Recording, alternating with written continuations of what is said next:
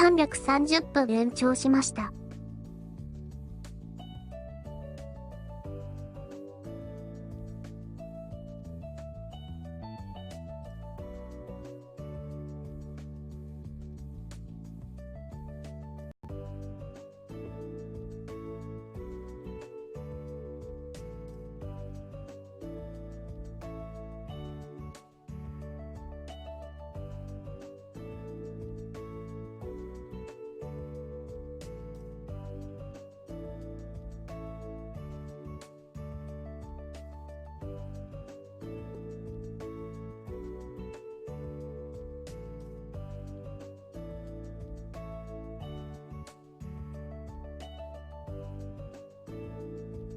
はい。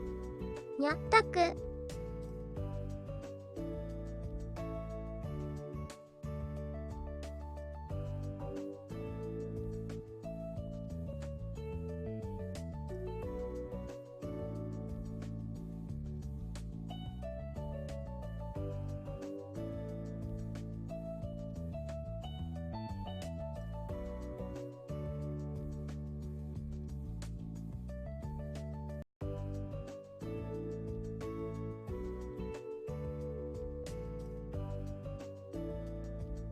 ココアさんの声聞こえないよ、タク。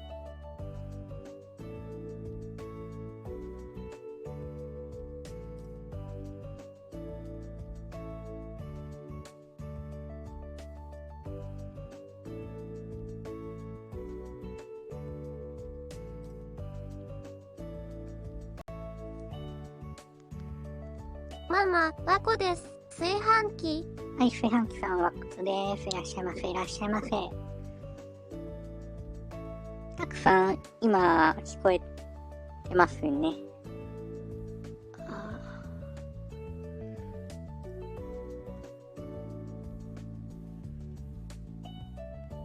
あ、聞こえた、タク。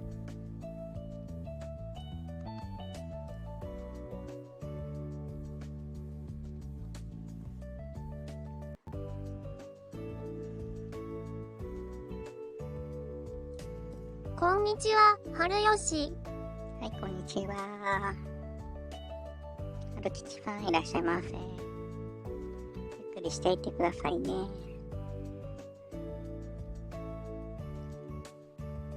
そして、炊飯器さんのアイコン取り忘れた。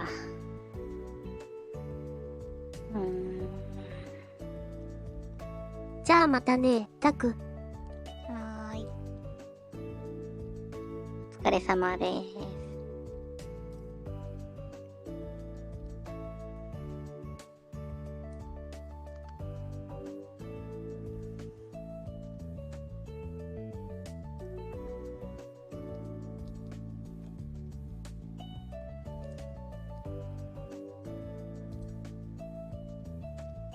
YouTube の方のコメントを拾わない。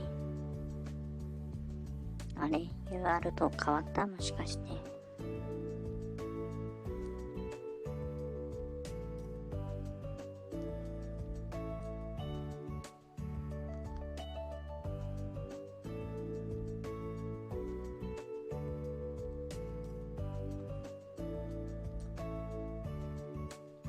後で直しておこう。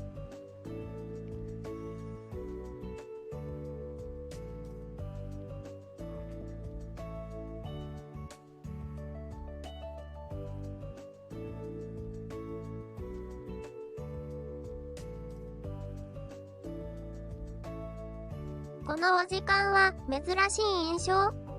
春吉？珍しいですね。いやーなんか、とある枠お邪魔した時に、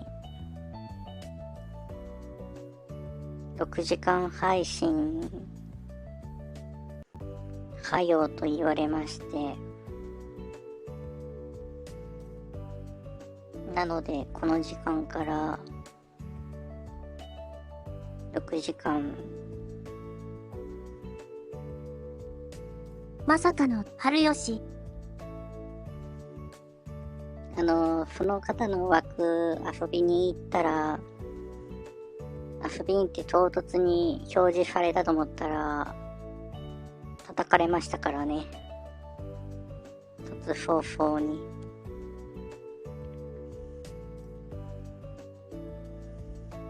まあそんなこんなで6時間配信をやる羽目になりました。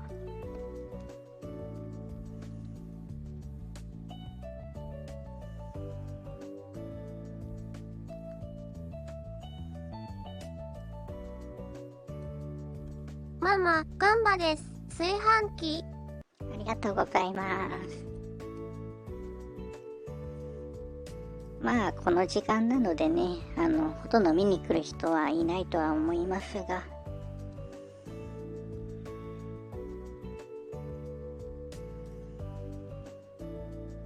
これで6時間配信したら本当何ヶ月ぶりでしょう。さっきのここ。はい、さっきのナナさん、こんばんはです。いらっしゃいませ、いらっしゃいませ。ゆっくりしていってくださいね。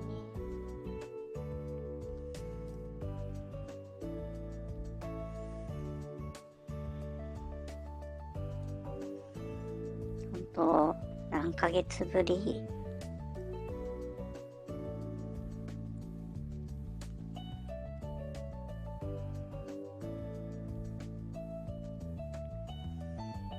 一番やり始めた頃、1ヶ月か2ヶ月過ぎた頃に一度12時間もやってなかったかな。まあ12時間から9時間放送はやったことありますね。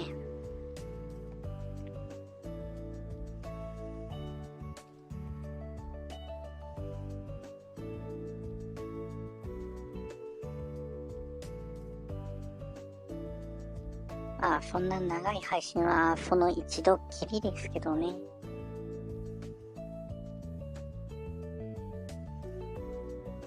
なので6時間もそんなに過去に3回か4回ある程度ですし、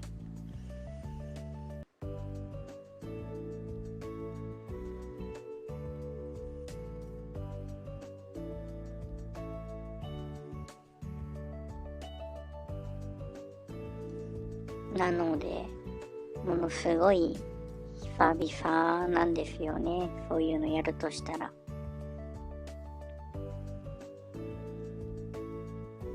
保たせるのが大変そう。頻繁にされてる方はすごいですね。春吉？本当ですね。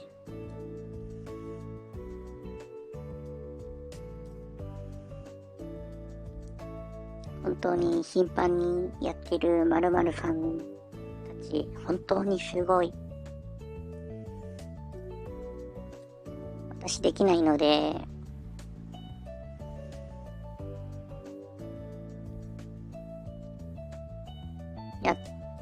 一番毎日配信してた時でも4時間、だいたい4時間、たまに5時間くらいですかね。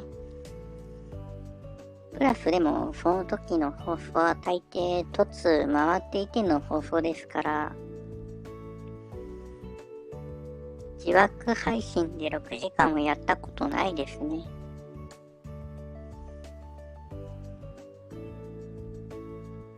い、そして、むつきさんいらっしゃいませ。いらっしゃいませ。む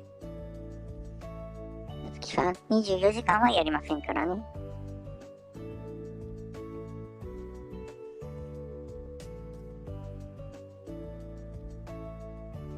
24時間なんてね、一言も言ってないですからね。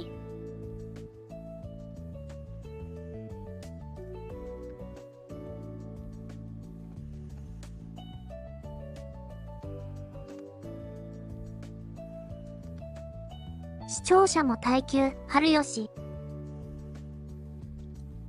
視聴者の月衣装さん、視聴者の方々は、あまり大して変わらない放送で、特に何かあるわけではないので、疲れたら休んでくださいね。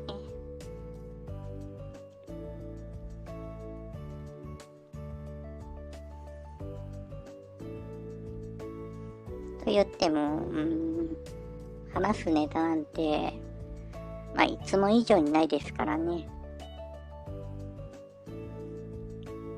どうしよう。始めたものの、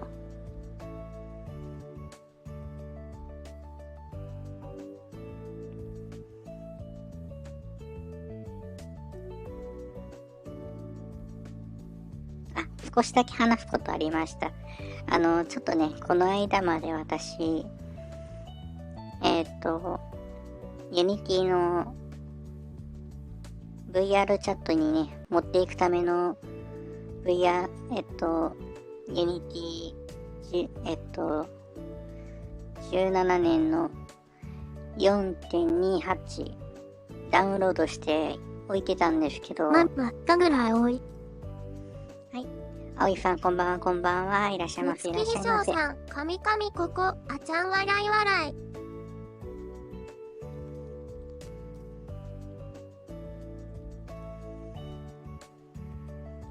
で、そちらの方でね、ちょっとずつやってたんですけど、ついこないだ突然、プロジェクターのね、選択画面までは起動するんですが、その本プロジェクターがね、起動しないというね、不具合あったんですが、昨日試したら、なぜか動きました。なんなのあれ。特に何もしてなく、この間までずっと起動しない、なんでみたいなことやってたのに、昨日のヘンリーさんのね、放送を見ながら会話しつつやってたら、こっからが動かない。黒猫アリス。はい、黒猫アリスさんこんばんは。こんにちは、こんにちは。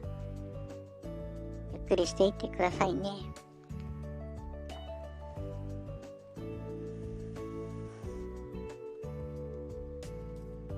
動かない。こっからが動かないんですよって言ってね、起動したら。奇跡のかけらさん、こんにちは。はい、こんにちは、奇跡のかけらさん。ゆっくりしていってくださいね。そしてね、動かないから、こっから動かないんですよって言いつつ、昨日起動したら、動く。なんだこれはっていうね。やっと動くようになったので、本当に何だったんだあれ。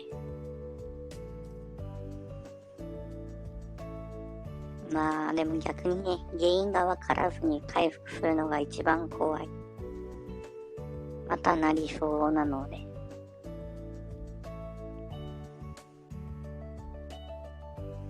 という怖さを含めつつ、なんとか動くようになったので、こちらのモデル、チャットに持っていきたいと思います。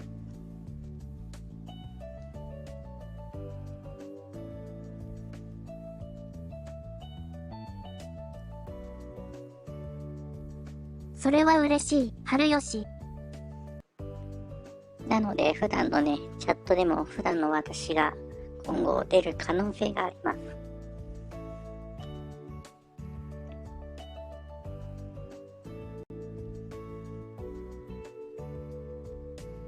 逆に普段のアバターしか見てない人も。ラブラブジウツラブーム、黒猫アレス。なぜそれ？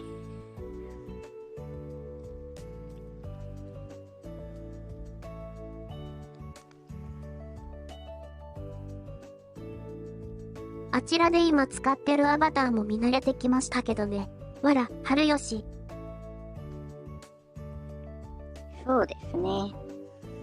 普段そちらのアバターでいることが多いので、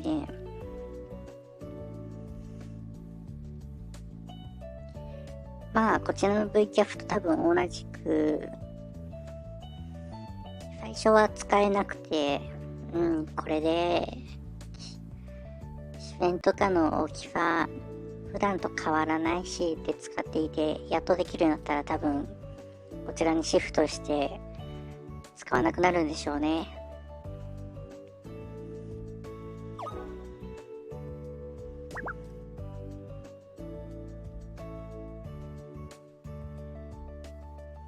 こんな感じに、ここの耳にここまんじゅうから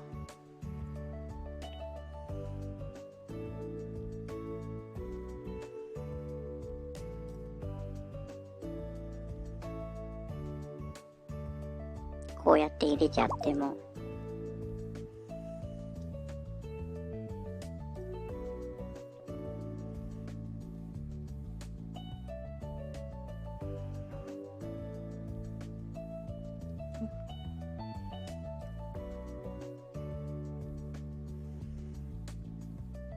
そしてそれが日常化し、私がこの向こうのチャットでもこのモデル以外使ったら珍しいとか言われるんでしょうね。なんでいつものアバターじゃないのとかも言われそう。イメージ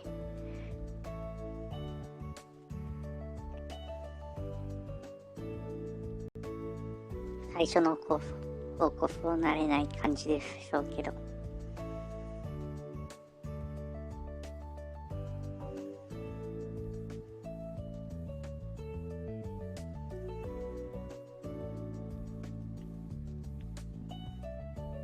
早くチャット放送もブルシしたいでャートはすね。結構気軽にアバター変えるから気にならないかな？春吉。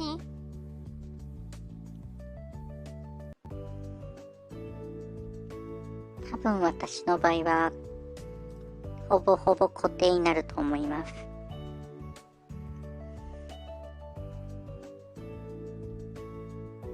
頭にて一匹つけないと黒猫アレス。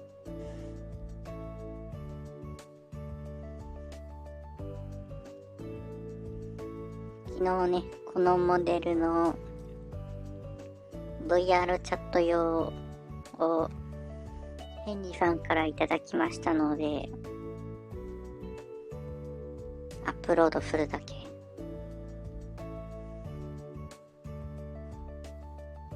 SDK とUnity VRM 5.3 を入れておいてくださいと言われたので、SDK はあるんですが、Unity VRM が見つからない。あれってどこに置いてあるんだろう。こんにちは、ウーロボロス。はい、ウロボロスさん、こんにちは、こんにちは。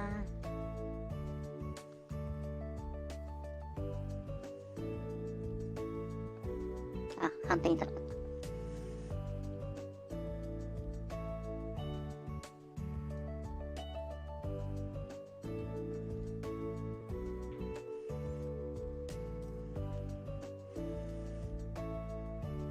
普段最近浮かなくなってきたので、難しいな、高いところ。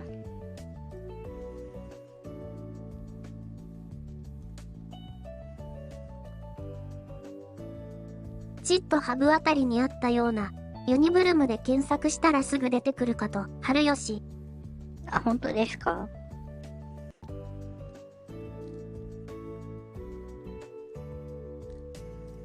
確かそれで検索かけたんですけど、見つからなかったような。もう一度やってみます。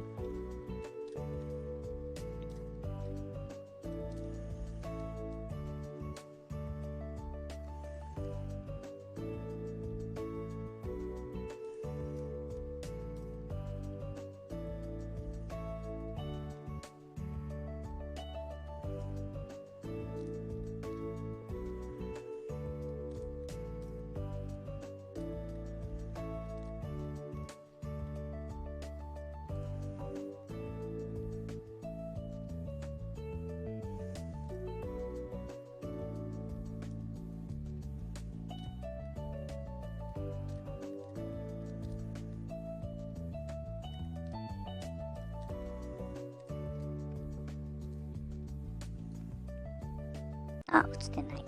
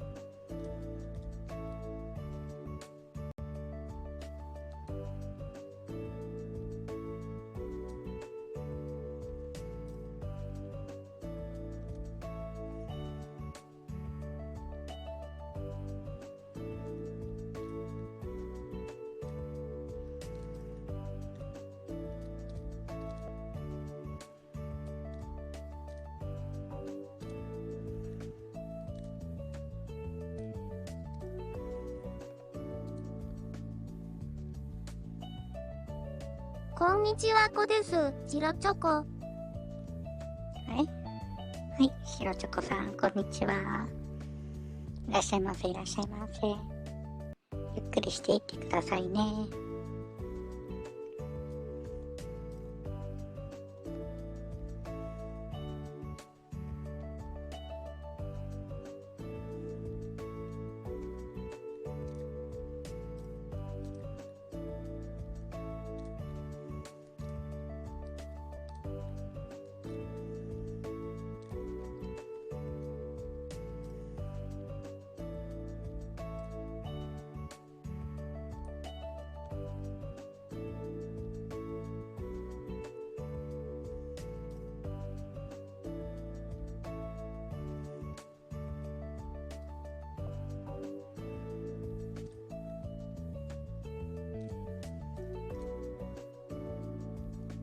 第3位にランクインしました。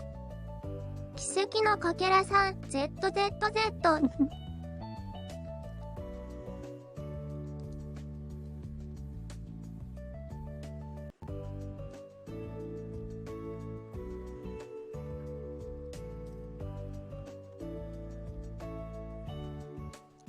あえて BGM で安眠方法にしますか？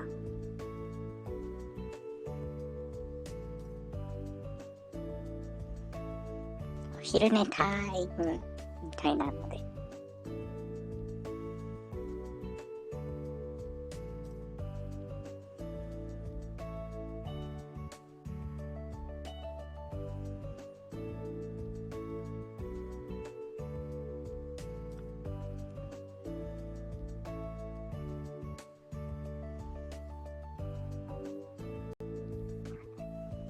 第1位にランクインしました。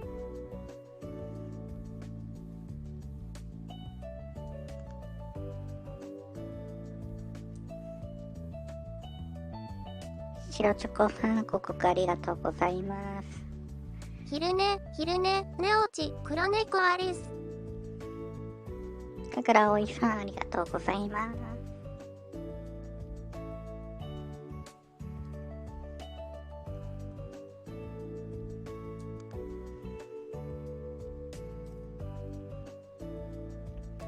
お昼寝とかにするんだったら、この辺がいいのかな。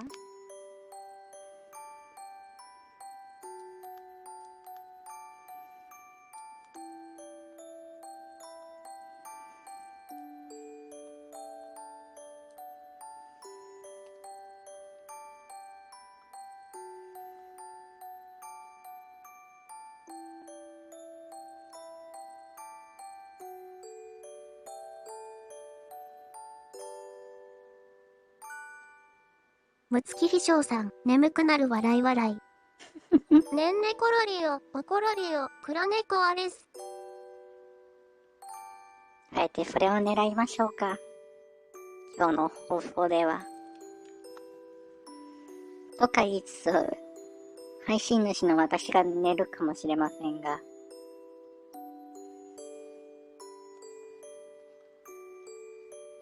むつきひしょうさん、なんでや。笑い笑い。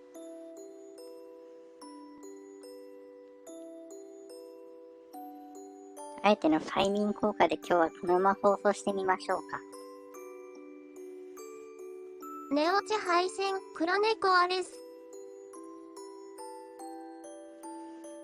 ただそれやるとね、私が事故を起こすのでやめておこう。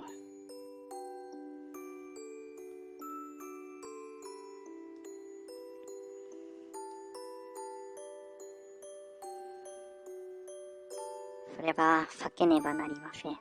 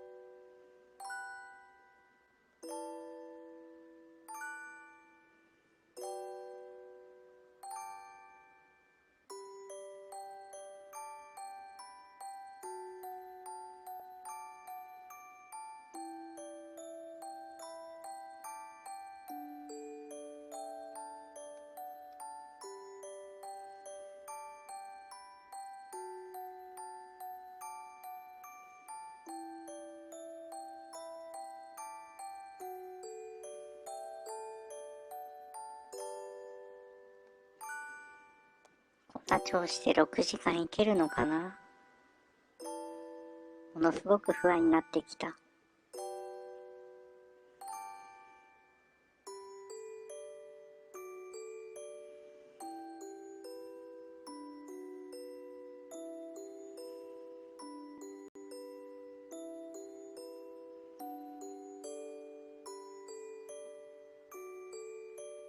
そして何よりお腹空いてきました。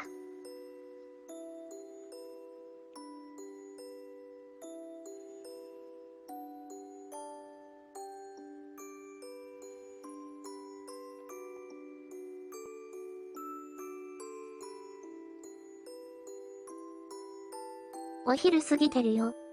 白チョコ。残念ながらまだ食べてないのです。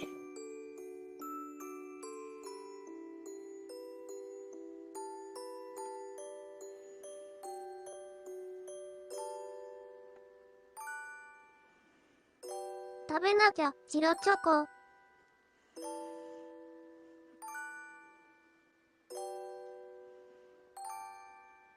ちょうどね、今吹いてきました。吹いてきましたけど、配信始めたので多分あと残り5時間30分は食べれない。夕飯だけですね。いつ起きたの？白チョコ。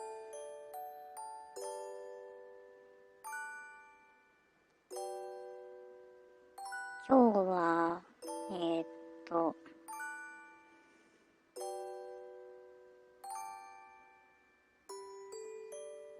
食べながら11配信、時くらいですかね黒猫あれす。食べながら配信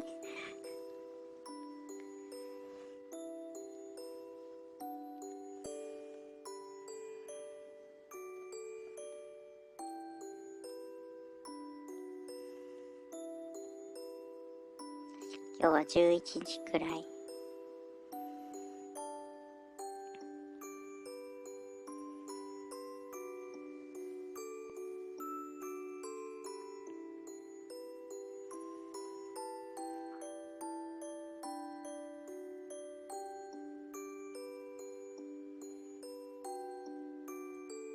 で、配信始める前に、検索で、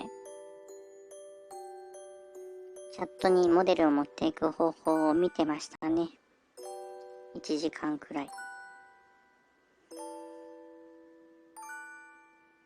説明書読みながら。ほむ、白チョコ。そしてね、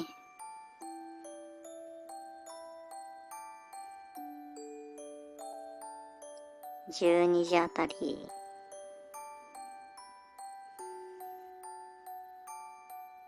そういえば、6時間配信しなきゃいけないんだっけと思い出しまして、準備しつつ、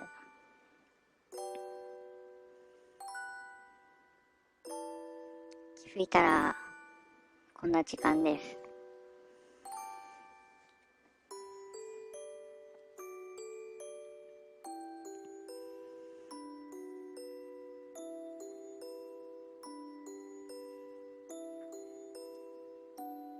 ということで、もぐもぐ配信、白チョコ。も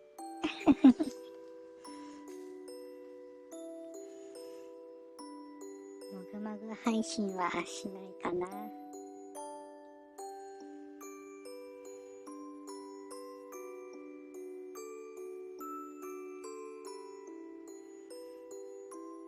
あと、買いに行くにしても、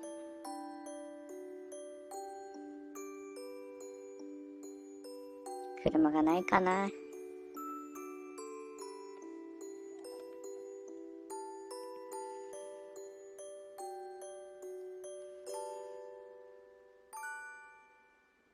何買いに行っている間とか食べてる間の配信が不在になっちゃいますからね。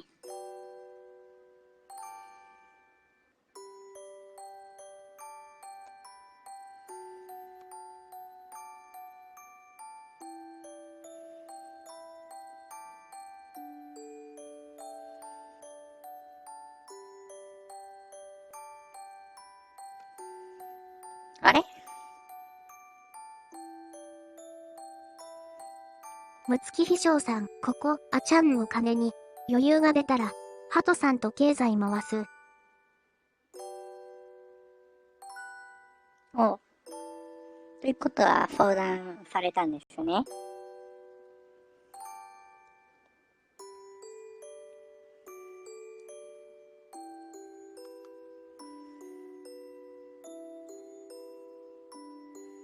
むつきひしょうさん、まだ。あ、まだだった。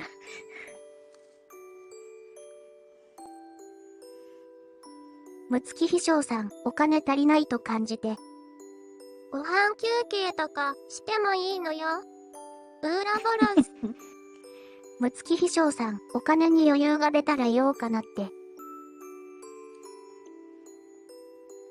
まあでも、事前にお話した方がいいと思いますよ。突然だと、ハトさんも困ると思うので。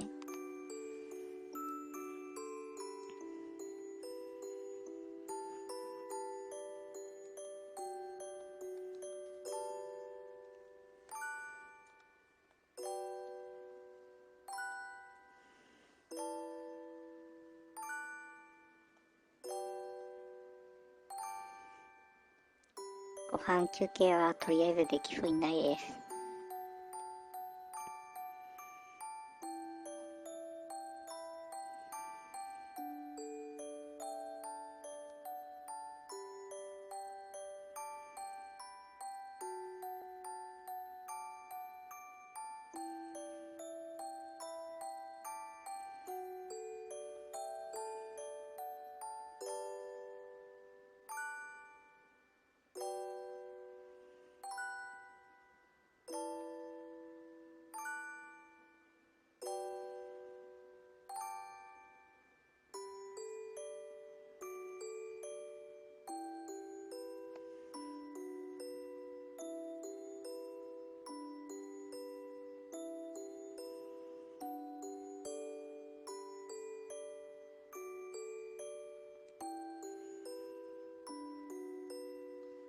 もぐもぐ。さっきのここ、あ、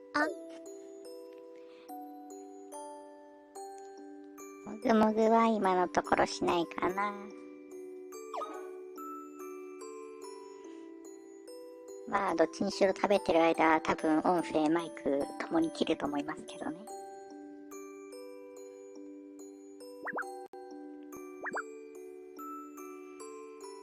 ママをもぐもぐ。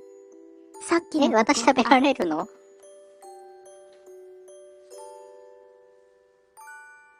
私食べられちゃう？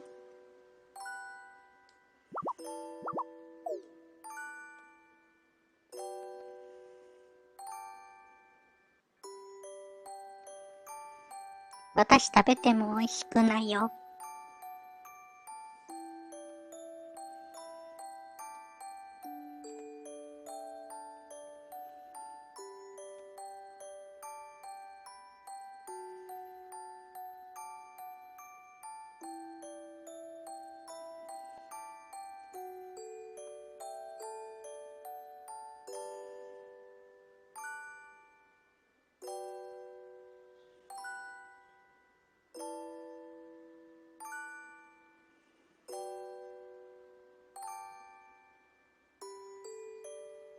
ここ、赤毛かき氷、黒猫アリス。私削られるの？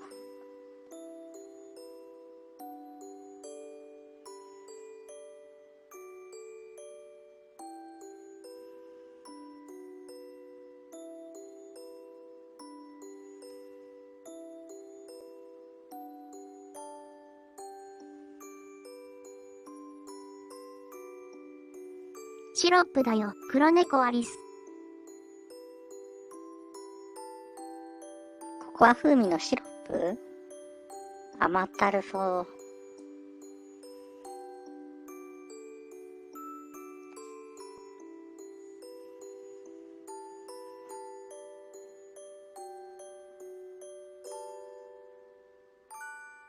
そういえばこの前何かで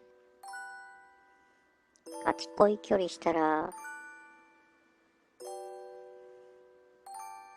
久々に見たとか言われましたね。確かにやってないですからね。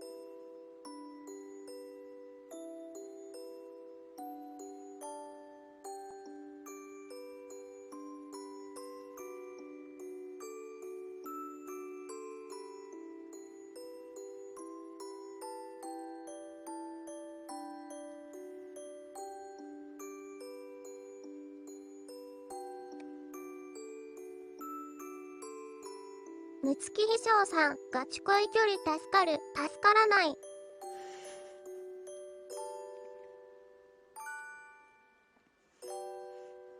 ダメージ受けてるじゃないですか。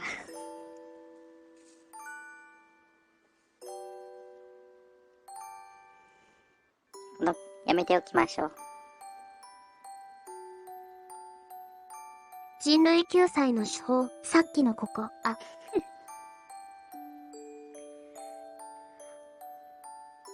本当にそうなるのかな。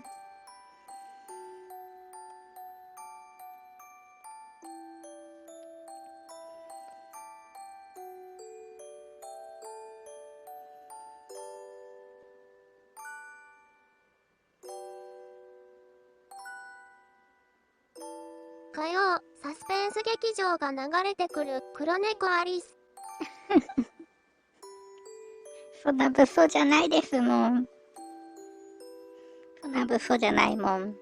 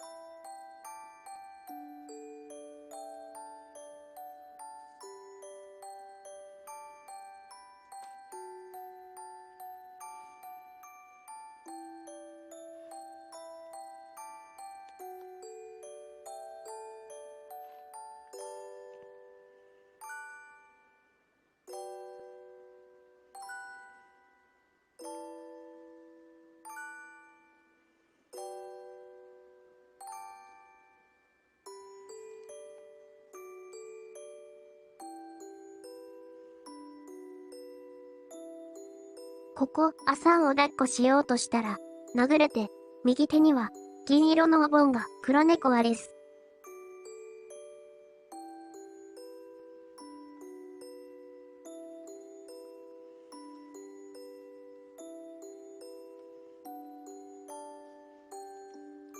物騒じゃないもん。物騒じゃないもん。これそんな威力ないもん。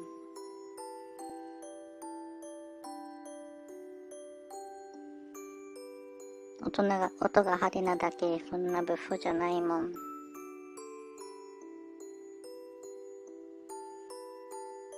パコンって言うだけだもん。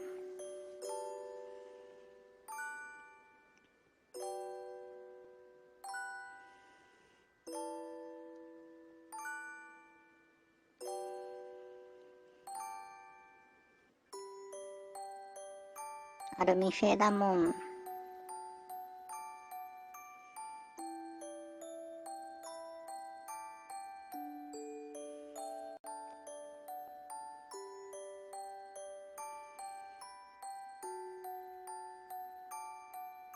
むつきひしょうさん、かわいい、かわいい。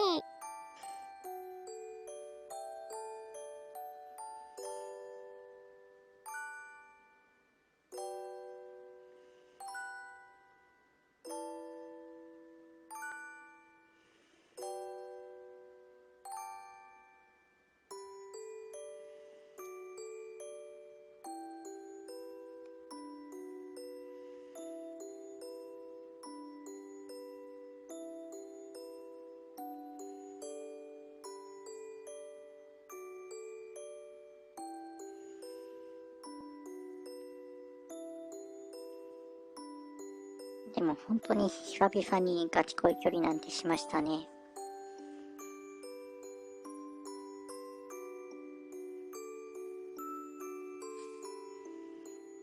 あんな感じでいいのかな？よくわからない。やらないので。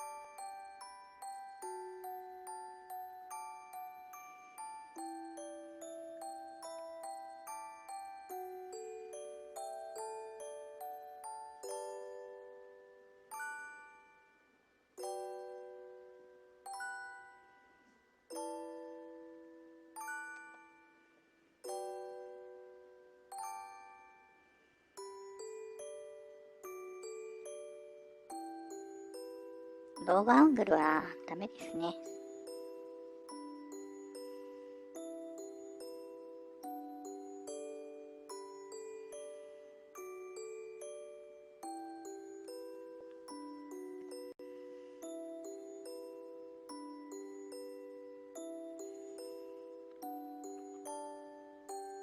ママ、バブバブ、18歳、黒猫はです。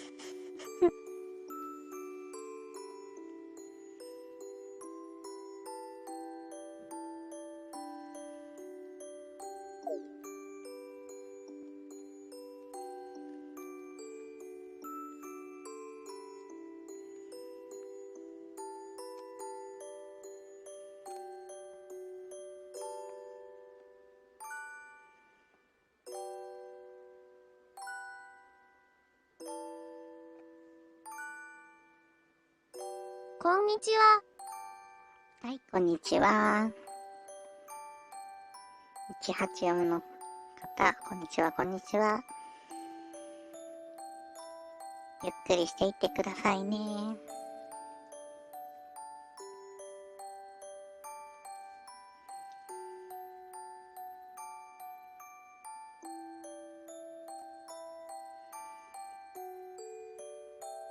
何歳？むつきひしょうさん、初見です。今日は、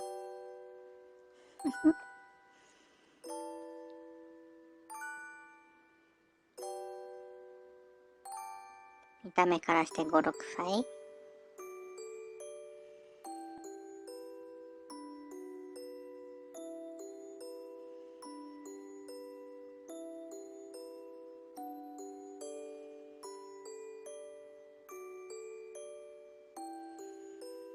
の素直。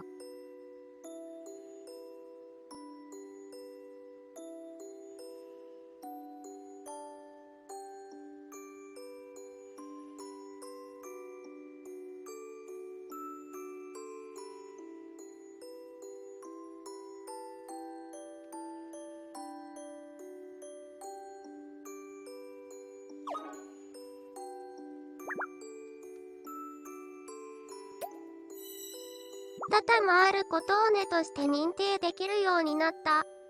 怪奇団ってのに住んでるか。怪奇団ってのって言うから出たんだがな。怪奇団するほどのアイテムをでしょうよ。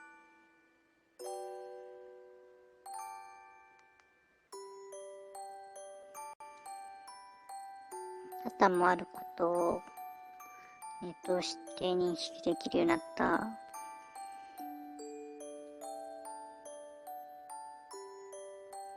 すみません。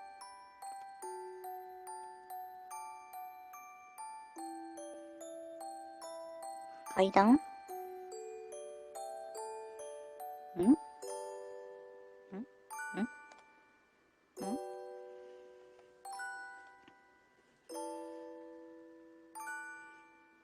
打つ枠間違えたのかな？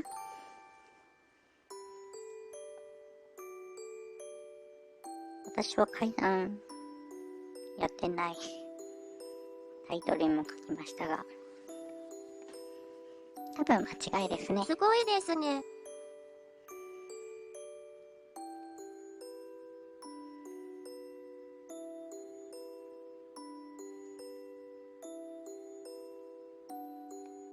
何がすごいんですか？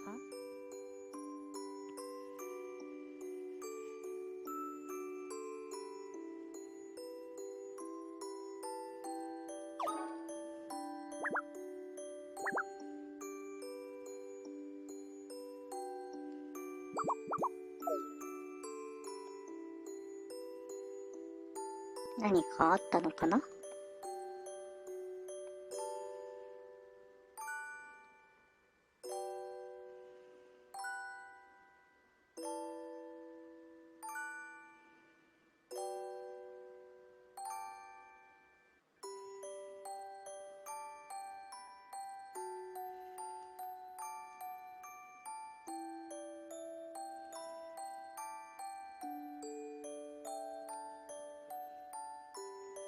？NHK をぶっ壊す。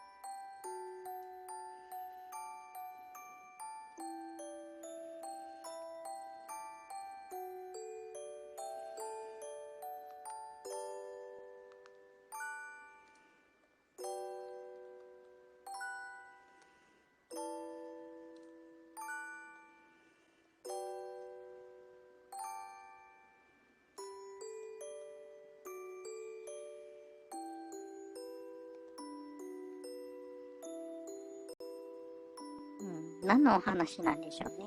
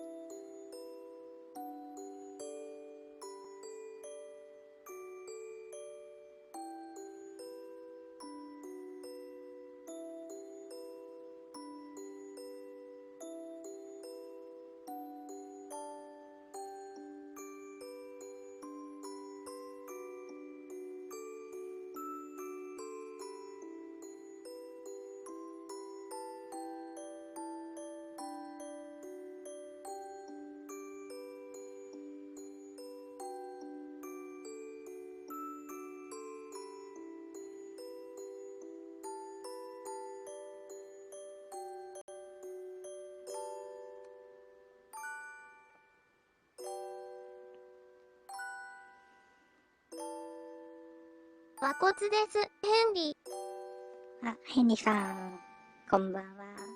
違う、間違えた。まこつ、こんにちは。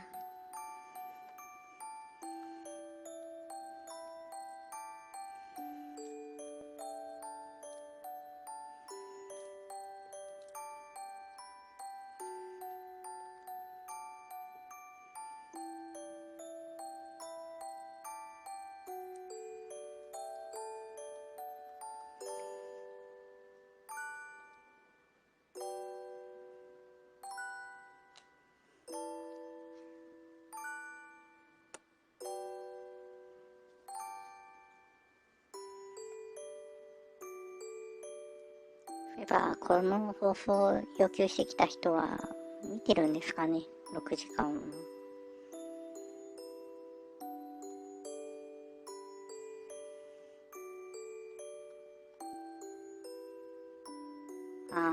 見なくても全然いいですけど。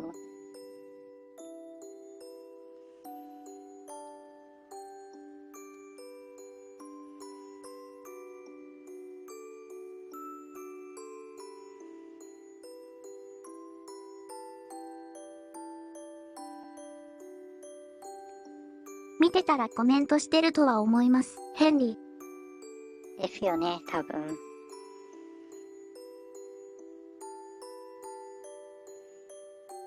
まあ、お疲れだったり、寝てるのかもしれませんし。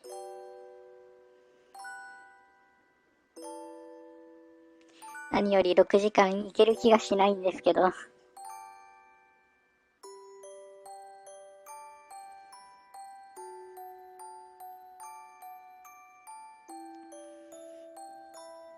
なので、安眠放送にします。作業しつつ見てますよ、ウーラボラス。ありがとうございます。作業頑張ってくださいね。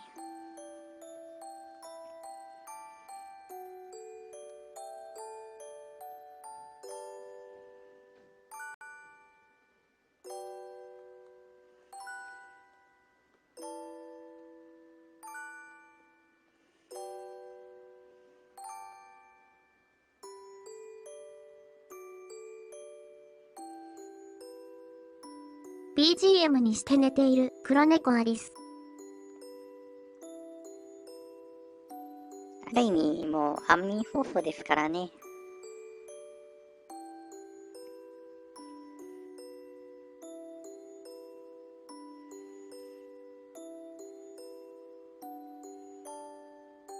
なので普段、ヘニーさんが使ってる BGM 今日は流してます。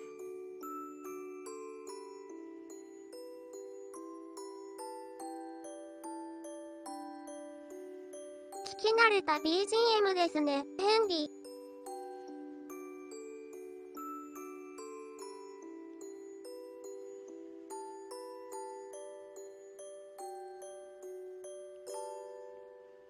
落ち着きますね。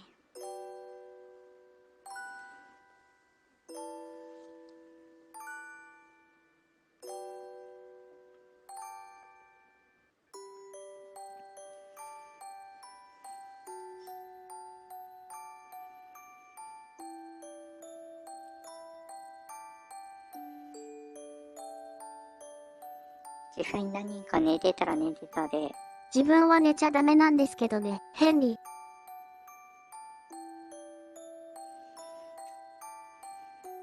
そのうち銃を撃ちまくります、黒猫アリス。私、銃持ってないんだよな。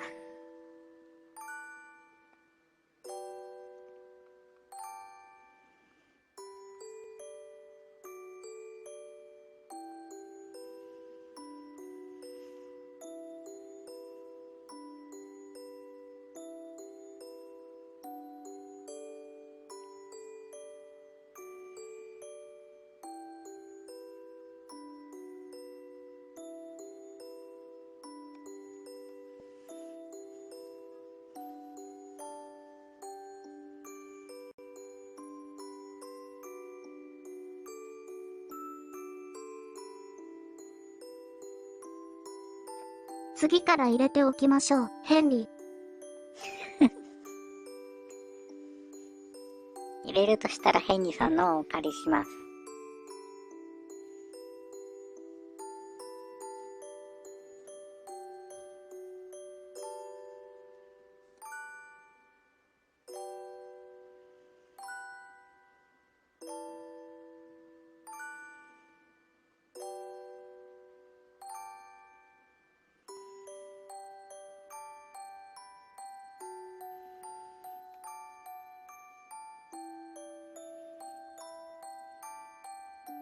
実際に何人か寝てたら寝てたで、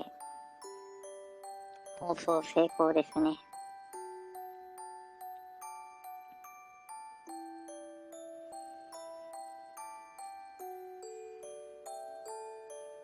安眠放送成功。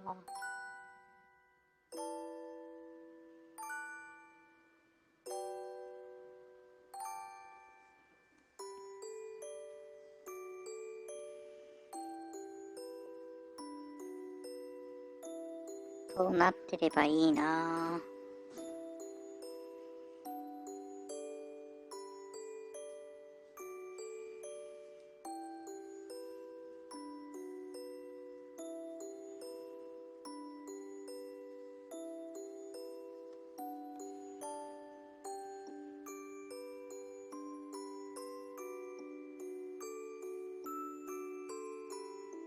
ダメ押しで、ここ、アサンの子守歌付きで完璧ですね、ヘンリー。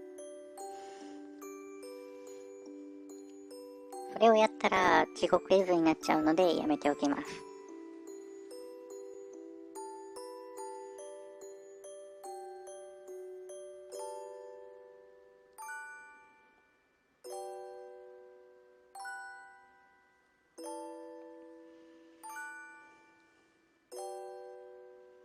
ママかわいいやった、カサオ。はい、笠尾さんこんばん、こんにちは。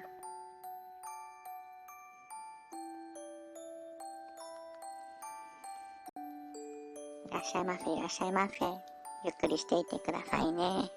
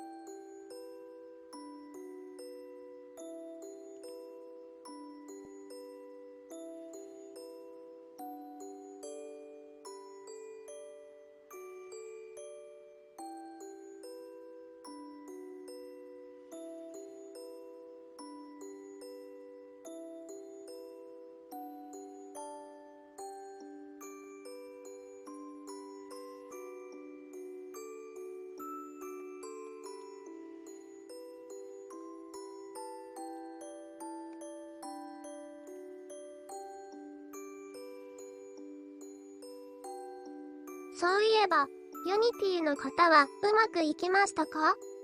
ヘンリー。ユニティの方は SDK は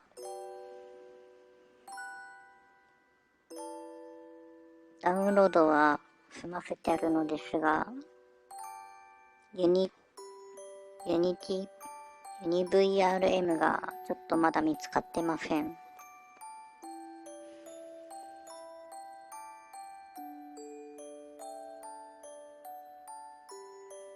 この放送が終わったらやらなくては。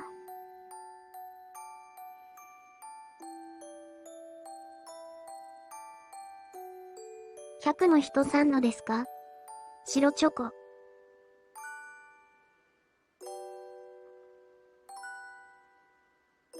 ユニ VRM って100の人さんが出してるんです。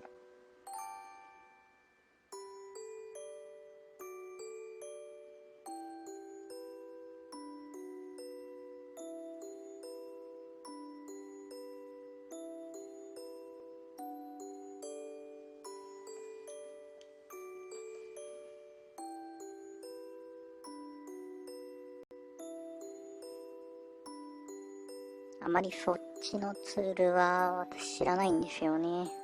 VR チャットの方。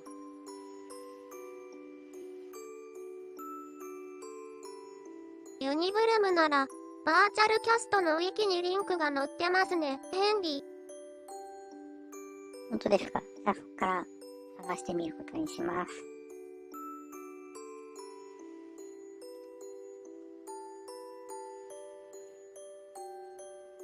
危ない、こっちでダウンロードしようとした。こっちでダウンロードして、ノートの方に移植でもいいかな。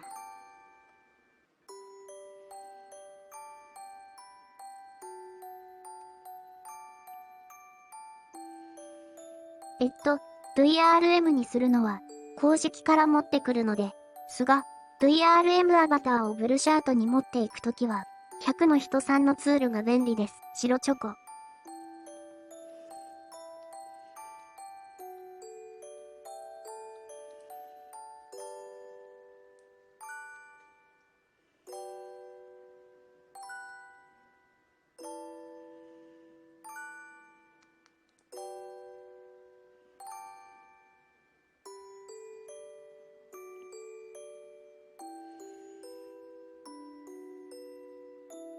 目的が何かですね、白チョコ。普通のこのアバターをチャットに持っていくだけです。そしてその辺の設定は、こちらのヘンリーさんがやってくれたので、ほとんどアップするだけですね。SDK とユニ VRM を先に入れといてくださいねと言われたので。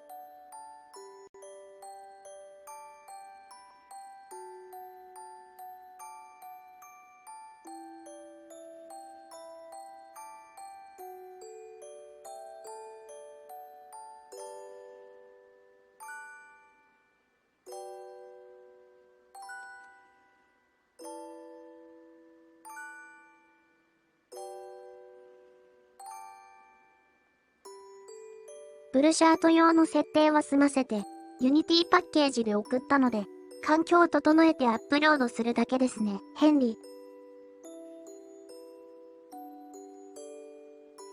つもお世話になっています。ありがとうございます。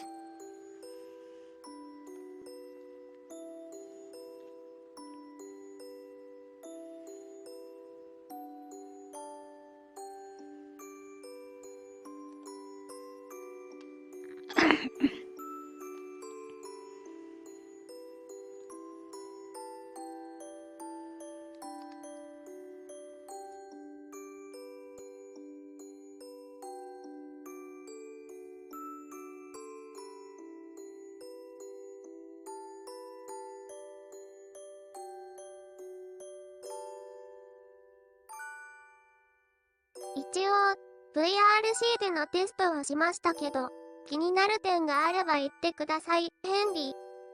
パックマン、黒猫アリス。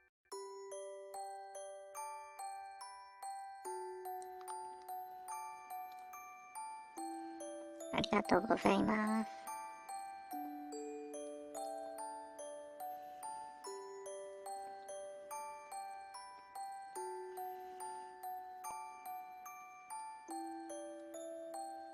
まだチャットでのね、確認はできてないので、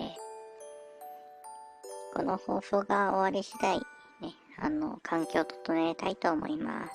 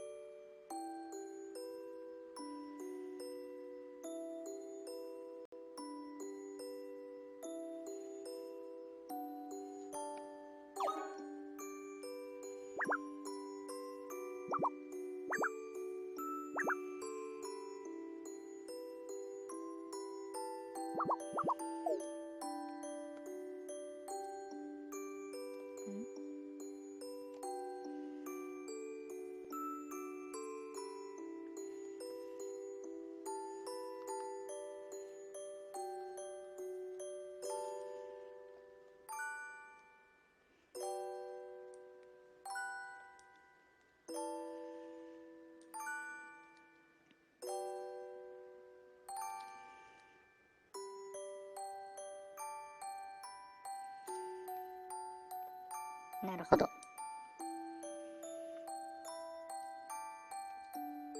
武器が来ました。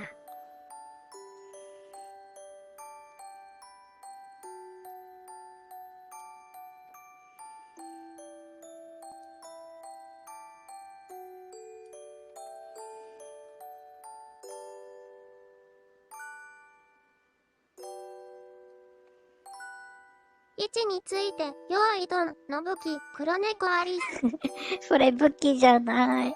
それは武器じゃない。それはスタート合図です。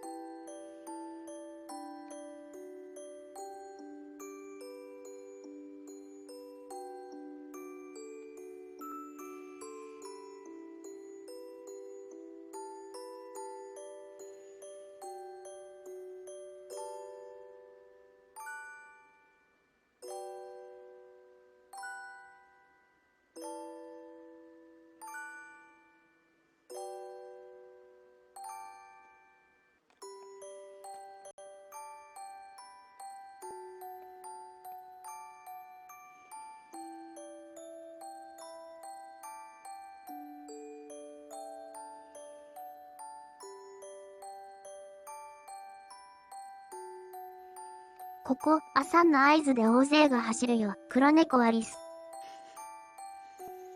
どこに走るんですか？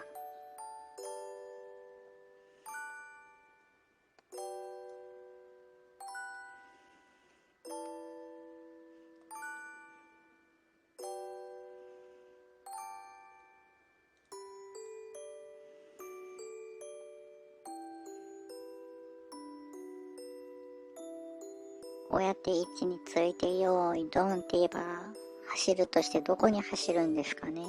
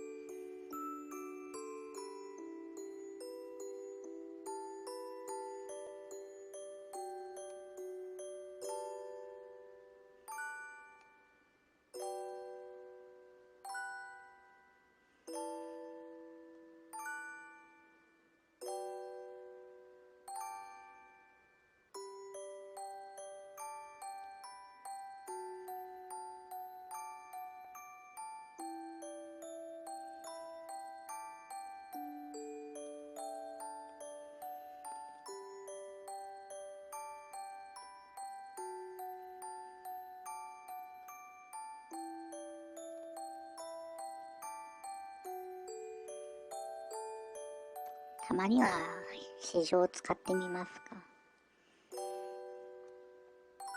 なんだかお題でお絵かきが貼られたので、ほっぺをつまみたい、黒猫アリス。お題は何がいいかな。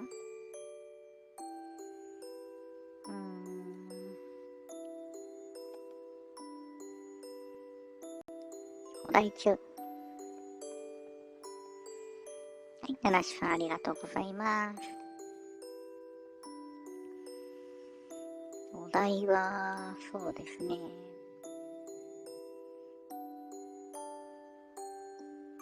コメントの中から決めましょうか。お題は何がいいですか？コメントしてみてください。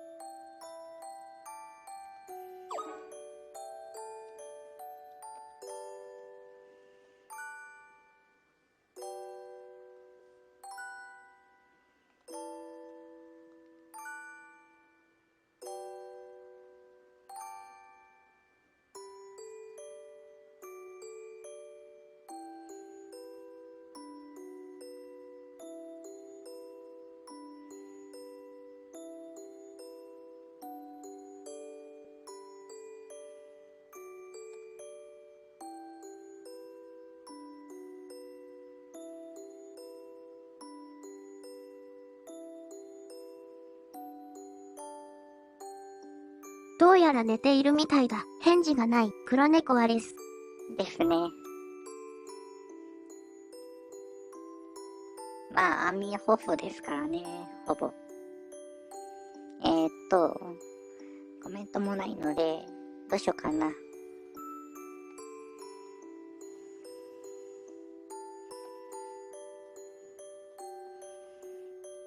私の頭の上のテッピーにしましょうかね。お題。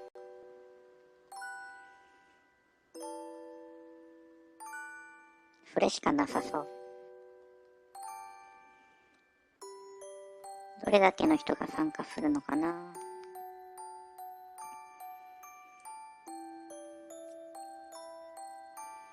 ということで、お題はティッピーです。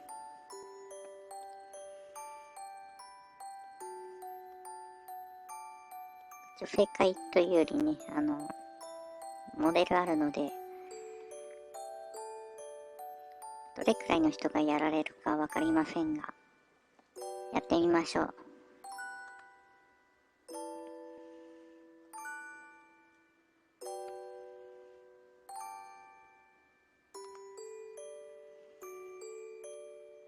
お絵かきの時間は180秒で、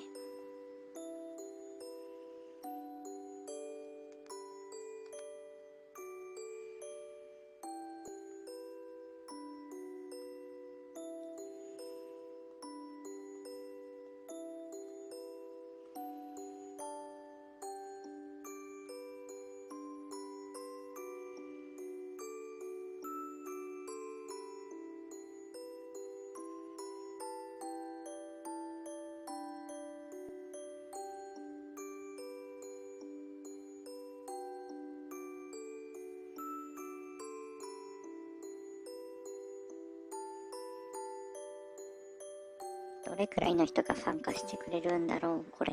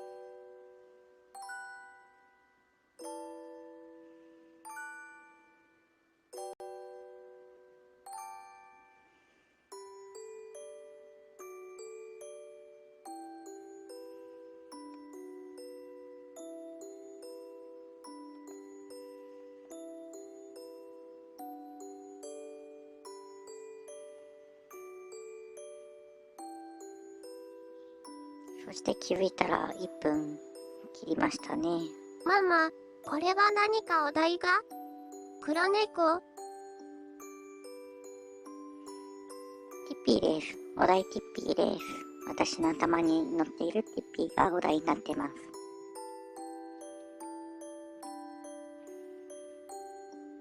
といってももうすぐ終わっちゃうので、あれですけど。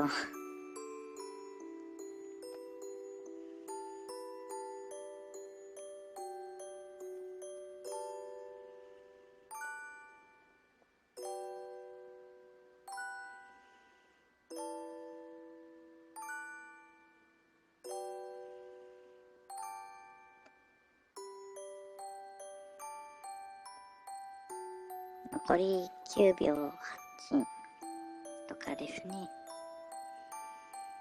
もうすぐで終わりますね。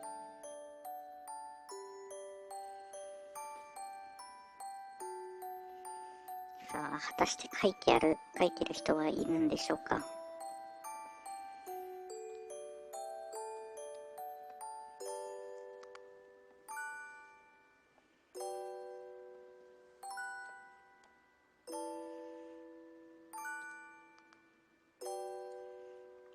次行ってみましょう。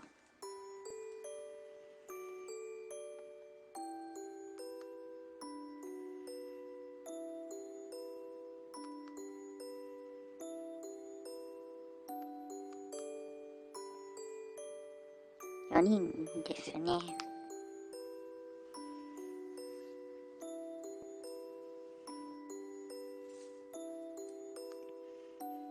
ちゃんと返事さん色まで書いてくださってるんですね。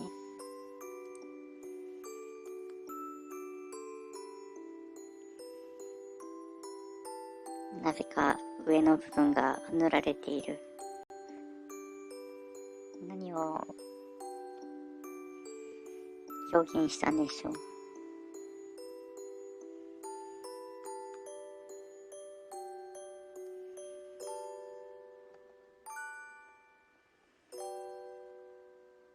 後悔。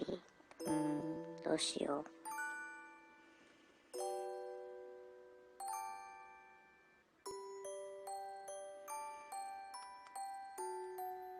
今回これに、初ですが、今回これにします。こ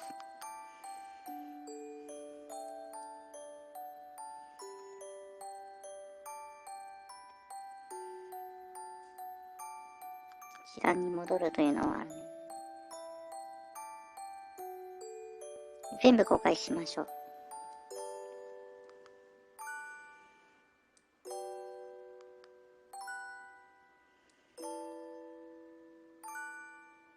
皆さん上手ですね。すごい。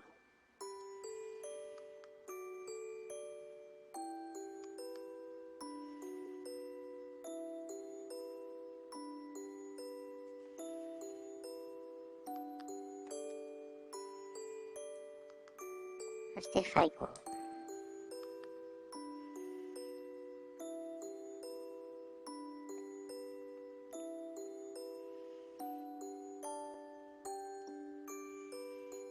顔文字風っていうのところも可愛いですね。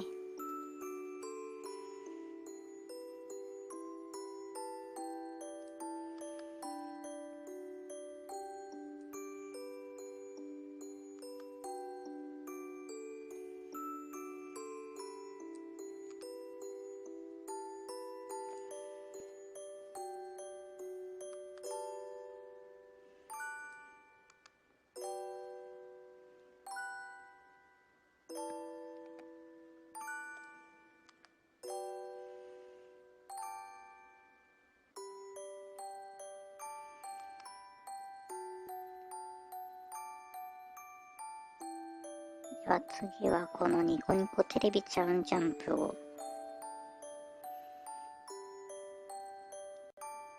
やってみましょう。これ結構厳しいやつじゃなかったかな。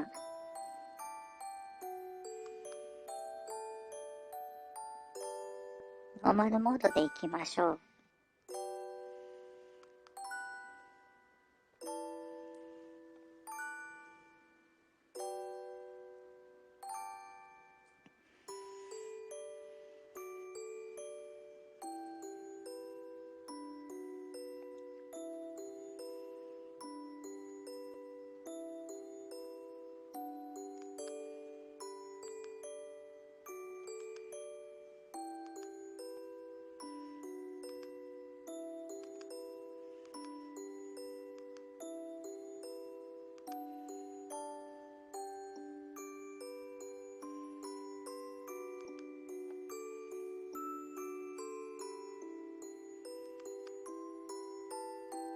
あ、落ちた。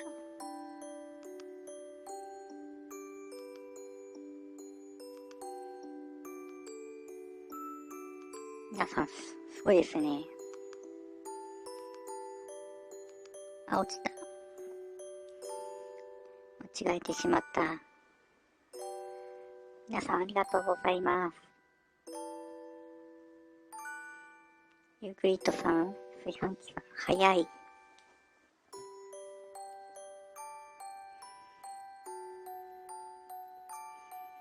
バコニャーニャ、ライデン。はい、ライデンさんいらっしゃいませ、いらっしゃいませ。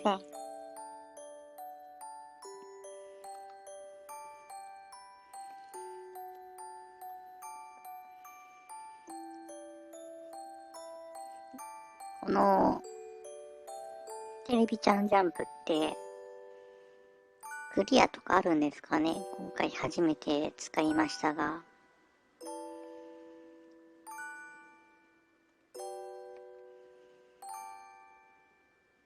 バコ。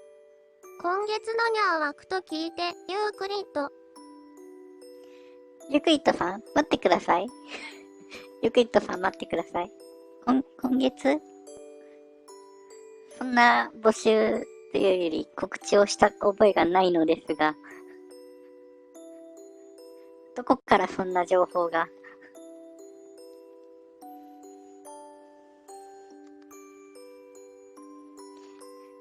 私としてはものすごくびっくりなんですけど。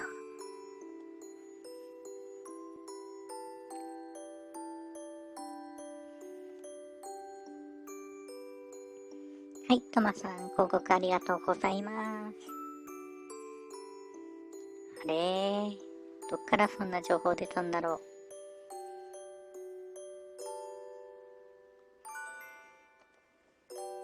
毎月2の倍数のヒハニャー枠じゃなかったでしたっけ？ユークリッド。いえ、違いますよ。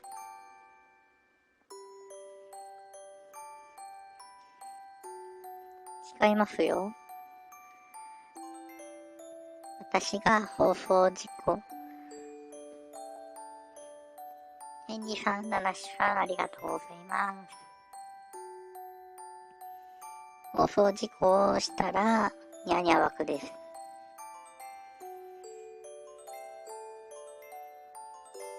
まだ今のところギリギリね、放送事故起こしてないはずなので大丈夫です。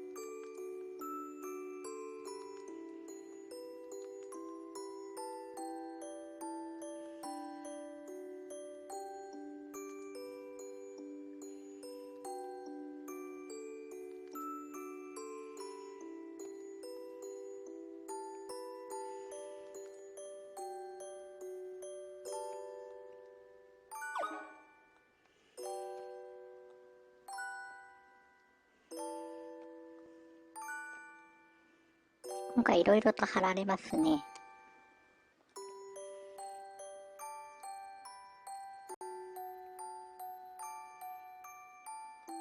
ヘンリさん、広告ありがとうございます。一つずつ紹介していきましょう。まあ、まったり配信ですからね、こういうゲームもたまにはいいですね。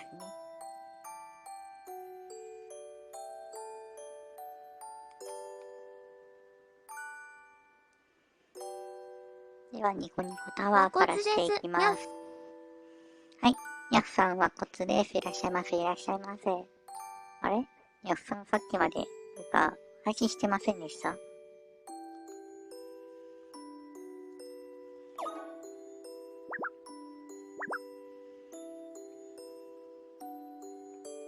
終わられたんですね。終わったので、遊びに来ました。ニャフ。はーい。ワコワコ、どうぞどうぞみな倍数カニのつくヒハニャーニャーと聞いて、梅田ひばり。ひばりさんも待ってください。そんな、ものを決めた覚えはないんですが、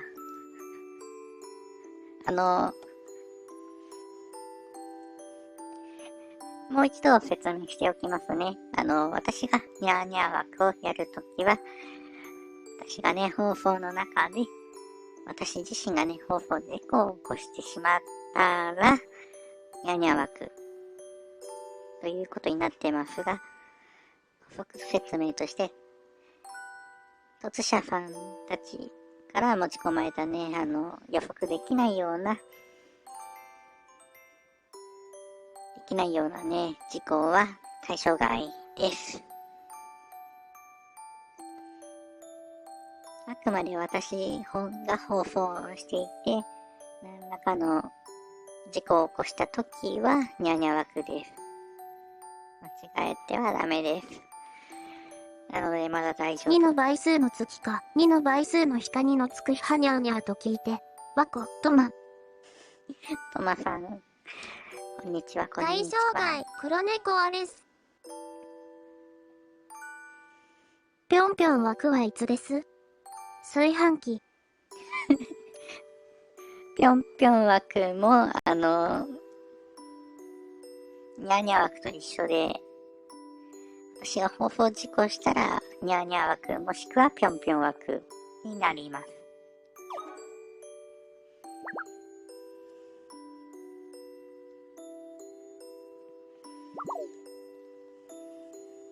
この日はポイント5倍、黒猫アレス。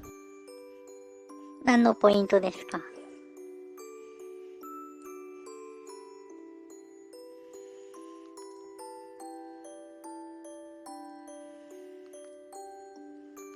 一体何のポイントがつくんですかね、それは。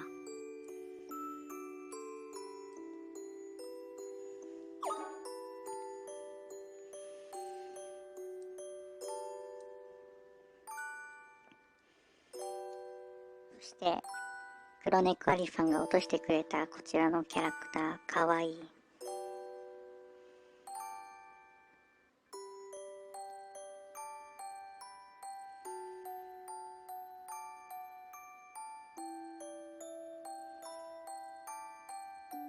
これ、誰をモデルにしてるんですかね？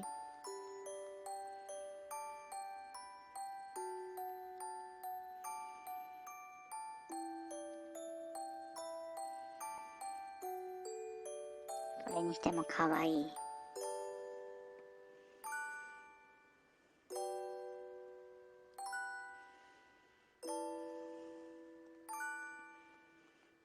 それではね、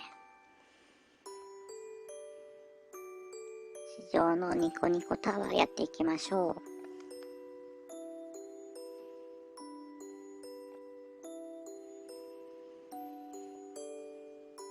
ここ、朝の V カツアバターを SD っぽくしてみた、黒猫アリス。なるほど。これ私か。確かにキッピーに乗っている。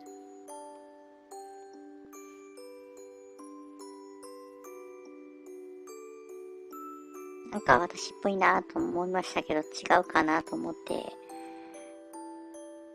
言いませんでしたが、私なんですね。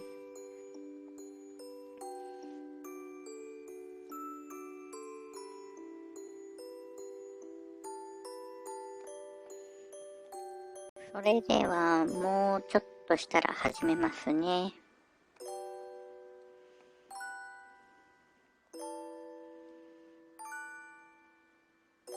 そろそろ参加する人は多分参加してると思うので、そろそろ開始します。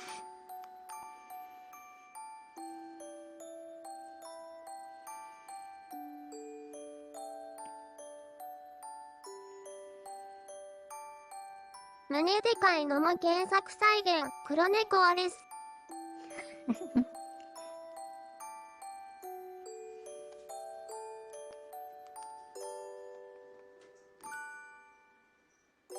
端に寄ってしまった。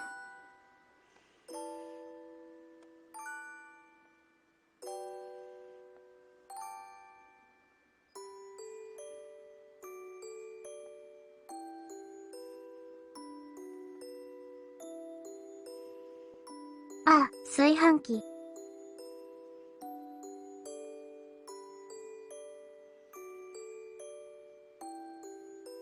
当選するまで暇だ、黒猫アレス。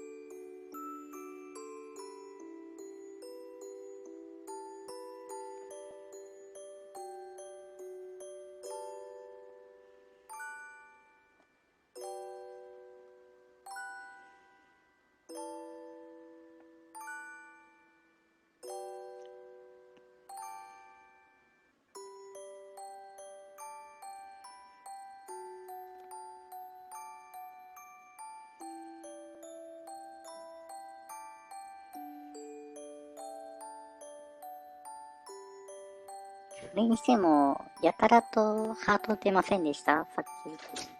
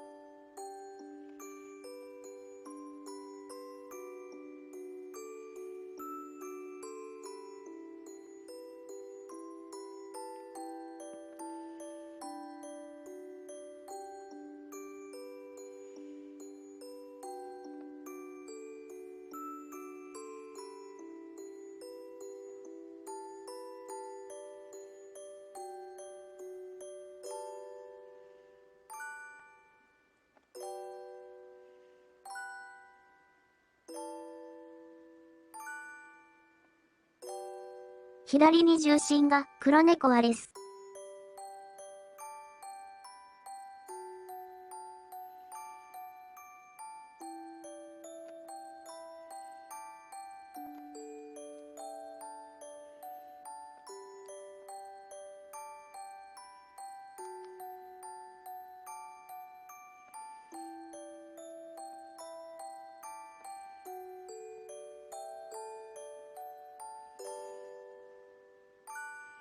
ハートってこんなに出るもんなんですか？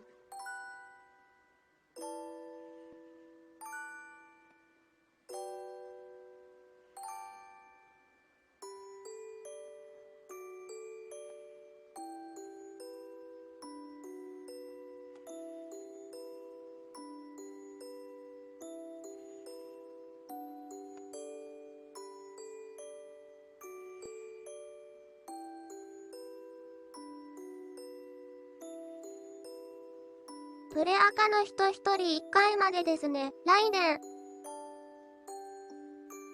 なるほど。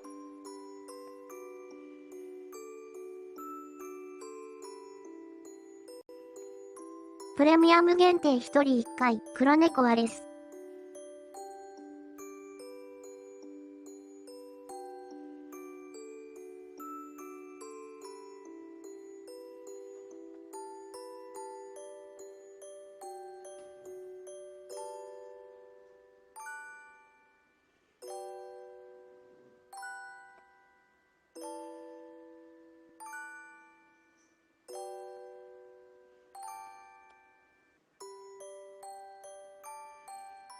こんなに細いタワーは、初めて見ました。わら、来年。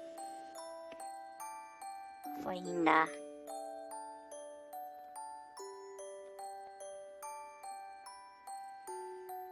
あー、トマ。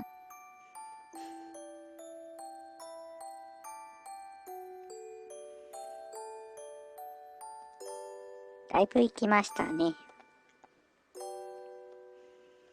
初めてやりましたけど、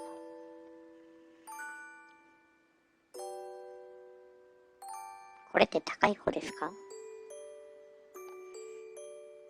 よくわからない。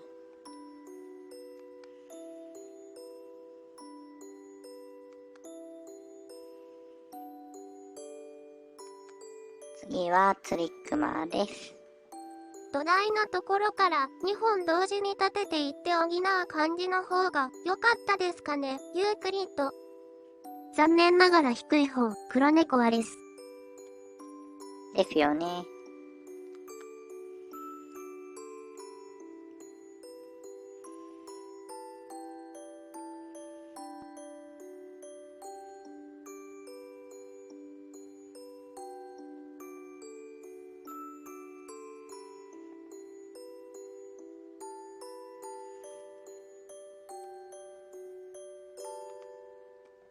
自分含め、名前短い人が多かったし、仕方ない。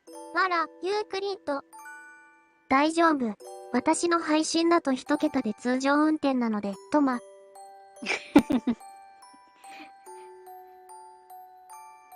それは、それで、あ、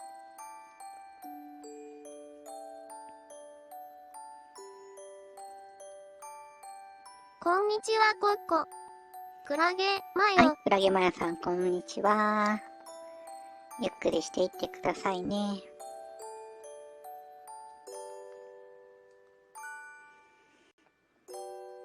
では、そろそろね、受付開始します。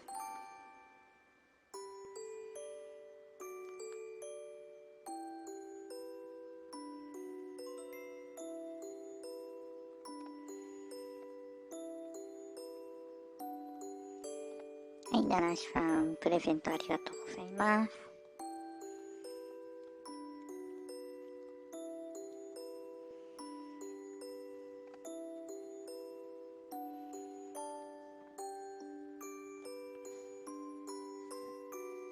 これは、1位の人には、セリフリクありですか？ユークリッド。それでもいいですよ。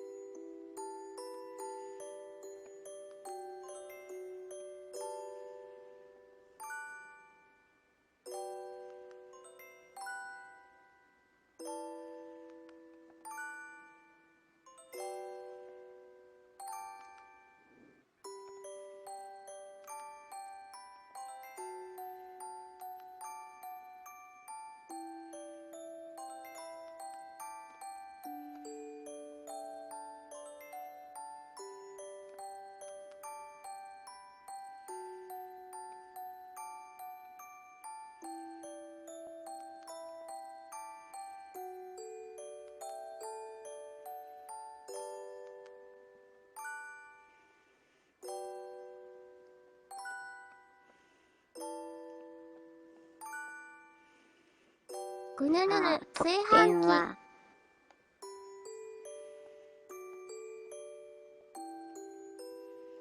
炭酸さん、おめでとうございます。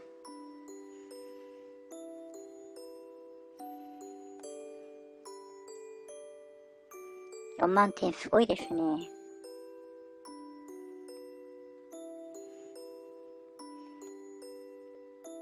炭酸。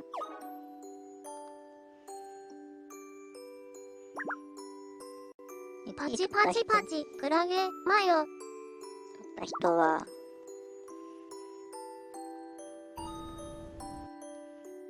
言ってほしいセリフ、セリフか、炭酸。もう OK にしてるので、言ってほしいセリフあったら、コメントに打ってくださいね。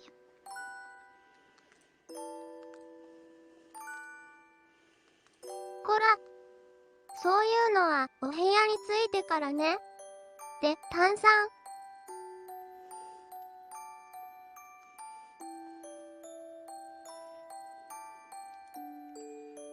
なるほど。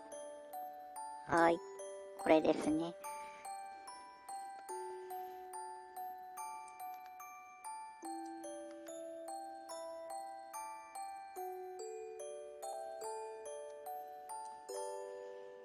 その前にちょっとだけね、アイコン整理するので、ちょっとだけ時間ください。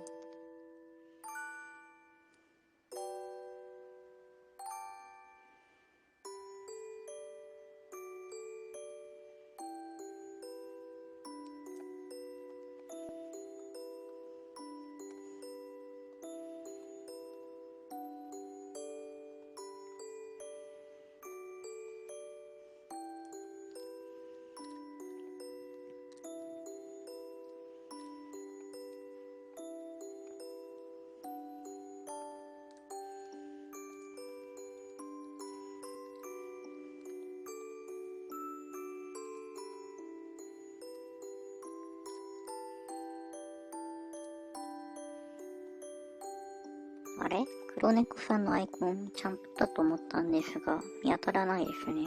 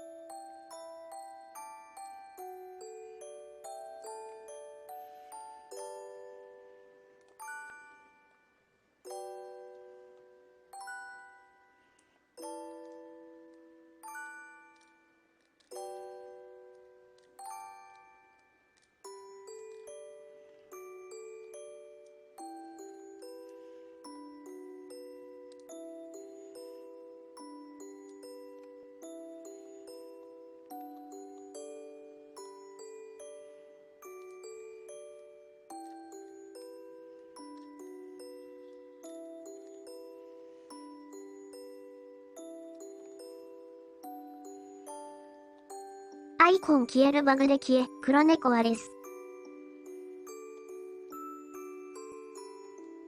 不具合なのかどうかわかりませんが、確か固定化したと思ったんですが、私忘れたかな。そして、ダンサーさんのもね、ダンサーさんのは固定化するの忘れたみたいです。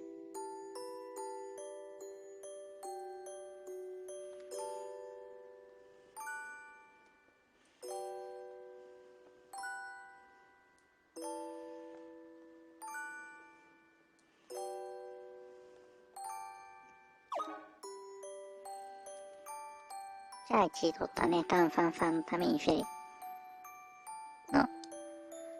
フ言いますね。炭酸。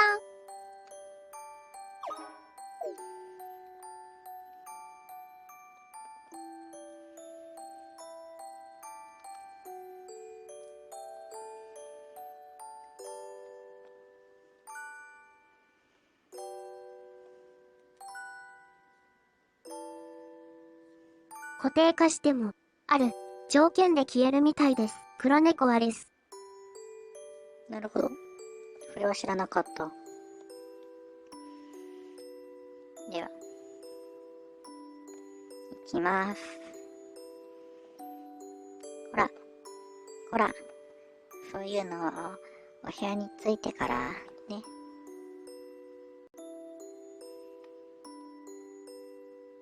はい、終了です。RAC、トマ。取られてる。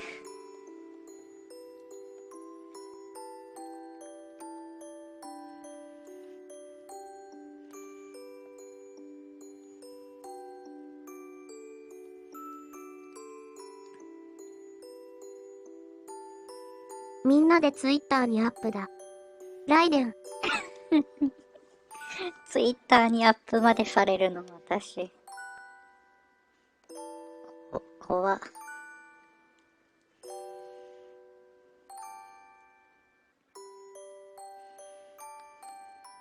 メロクイズはどうなんだろう。音を出してないので多分私、いいかな。とりあえず始めてみましょう。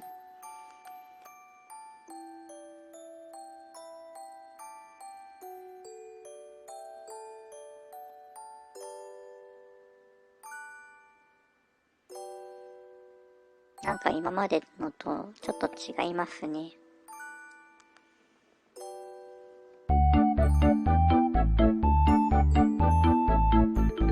なんだから違うからやめよう。確認しようとしたけど音が出た。ちょっとね、A メロクイズは、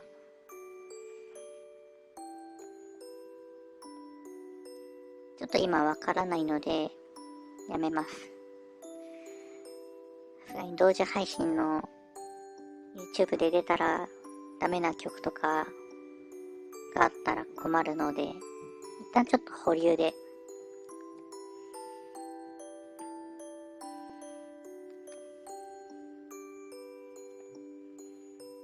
これやってみましょう。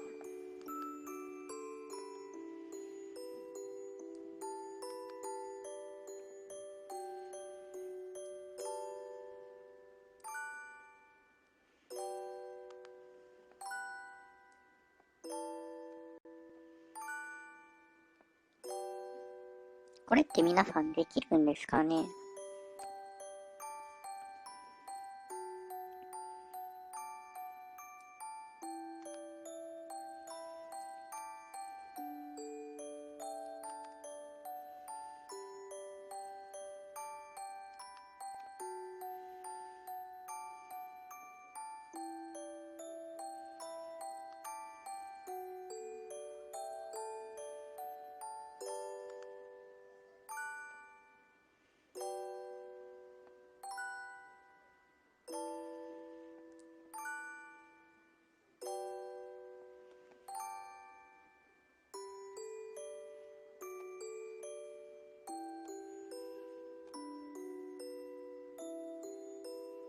全然いけなかった。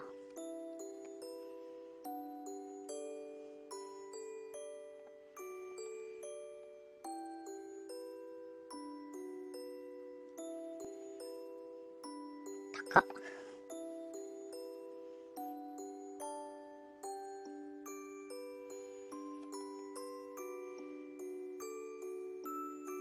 とりあえず同じく1位取ったユークリッドさん、言ってほしいセリフあります？ランキング形式のやつは、言ってほしいセリフがあったらやっていこうかな。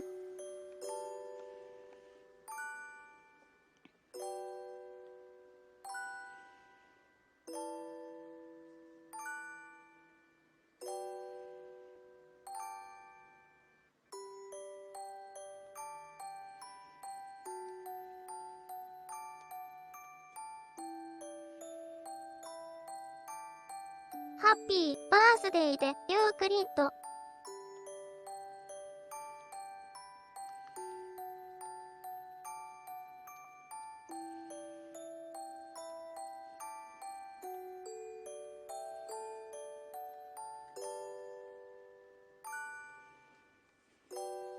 それではいきますね。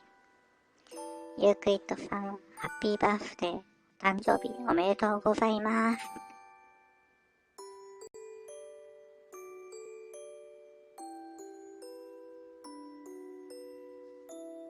はい。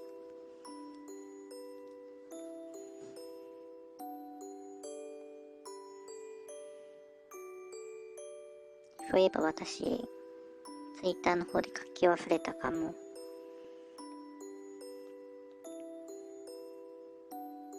ごめんなさい。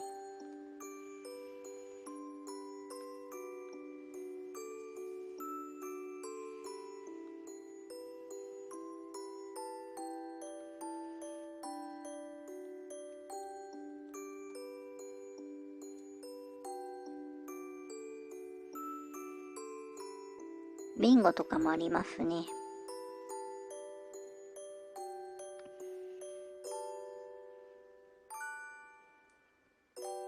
次はビンゴやってみましょう。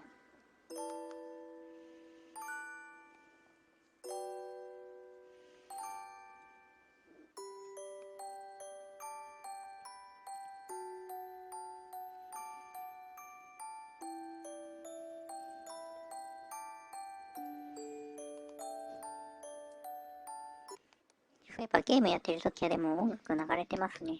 邪魔になりそうだから切っておきますね。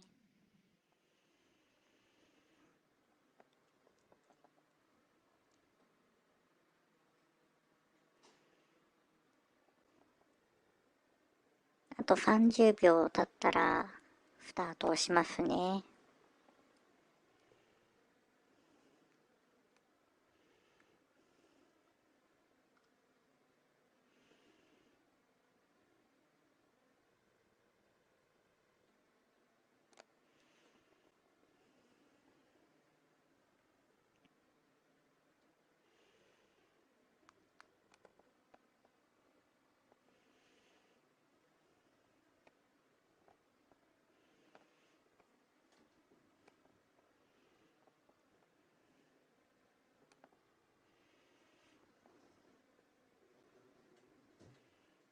説明文もいいかな。あ、やる人はここなんですね。なるほど。初めて起動しました。では行きまーす。スタート。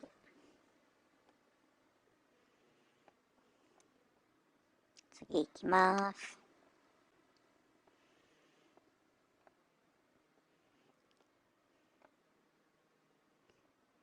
行きまーす。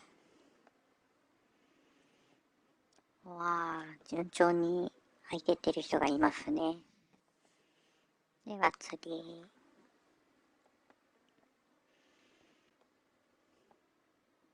では次。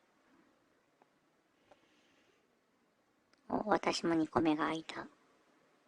では次。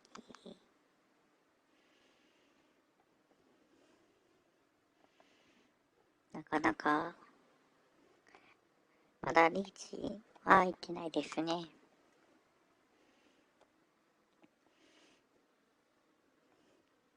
結構早い段階でリーチ来る人もいますけど、まだまだかな。ただいまです。このビンゴは当たると何があるんです？さっきのここ、あ、これもいります。じゃあ、こちらのビンゴも1位取った人はセリ。こっちはもうちょっと多くしましょうか。1位から3位までの方のセリフを1個ずつ読んでほしいものをやります。ということで、続けていきます。次いきます。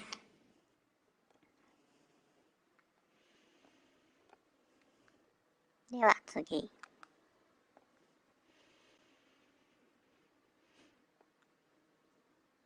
まだリーチかからないのもなかなか。普段だったらなんかね、やってる人たち見ると、ものすごい早い段階でリーチ、リーチ来たみたいな感じになるんですが、今回もなかなか来ないですね。はい、次。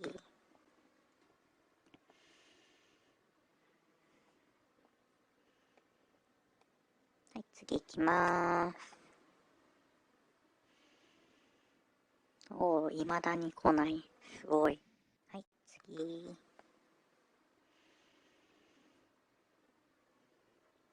では次。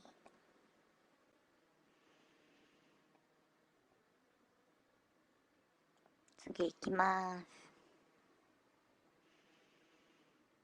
す。そろそろリーチ来るんじゃないかな。では次。見つめているだけ黒猫アレス。では次。お、リーチが出ましたね。私もあと一つどこか開けばリーチかな。はい、次。あ、やった、リーチ。来ました。はい、次行きまーす。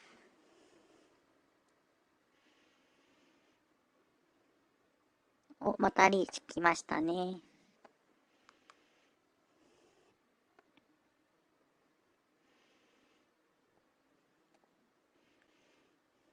リーチリーチの人がだいぶ来ましたね。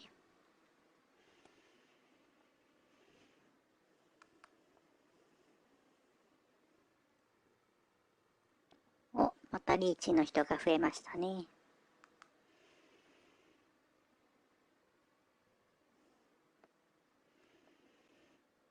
こっからですね、長いのは。ビンゴ振るかどうか。では次。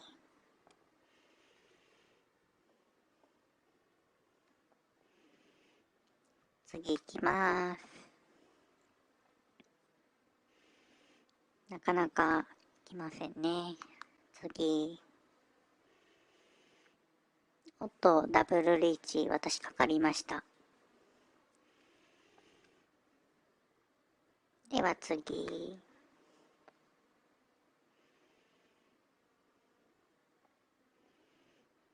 進めていきます。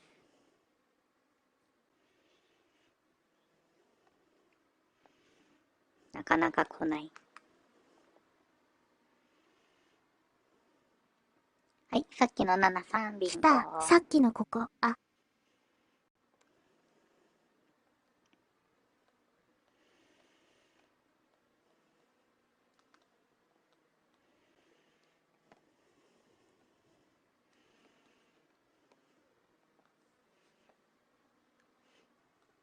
まあまだね、あと2人ほどね、セリフ言う人の決めてないので、続けていきます。プラス私もビンゴ振るまでやります。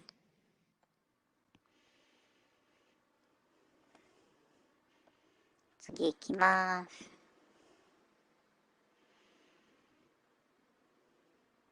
おー、リーチの人がまた増えてきますね。黒猫アリス。では次行きます。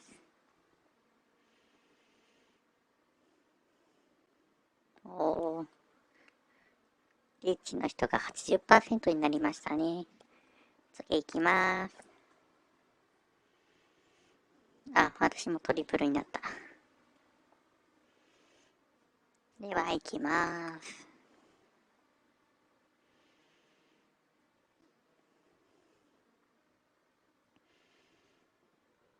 次行きます。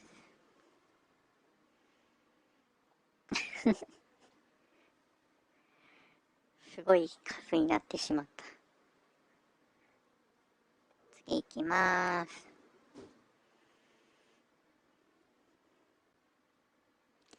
なんだろう、すごい数のリーチが。では、参ります。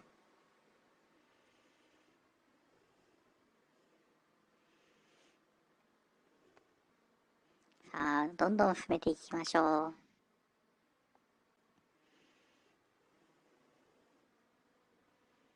いきます。緑だらけ。進めていきます。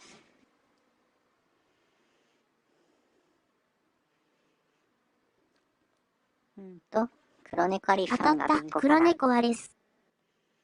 はい、2人目は黒猫アリスさんです。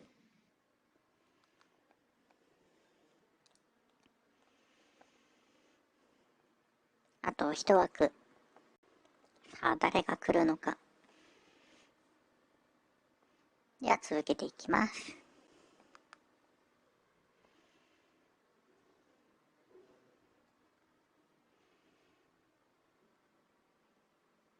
さあ、どんどん行きましょう。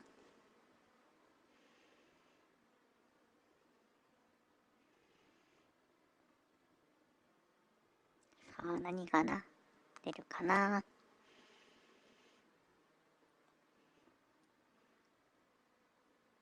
はい、ビンゴ私にしましたけど、私は飛ばして。また当たった。黒猫アリス。とりあえず私のやつはノーカウントになるので、もう一人が決まるまで続けたいと思います。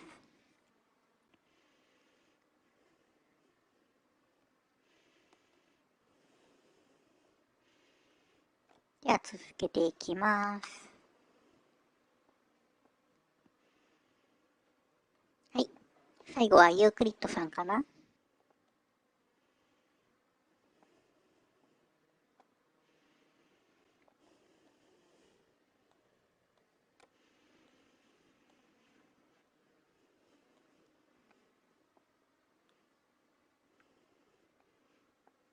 これって全部埋まるんですかね。ちょっとだけ試しに。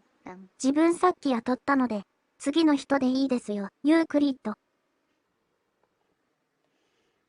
ということは、さっき、はい、ビンゴが出てきたのは、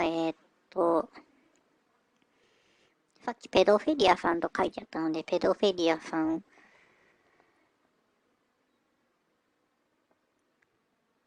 かな。ペドフィリアさんが言ってもらいたいセリフで終わりかな。そしてこれやってる人でたまに連打する人いますけど、連打できるのかな。できないや。とりあえず1個回したところで、ビンゴは終わります。なんか、参加した瞬間ビンゴしたんだけど。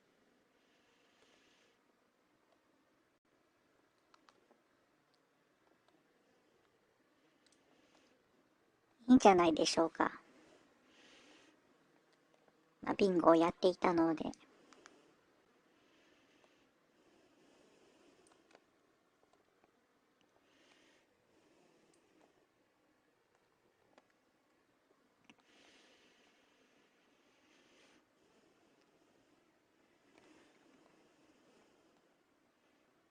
そうですね。ペドフィリアさんまでですね。ですね。このビンゴで、ビンゴした人は、当たった人で1から3番目の人までね、の言ってほしいセリフを言いますよというね、ものがあるので、見事当選したペドフェリアさんは何か言ってほしいセリフがあったらコメント欄に書いてくださいね。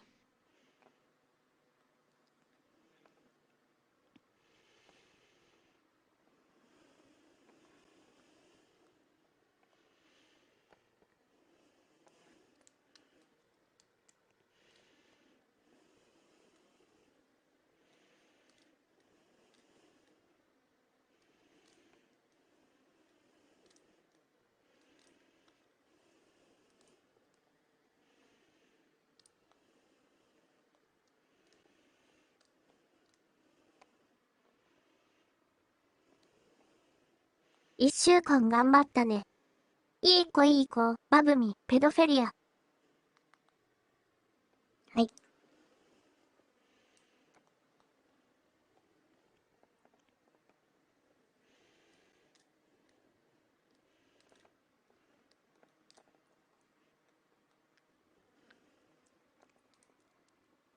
えっと、では残りは、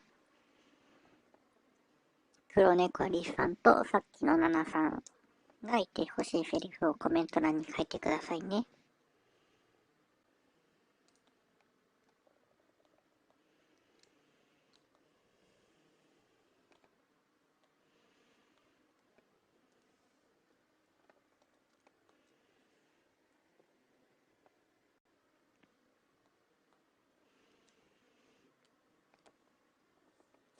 行ってきます、黒猫アリス。お前、結婚したのか？俺以外のやっこと、さっきのここ、黒猫アリスさんは、これはセリフでいいのかな？行ってきますでいいのかな？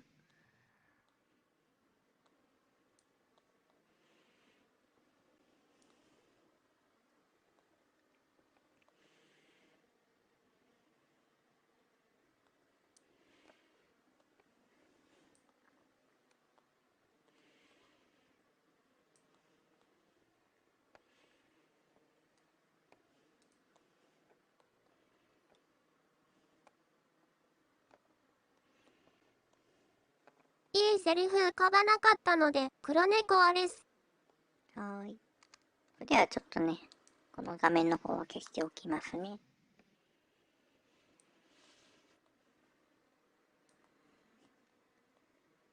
では最初にさっきのナナさんからいきますね。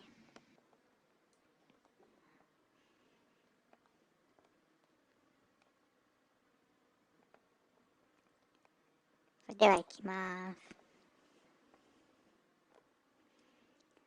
お前、結婚したのか。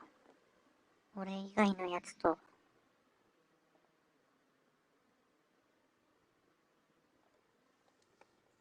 はい。では次。黒猫アリスさん。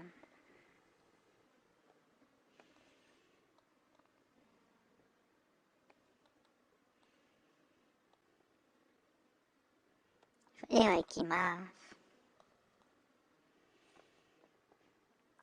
行ってきます。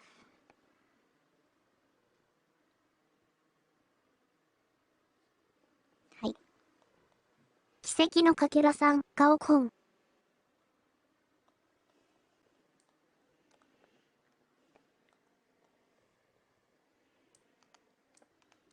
ママ、かわいい、炊飯器。ん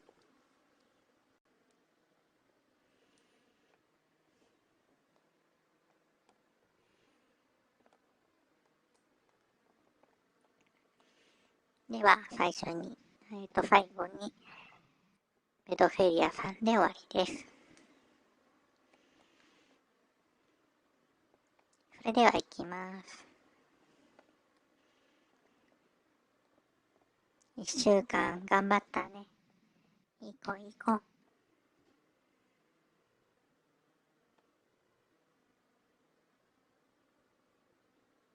バブバブバブー。ペドフェはい、リア。これで終わりです。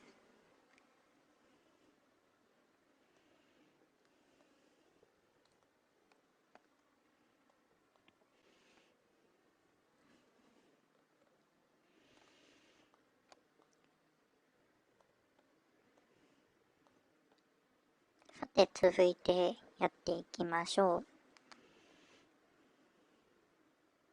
これやったことないんですが、なんか、チームで対抗戦パズルフェーゲンというやつをやってみます。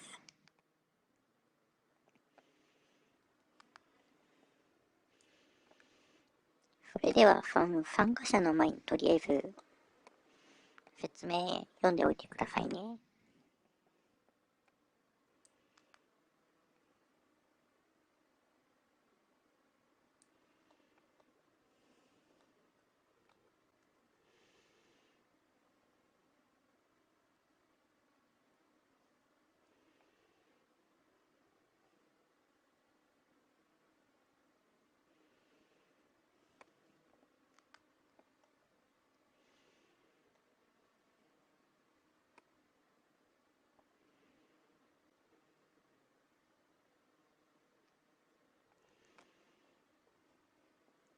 なるほど。それでは参加者募集受け付けます。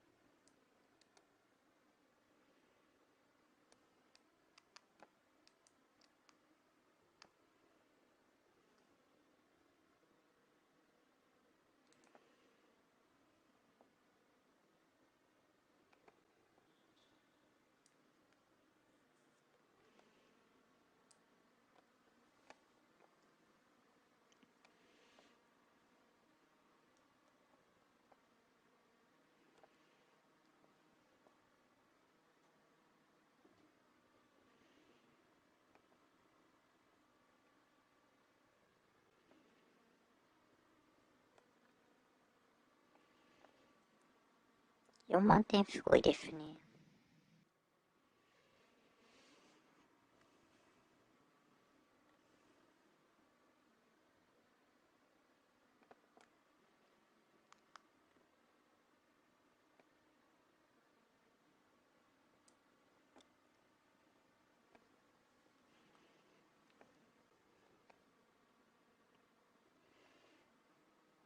ランキングでライデンさんが1位取ったので、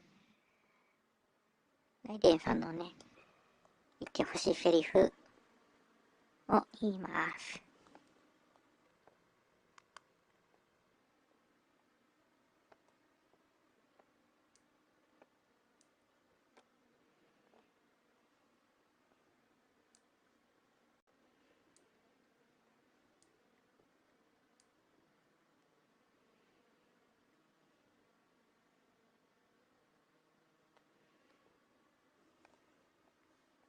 考えておいてくださいね。ない場合は、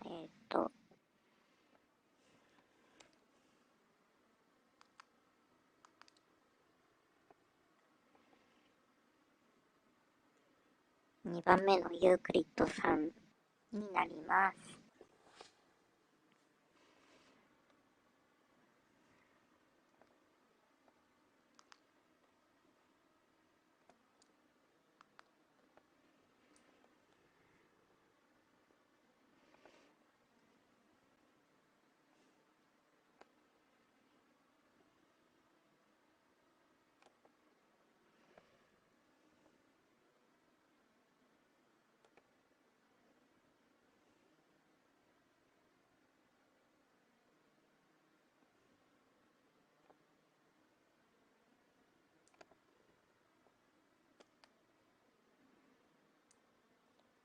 それでは画面を普通に戻していきます。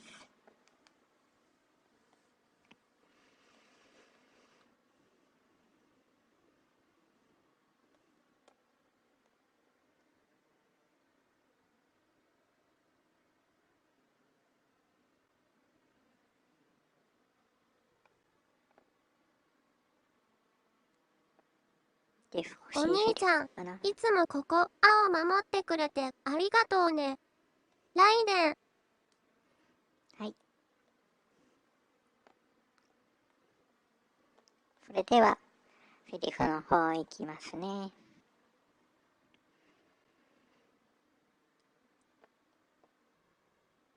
お兄ちゃん、いつもココアを守ってくれてありがとうね。つら、コナデラ。はい。はい、コナデラさんいらっしゃいませ。いらっしゃいませ。ゆっくりしていってくださいね。ボンジュール、コナデラ。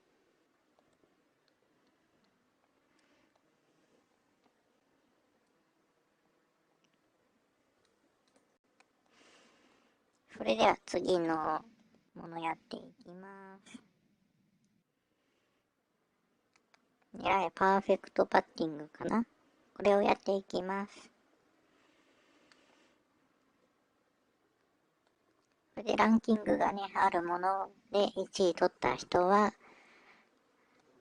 私に言ってほしいセリフのものを受け付けてます。さあ、皆さん1位取りましょう。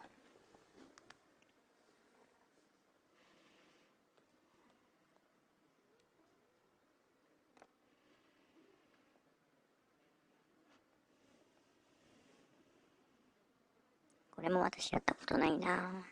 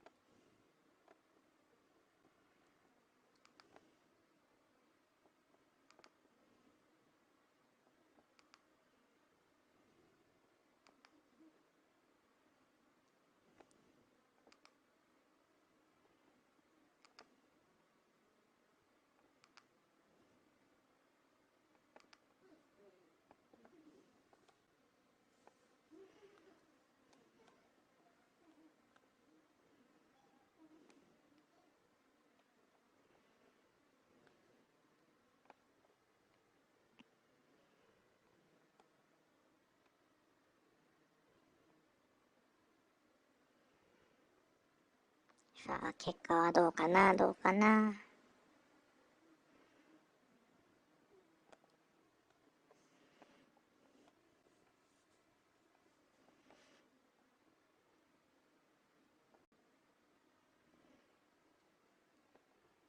やったぜ。トマ。トマさんが1位です。惜しい。2位、コナデラ。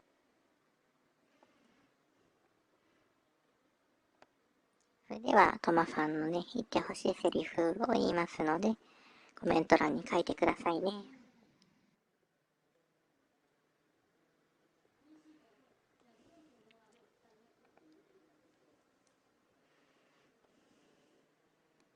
にゃんにゃんにゃんで。トマ。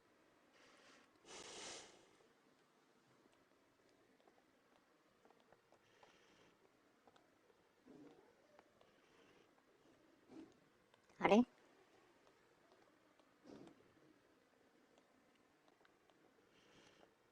コメント窓どこ？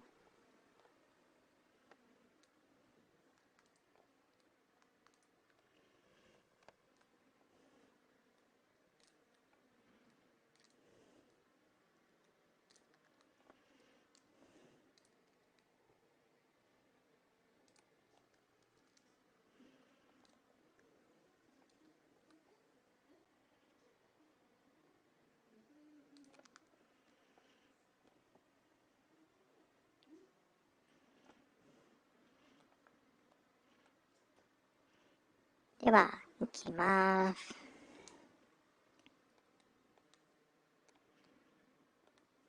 にゃん、にゃん、にゃん。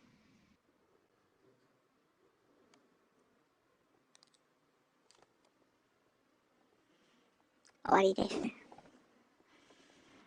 ニコニコのね、ゲーム、面白いんですが、なかなかね、YouTube にはね、伝わりにくいのが、ちょっと残念ですね。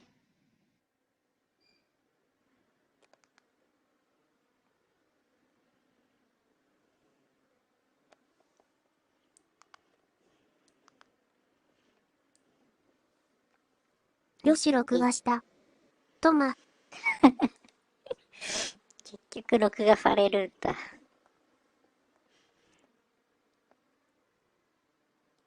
なんだろう、黒歴史が増えた気がする。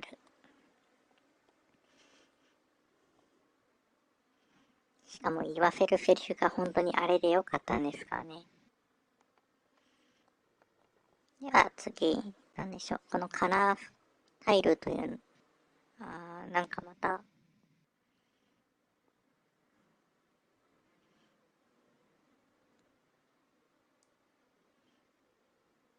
どうなんだろう。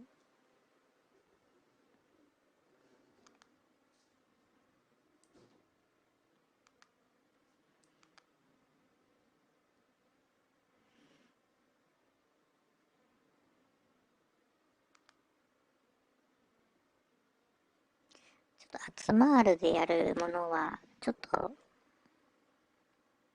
確認が終わってからにします。貼ってくれていただいて嬉しいんですけど、ちょっとわからないのは、ちょっと保留でお願いします。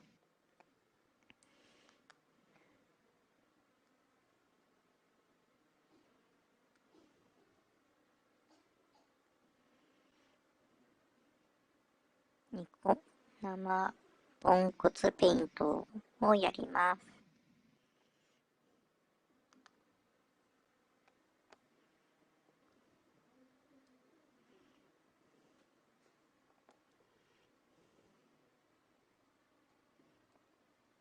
なるほど。それではちょっとね、募集を。秒数が15秒くらいになったら始めます。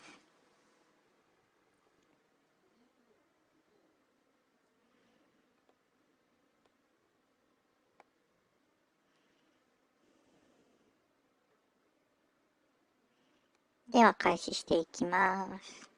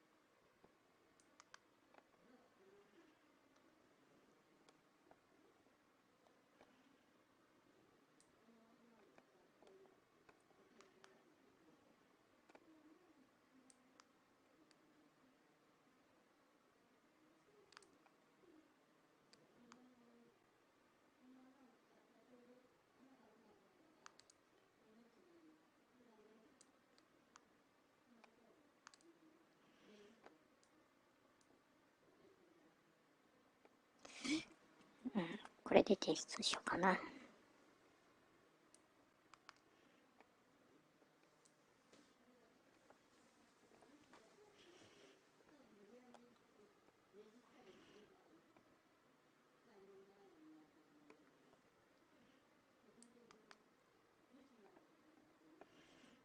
なんかでも失敗した気がする。難しい。黒猫アリス。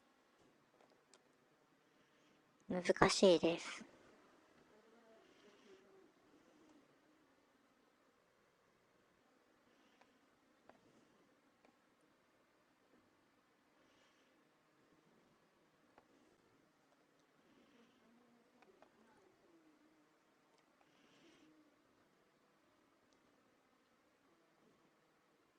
みんなの絵を表示。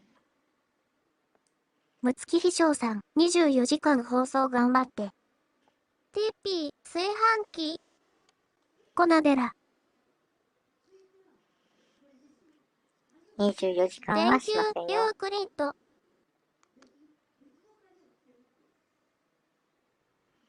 あー、なるほど。こういう表現の仕方があったんですね。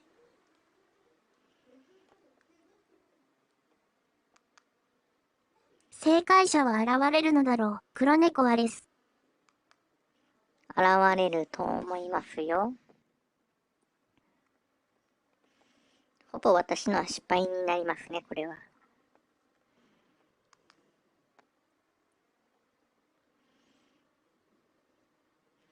さあ、わかりますか？私の書いたのはほぼ無視してください。よく見てほしいのは、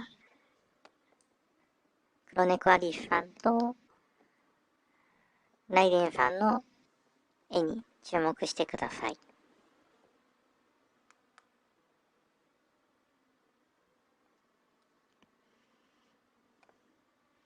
さあ、来るかな？来るかな？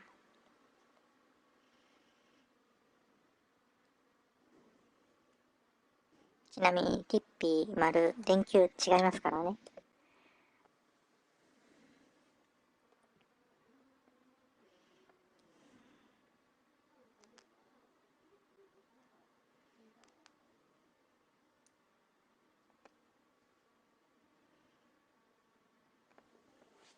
はよ、コナデラ。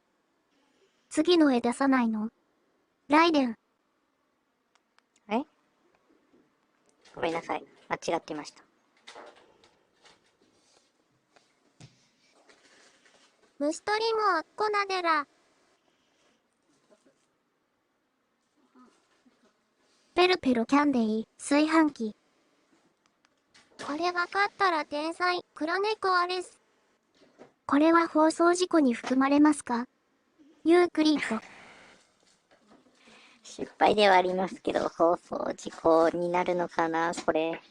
たこ焼き、炊飯器。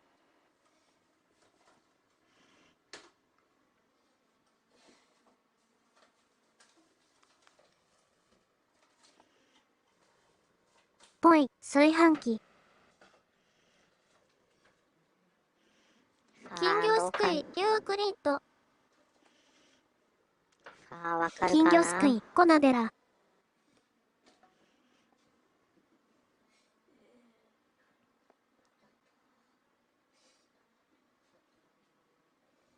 フライパン、炊飯器。虫眼鏡、ヘンリー。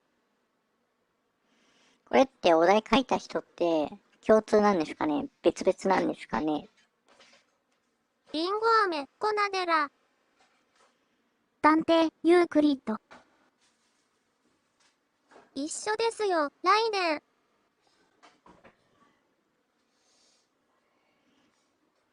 では、正解がね、まだないので、共通、黒猫アリス。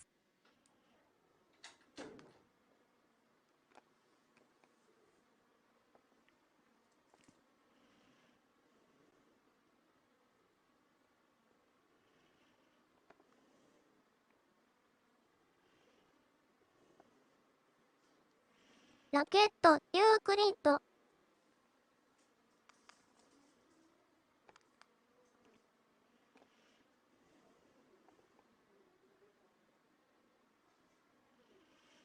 さあ、当たるかな。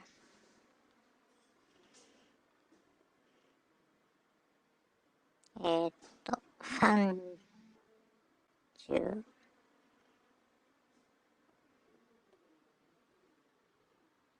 似た形状をどんどん言おう。黒猫アリス。奇跡のかけらさん、24時間やるのですか？いえ、二やりませんよ。つが出た。ライデン。マイク、ユークリッド。綿あめ、炊飯3器。時20分になったら、マラカス、でも、コナデラ。3時20分になったらね、一応終わりにします。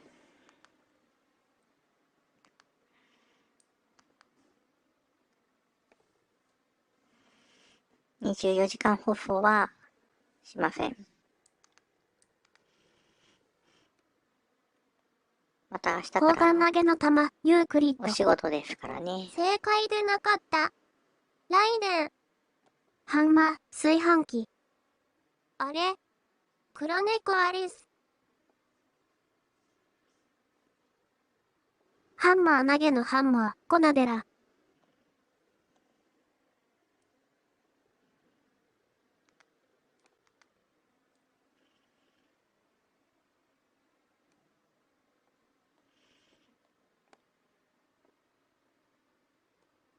視力検査、コナデラ。もしかして出ました？お玉、炊飯器。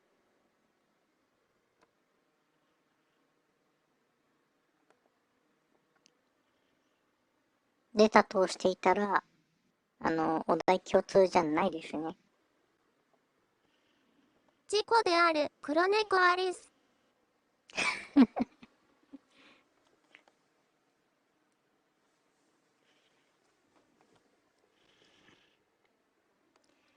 これ事故になっちゃうのか。怖いな。ということで、一応20分になったので、一旦全これでね、隠し、コナデラ。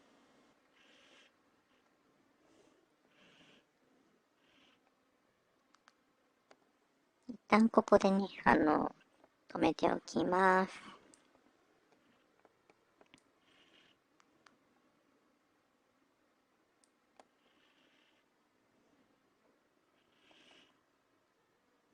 共通じゃないかもしれない。ということで、とりあえず、これで終わりにします。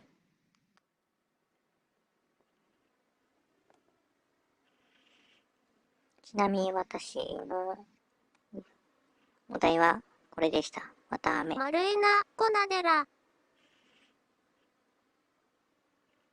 でね、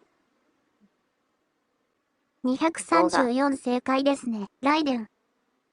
正直、モコモコは、どうやって再現するか悩んだ、黒猫アリス。夫もこんだ。ではでは、コナデラ。234個目にありますね、ユークリッド。本当だ。私が見逃していた。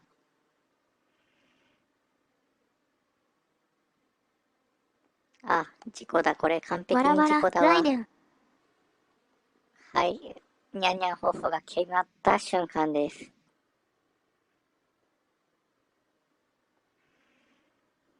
やってしまった。祭りをどう表すか難しいですね、ライデン。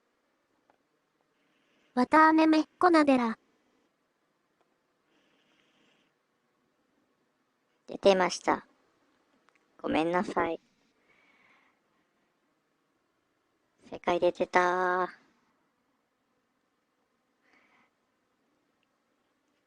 気づけなかった。ということで、正解、わたあめです。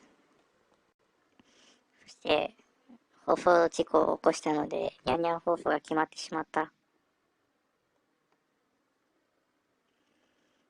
事故ではなく見落としなので今回は許してあげましょう、ライデン。やったー、許されたー。ありがとうございます。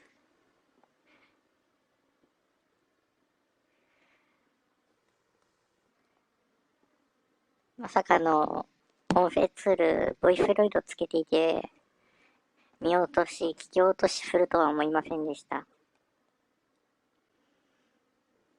許された黒猫はです。やった234さんはどなただったの？ライデン。143の方は、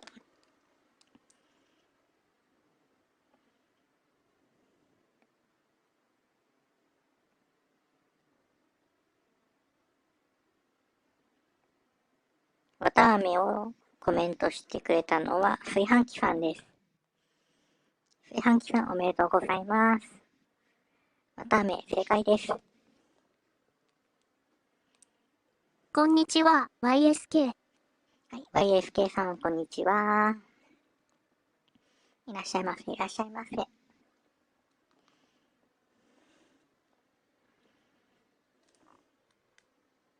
ゃんにゃんの代わりに、すごいセリフを。わら、ライデン。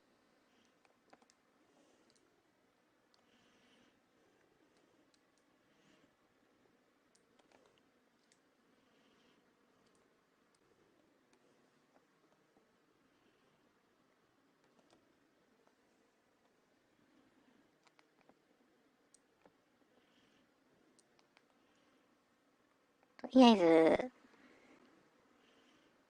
正解出した炊飯器さんは、何か言ってほしいセリフとお願いします。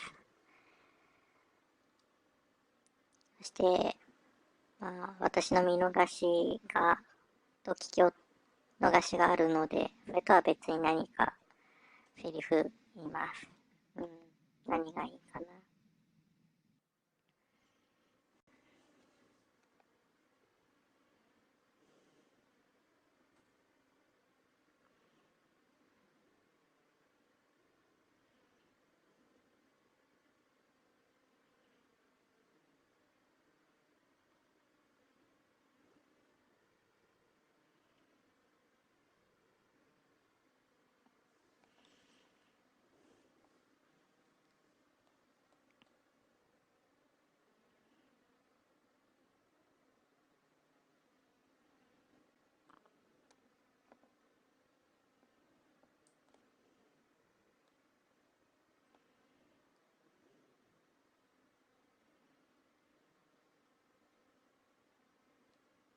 では、とりあえずお詫びのセリフを言います。みんな大好き。こんな私だけど応援してくれてありがとう。これからも応援よろしくね。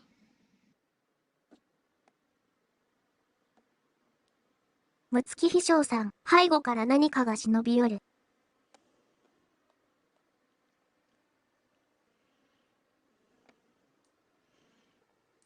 背後から何かが忍び寄る。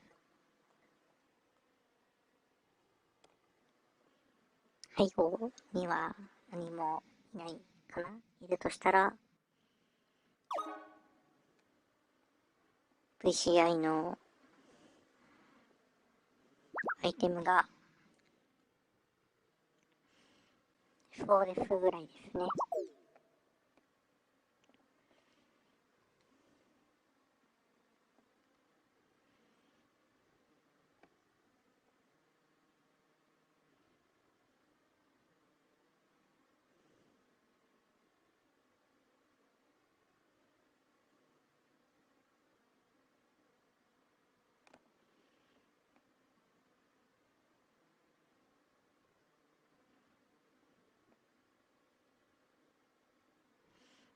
お詫びのセリフにさっきのなるかな。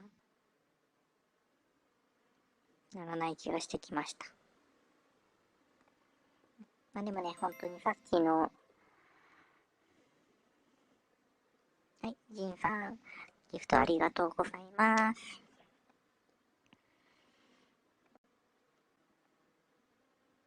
先ほどのは本当に大変失礼しました。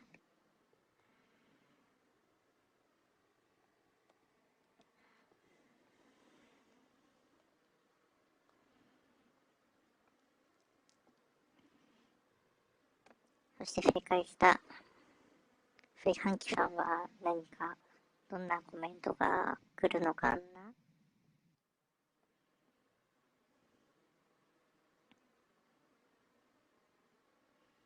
もっともふもふしていいんですよ、炊飯器。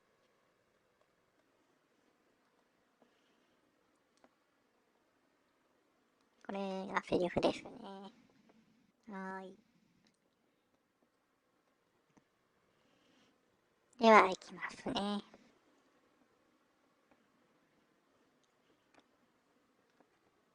もっと、もふもふしてもいいんですよ。は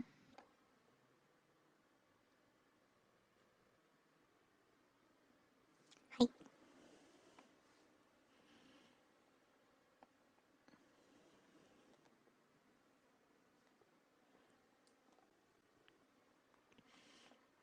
ありがとうございます、炊飯器。はーい。セリフありがとうございます。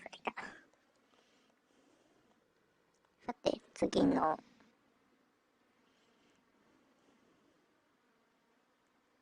ニコニコ市場をやっていきます。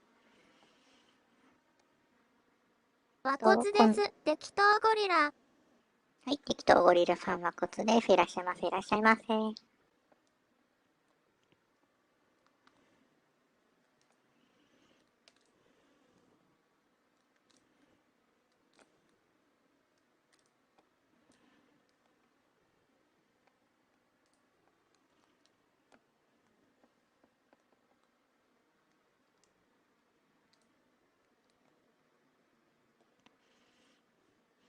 だんだんと高くなってきて、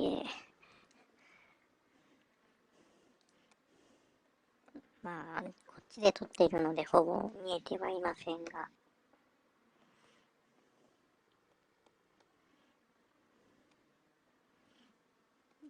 では、フォロフォロニコニコタワー、2回目やっていきます。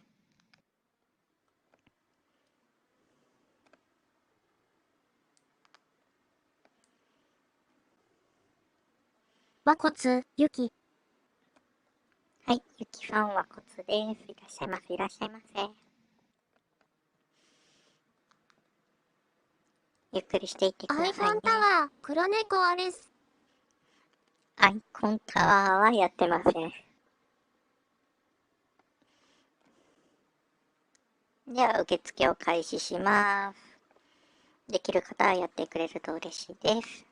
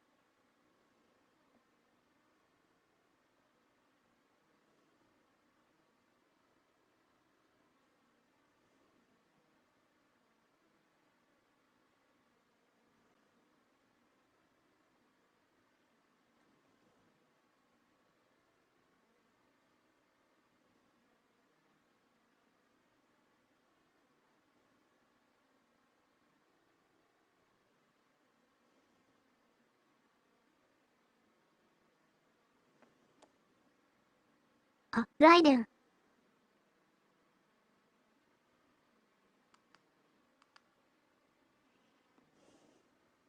しまった。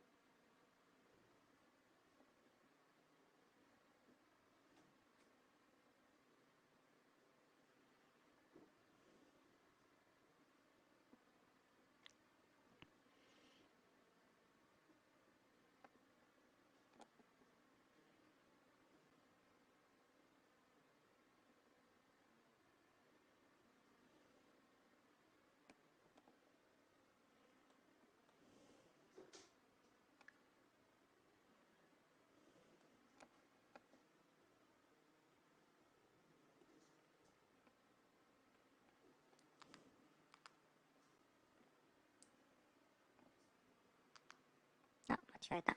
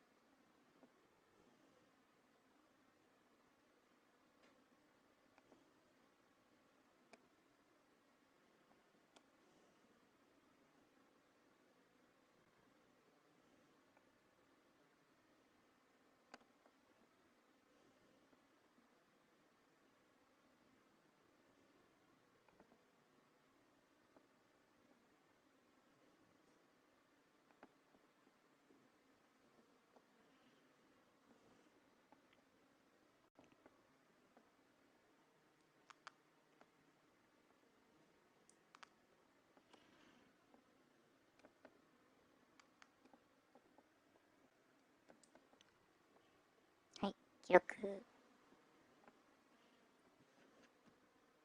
こんな感じで終わりました。なかなか難しいですね。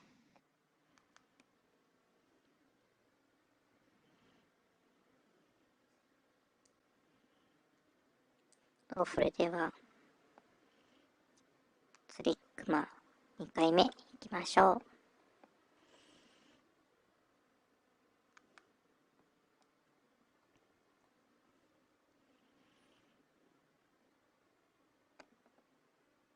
募集を開始します。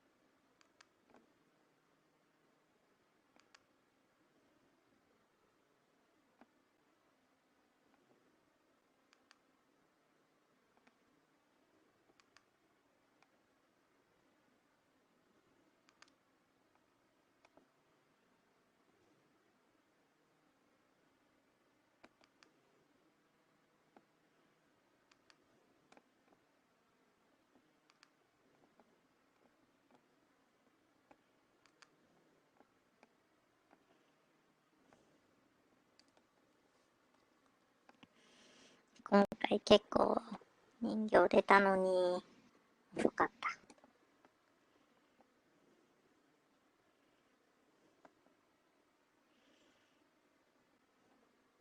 はい、黒猫アリスさんが1位です。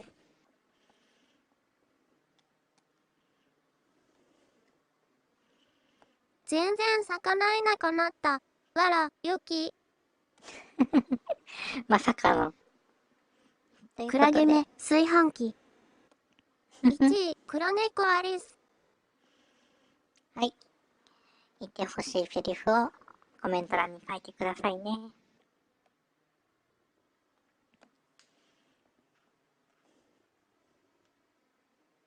まあ、なければ、炊飯器さんに飛びます。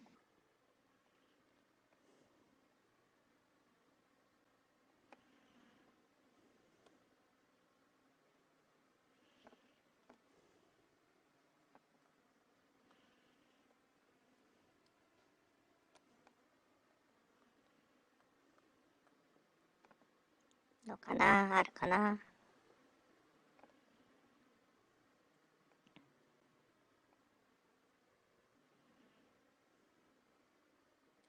ママ、人魚釣れた黒猫はです。はい。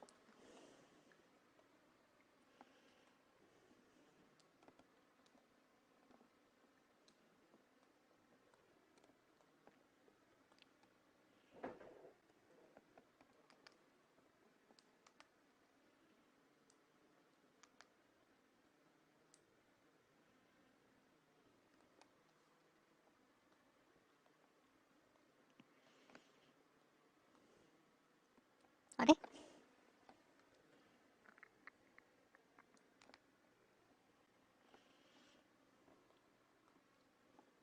それでは行きます。ママ、人魚が釣れた。は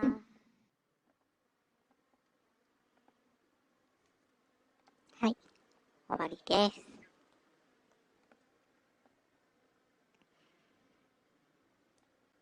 では次は、リアルタイム将棋というものをやってみます。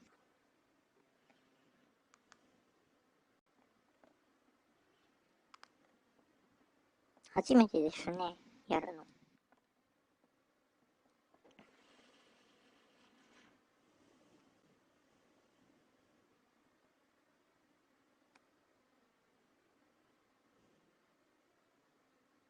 この将棋は難しい黒猫はです。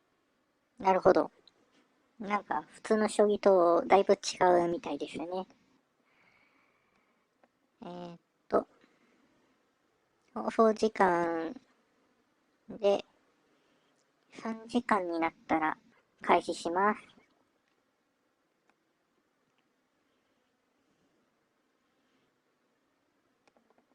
なので受付はあと10秒くらいですかね。まあ、遅延はあるので、その辺はちょっとどうしようもないのですが、3時間になったので、なりましたので、開始します。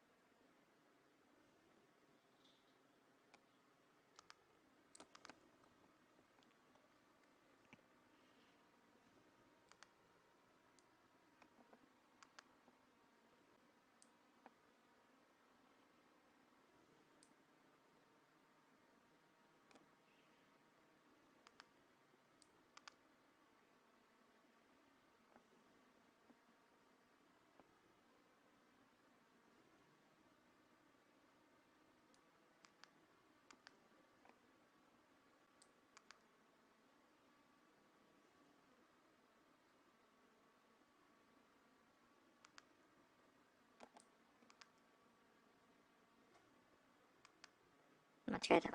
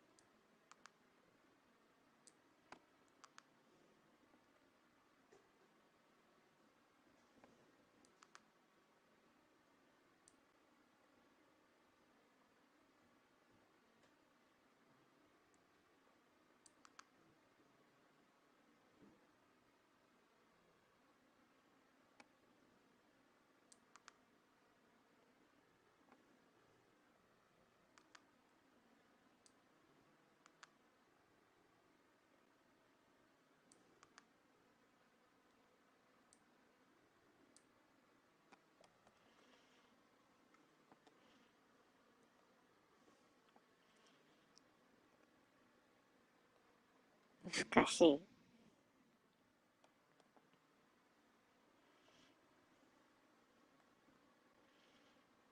視聴者の手番多くない？わら、白チョコ。パチパチパチ、ISK。ゆっくり将棋、黒猫アレス。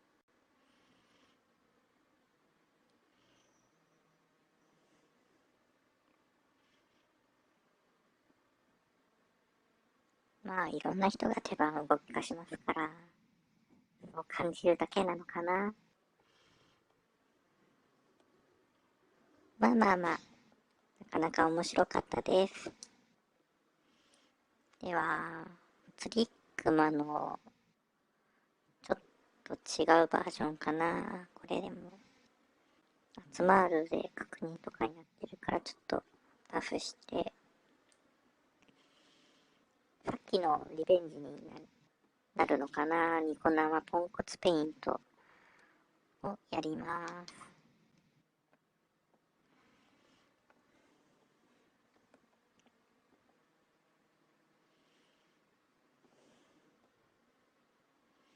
では、募集開始をしていきます。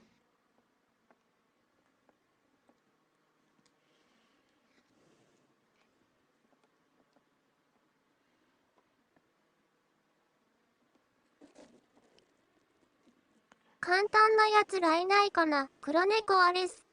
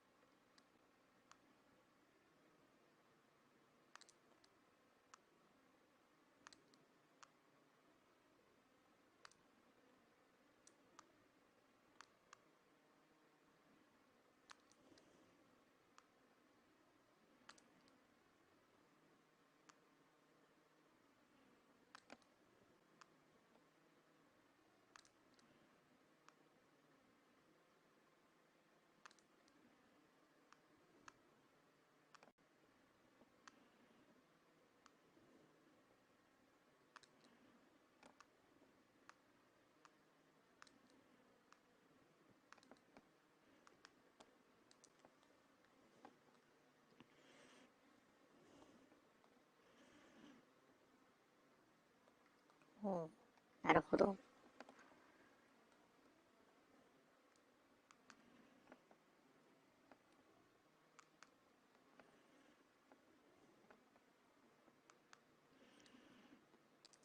一番最初にね、書いた人から順々に見せていきます。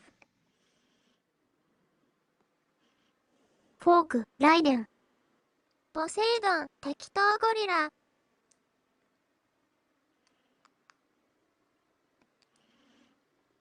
はい、ライはや、デンさん。わら、ライデン。ライデンさん、正解です。早い。お題フォークです。ライデンさんが一番最初に答えてくれたので、これで終了かな。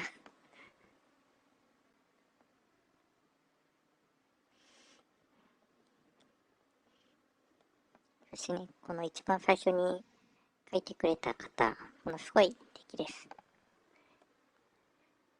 かりやすいですね。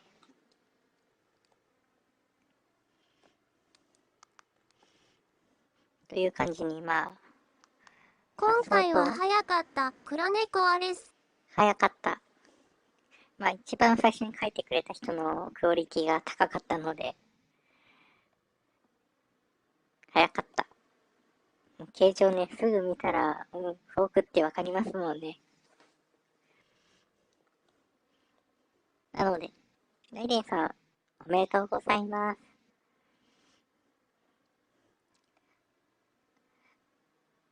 た何か言わせたいセリフあったら、コメント欄にお願いします。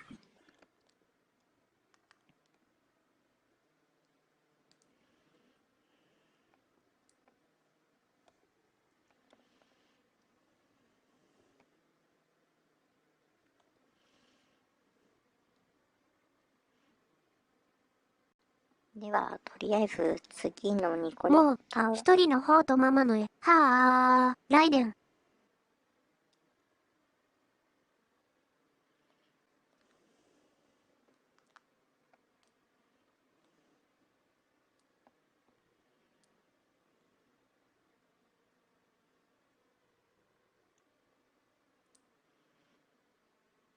ごめんなさい、消してしまった。消しちゃった。わら、ライデン。ごめんなさい。これは完全に事故だな、さすがに。はい。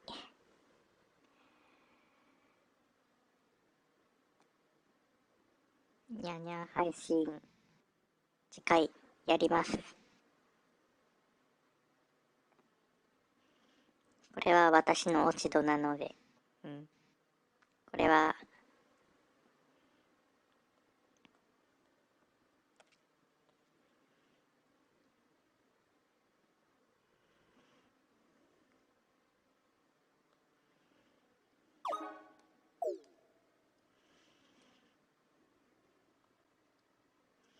気をつけていたけれど無理だった。ということで次回、にゃんにゃん放送決定です。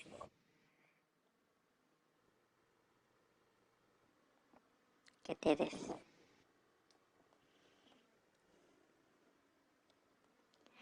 次回、ワンワン配信。黒猫はです。ワンワンでも、にゃんにゃんでも、ぴょんぴょんでもいいですよ。さあ、どれになるんでしょうね。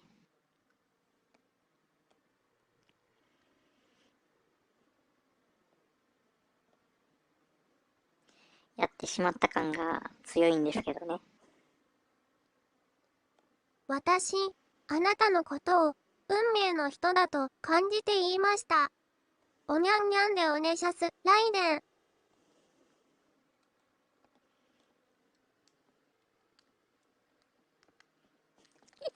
難しくないですか、これ。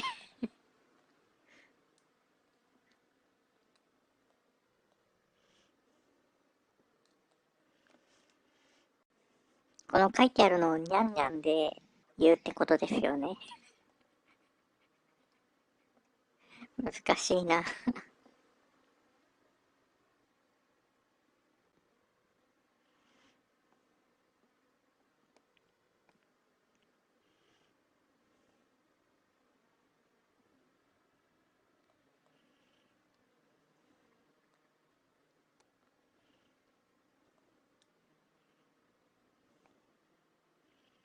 にゃん。にゃんにゃにゃ。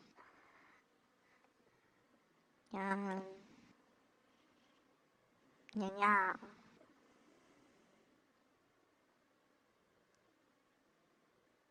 わこママ、岩岸。RAC、ライデン。はい、終わりです。伝わらない気がするな。伝わらない。はい、和岸さん、こんばん、こんにちは、こんにちは。もっと、岩岸。さっきのね、にゃんにゃんはね、今ゲームをしながらね、それで当たった人やランキングでね、1位取った人は、好きなセリフを言いますよっていうね、ものをやってるので、それのものだったので、終わったので、にゃんにゃんは、とりあえず、今日は終わり。ただですね、今さっきね、やらかしてしまったので、にゃんにゃん放送は決定したところです。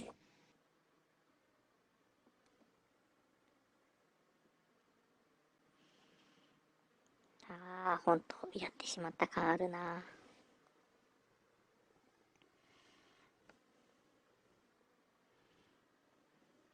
ということで、いつやるかはまだ未定なのですが、ニャンニャン放送が決定したことだけはお伝えしておきます。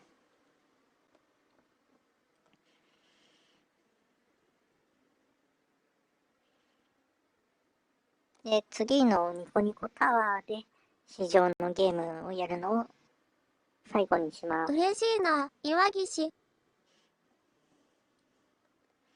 なので次のニコニコタワーでゲームは一時終了になります。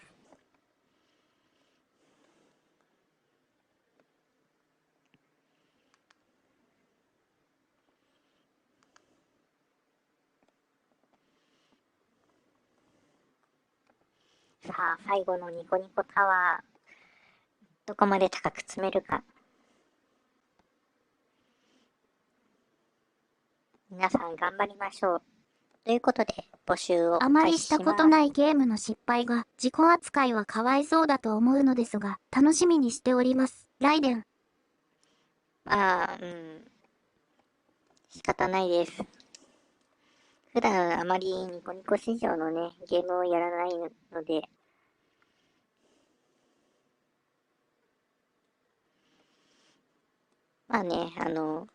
一度ならまだあれですが、とりあえずね、最初にやって二度目でもあるので、これはね、普段やらなかったとしても、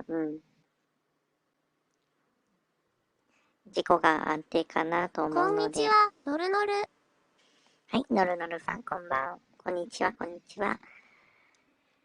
ゆっくりしていってくださいね。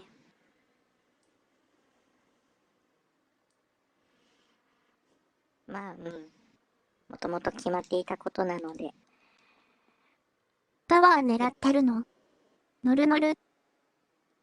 タワー特には狙ってませんが、皆さんでね、一緒に遊べれたらなと思って今日、あまりやらないゲームをやってます。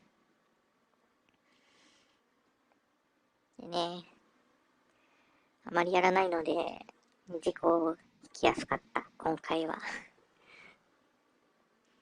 なので、日にちは決まってませんが、次やるときはニャンニャン放送が確実になりました。決定事項ですので。ということでね、募集かけていきます。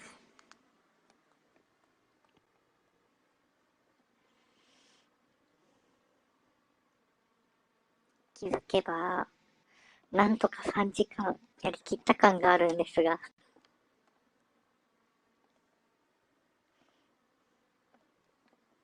おっと。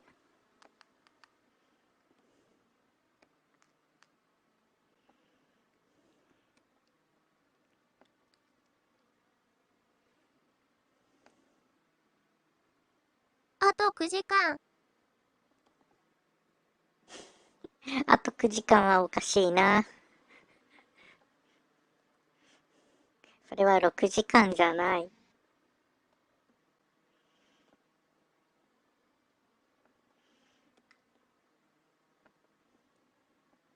むつきひしょうさん、あと21時間。長すぎる。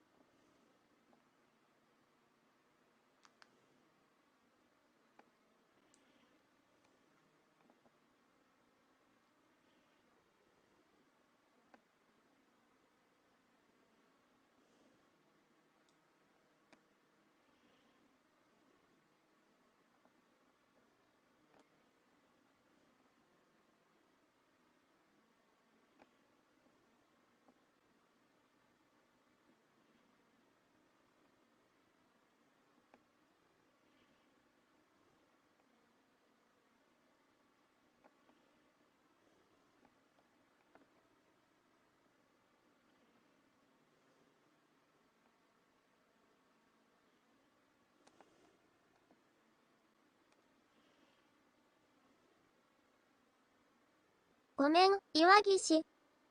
あ大丈夫ですよ。あ、岩岸。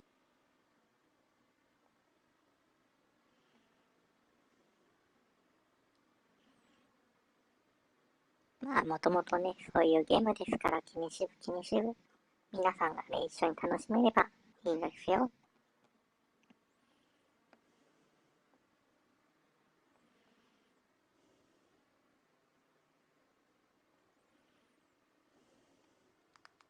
今日ラグがひどいな、のるのる。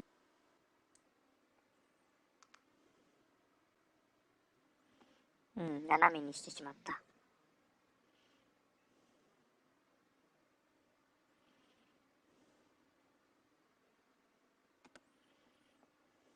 俺の失敗が、のるのる。これは、岩岸。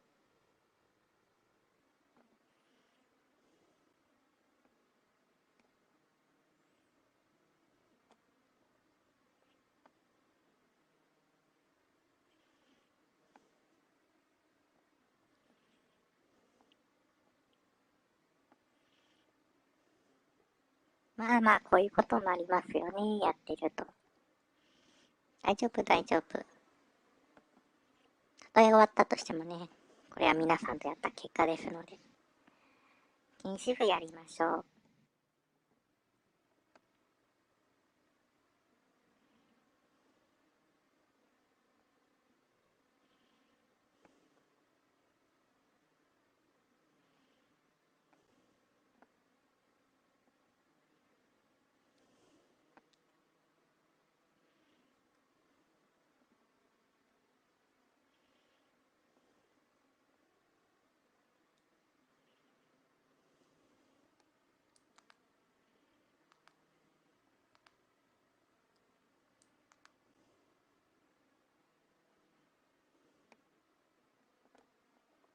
ああ、岩岸。さ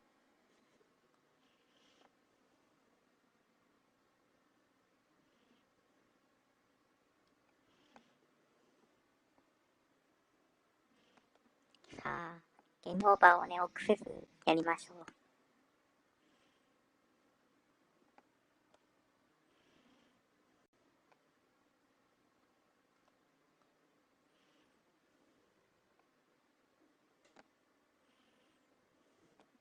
失敗を恐れたらいけないのです。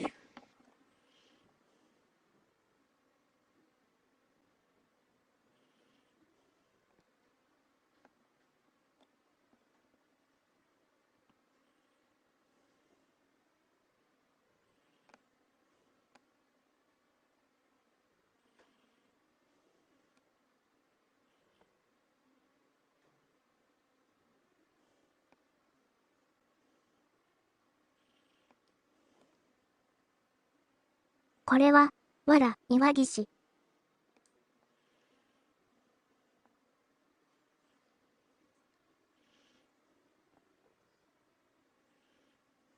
れはこれでね、楽しいと思いますよ。むつきひダメだった。しょうさん、真っ暗。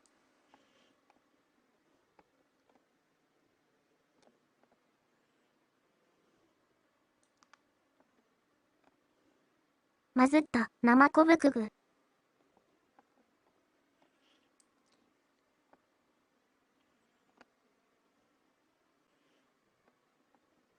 い。これで終了になります。もう無理じゃろ、のるのる。でも結構行きましたね。今回、3回かな？ 3 回やって、一番記録いきましたね、これが。いやー、皆さんすごい。コンビニ行ってました、YSK。はいはい、お帰りなさい、お帰りなさい。夕飯かな？ 180度回していたら、もう少し運命できたかも、生小ぶくぐ。それはそれですごいですね。結構ね、まあ、協力系ですからね。まあ、そういうこともあります、あります。さあ、これで終わりです。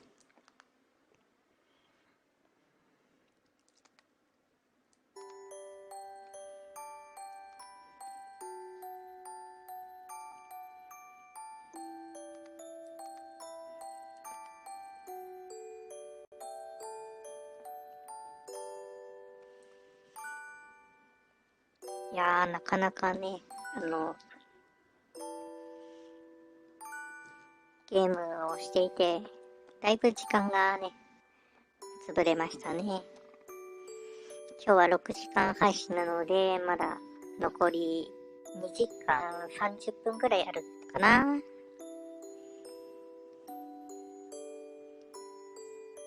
残り3時間は突回りですか？岩岸。いえ、このまま一応は自枠でやろうかなと思っていますが、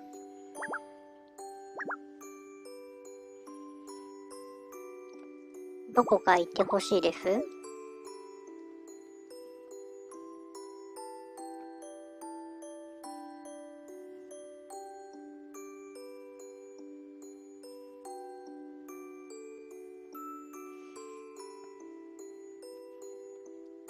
そういえば途中からこれをやるのや忘れてましたね。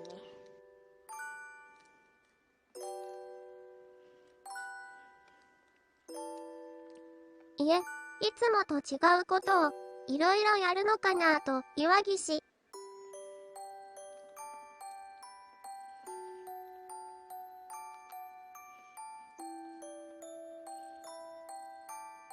いえ、もともとね、6時間配信はなぜかね、決められていたので、それやっているうちに、まあ、1時くらいから始めたんですが、まあ、なんというか、6時間。買い物行ってきます、ライデン。はい、いってらっしゃい。ゲームとか参加していただきありがとうございます。で、やっていたな。意外にね、6時間枠でも、なんとかなるのかな。ただね、私の放送は2つありまして、このね、ニコニコ放送と、裏で YouTube のね、配信もしてるので、YouTube にはね、このゲーム伝わらないので、ちょっとね、なかなか YouTube 側の人が、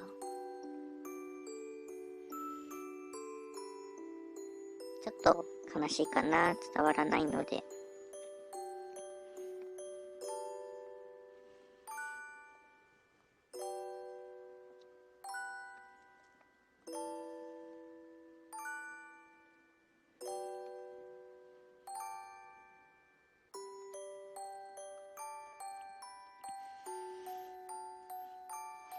やり始めた当初はね、6時間か。6時間いける気がしない。途中からね、普段の BGM と変えて、お昼寝タイムだ。アンミ放送にしようかなと思ってね、この今の BGM になっています。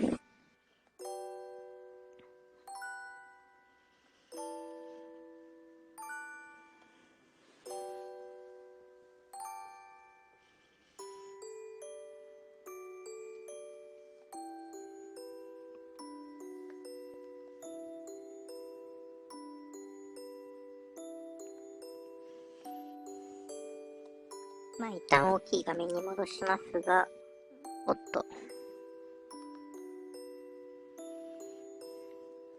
ママ、寝てもいいんだよ、岩岸。さすがにちょっとそれはやめておこうかな。まあこういう風にね、いっぱいたくさんの方来ていただきましたし、何よりね、でもいいんだよ、放送さえ切らなければ、岩岸。放送、で、こうやって、だいぶいろんな人からね、ギフトもたくさんいただきましたし、今日はある意味ね、ちょっと違った放送に、ね、なったのかなーっていう、と思います。本当にたくさんの方がね、来ていただきましたので、不しね、ゲームの方もね、盛り上がりましたしね。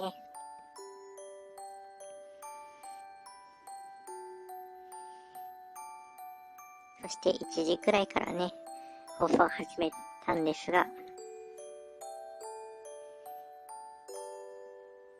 途中でお腹空きました。そしてお昼食べてないので、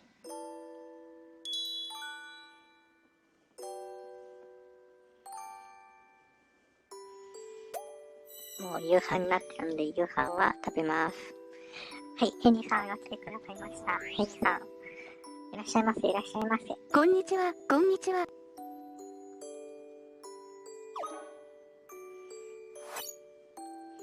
ヘンリさん、こんばんは、岩岸。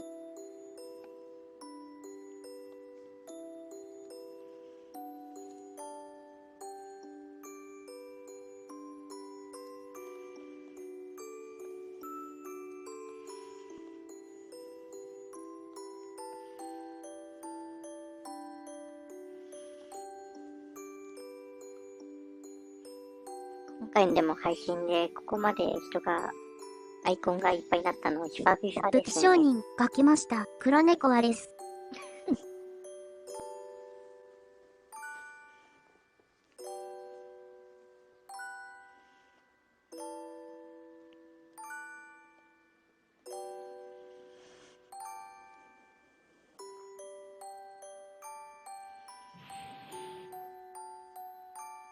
こちらですか？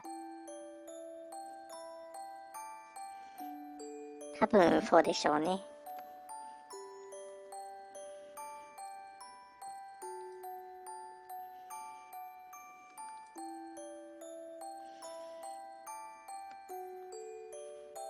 こんなに大量のね、ギフトも本当すごいですね。ここ、3サイズはあるかな？黒猫アリス。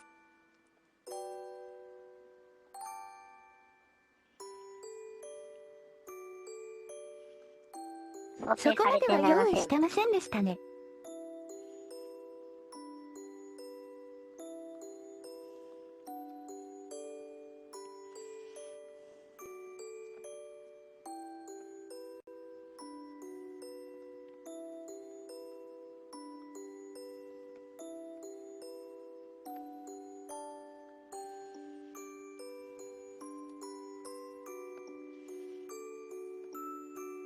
それにしても本当に今日はすごいたくさんの方が見に来てくれて嬉しいですね。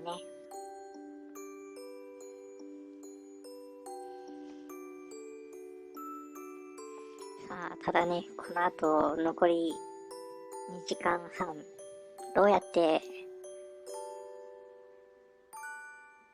やっていけばいいのかな。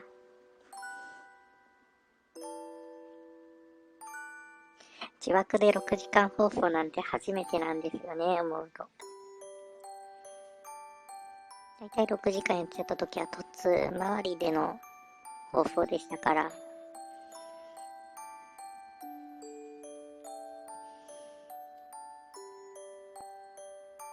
難しい。そういえばそうでしたかね。結局一度だけ12時間放送っていうのもやりましたけど、それもね、突回りでそこにずーっといただけですからね。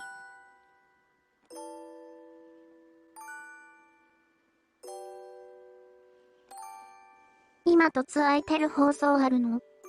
岩岸。ありますよ。今は、ラルさんの放送とハムシさんの放送とシェロロさんの放送が空いています。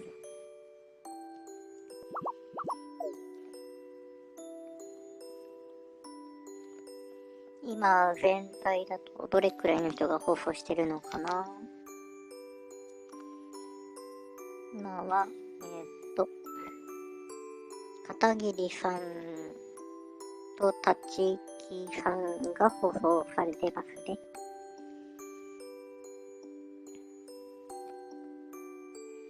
じゃあ、本当に困ったらそこに押しかけよう、岩岸。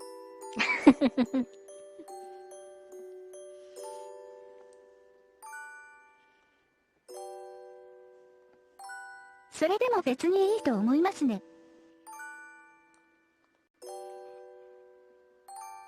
さすがに押しかけるのは申し訳なさそうなので、できる限り自枠で頑張ります。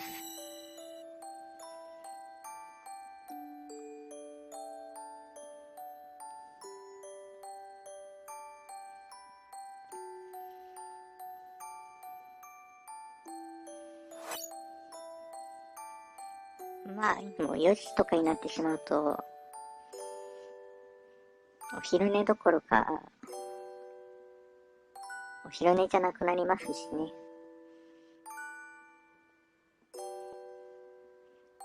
アーミー放送もそろそろ終わりかな。他の凸開けて BGM にるということは何もかもを受け入れるということなんだよ、岩岸。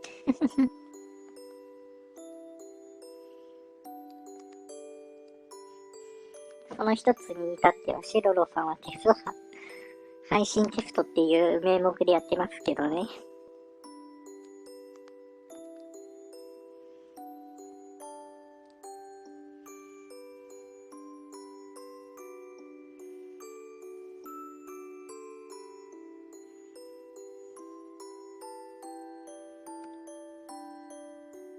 この先もずっとテストだと思いますけどね。テスト6って書いてありますもんね、シロロさん。6までいったらもはや普通の配信では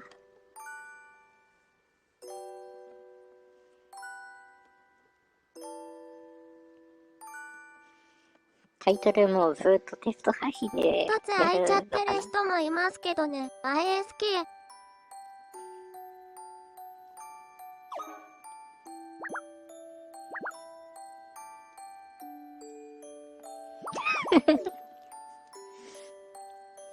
さっきまでなかったんですけど、なんで開けたのかな、片桐さん。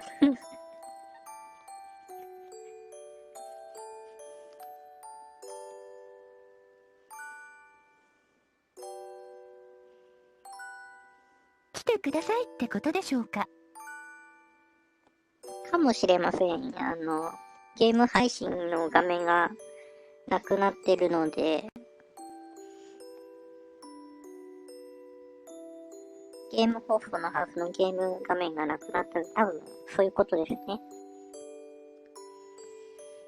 かもですね、YSK。ゲーム配信に黒猫あれす。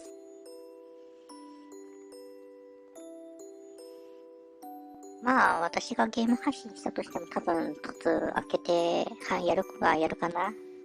ひつぐさんたちと同じ方針で。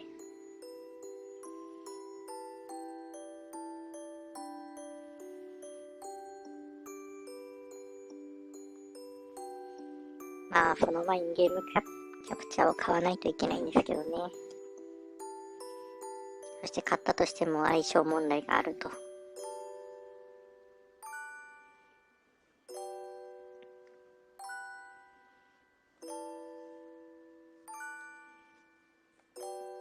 パソコンのゲームでもいいと思いますけど。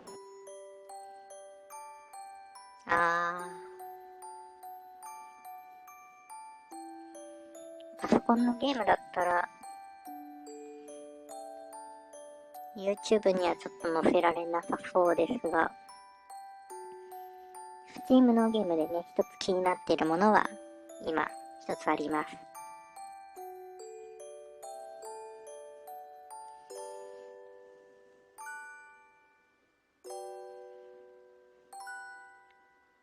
何だったかな？なんでしょうね。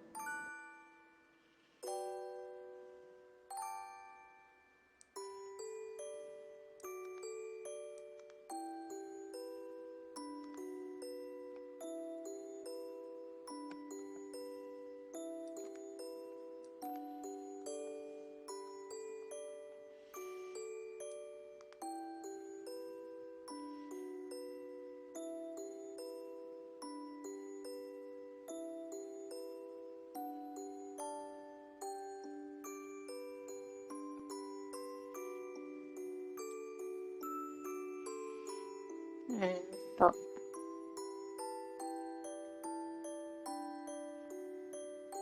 瞳っていうゲームですね。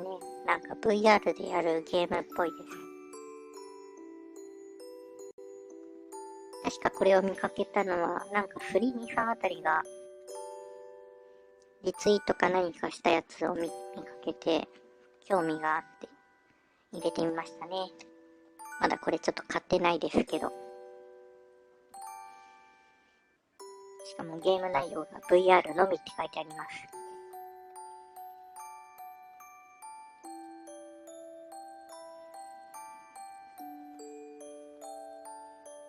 見た目は、そうですね。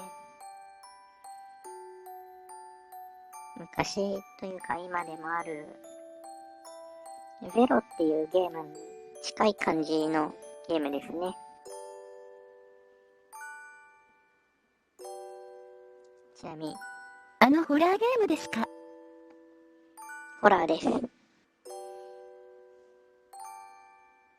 そう、ちょっとね、面白そうなので、これやってみたいなと思って。噂の白チョコ。お母さん、ホラーは大丈夫な方ですか？大丈夫コです。コアさん、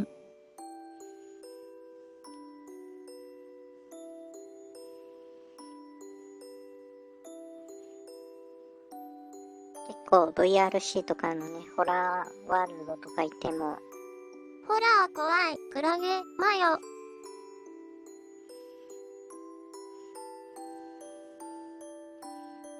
ホ怖がれラー怖ないのでい。、白チョコ。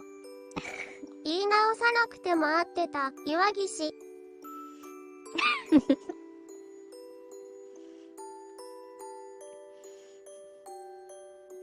多分ね、VRC のね、ホラーワールドの放送したとしてもね、私が怖がらないので、多分、批判しかない。多少のね、演出で驚くことはありますが、怖いとまではいかないんですよね。それはそれで見てみたいですけどね。まあ、やるときは YouTube 載せられないので、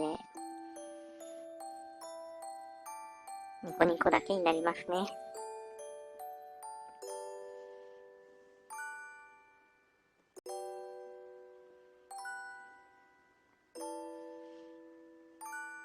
まあ、同じく多分この瞳というゲームも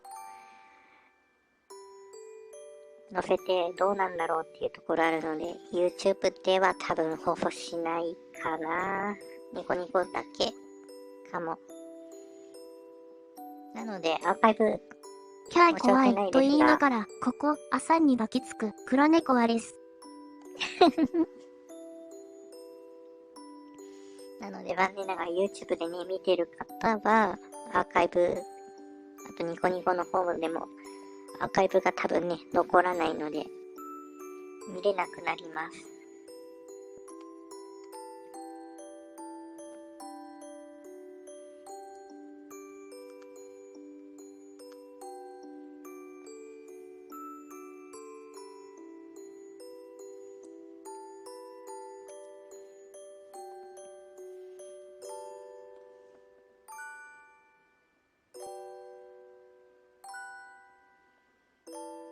近々、このゲーム買ってみようかな。この瞳というゲーム。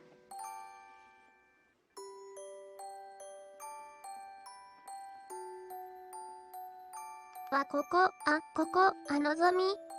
はい、のぞみさん。ママだ、ここ、誠のぞみ。です。こんにちは、こんにちは。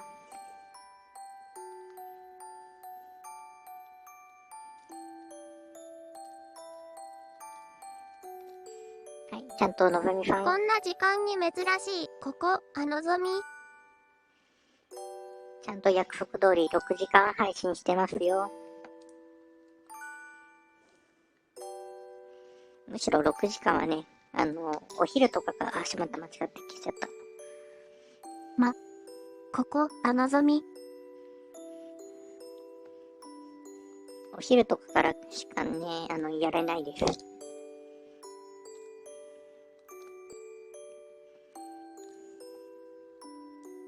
普段の時間でやってしまうと深夜超えてしまうので、無理です。なので、この時間ぐらいからしか、お昼ぐらいのあたりからしかできません。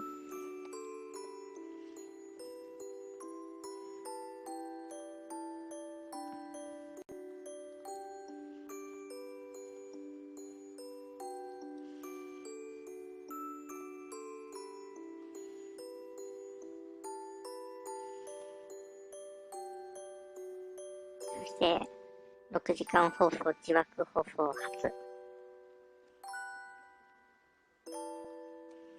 だって眠かったんだもん。ショーがないじゃないですか。ここ、のぞみ。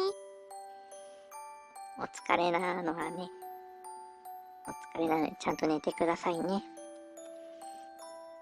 一応、ニコニコで、1週間だけだったらアーカイブ残りますし、それが見れなかったとしても、一応ね、YouTube ではアーカイブ残るので、それで見てください。時間があれば。まあ、無理に見る必要はないですので、気分次第でどうぞ。にゃんにゃんは終わったんです。これからです。ここ、のぞみ。にゃんにゃんってどういう意味ですか？むしろ何のことですか？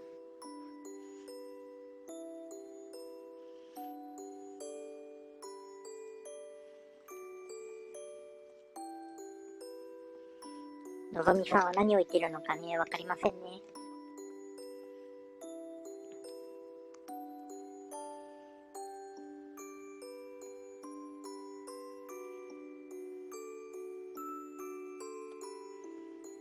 まあ、結局、やることにはなるんですけどね。そうなんですよね。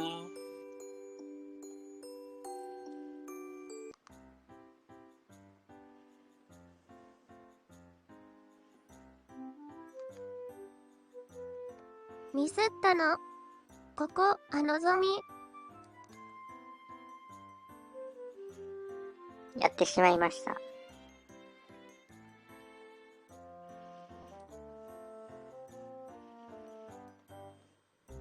ちなみに機材トラブルとかではなくね、放送事故です。ゲームとかをしていてね、そこで、ニコニコ市場のゲームやっていて、結果のところでね、コメントで、次のそんなに人ミスの絵を、ってあれ。実は、にゃんにゃんしたい。ここ、のぞみ。普段のね、2時間とかね、1時間の放送だったら、起こらなかった事故ですね。はい。長時間であったので、起きた配信、事故ですね。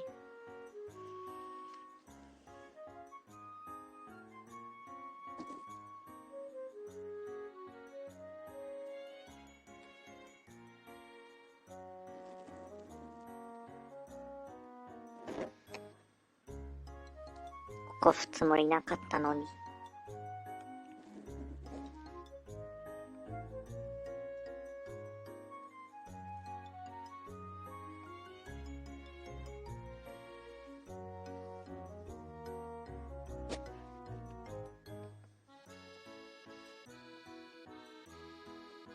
ということで、にゃんにゃん放送は決定しました。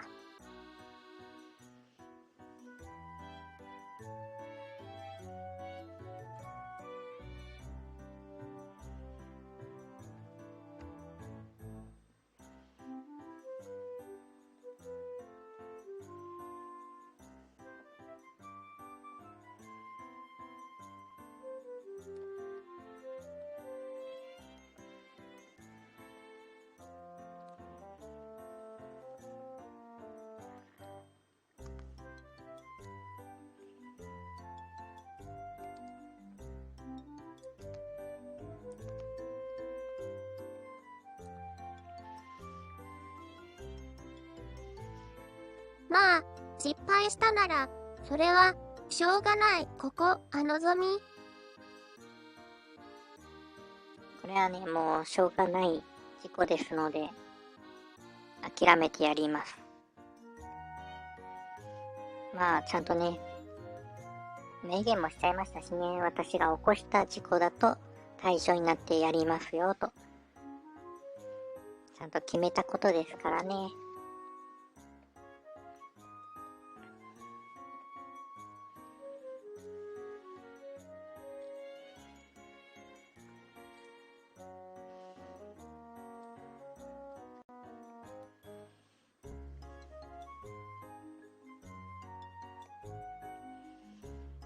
そして夕飯どうしようかな。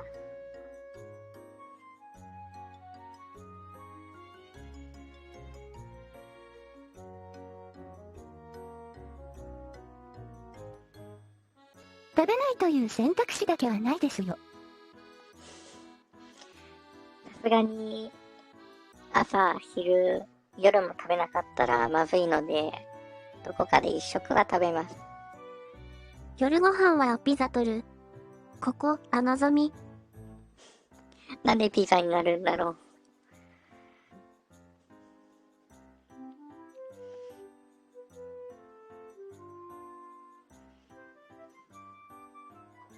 ピザ取るにしても久々ですね。取るとしたら。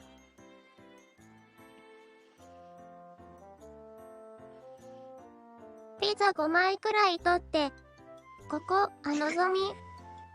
肉まん。なんで5枚黒猫なんですか？数おかしいですよね。2枚なんて普通に食べれる量じゃないんですけど。F でもきついですよ。ご近所に配る。ここ、のぞみ。なんで配るんですか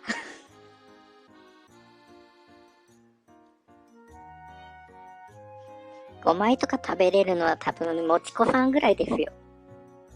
ピザの天ぷら、炭酸。ピザの天ぷらって何？もう、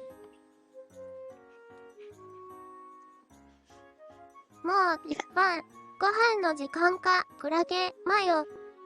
ママ友集めてみんなで食べる。ここ、のぞみ。もうね、それはお昼あたりにやってください。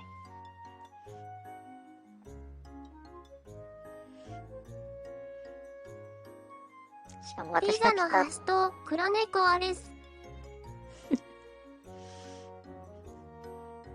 そしてね、私がピザ取るとしたらね、ほぼ個人経営じゃないのってぐらい、店舗が2つか3つぐらいしかないピザをところあげたら、元カロリーの炭になるな。クラゲ、マヨ。の場所なので、全国チェーン展開してないところなので、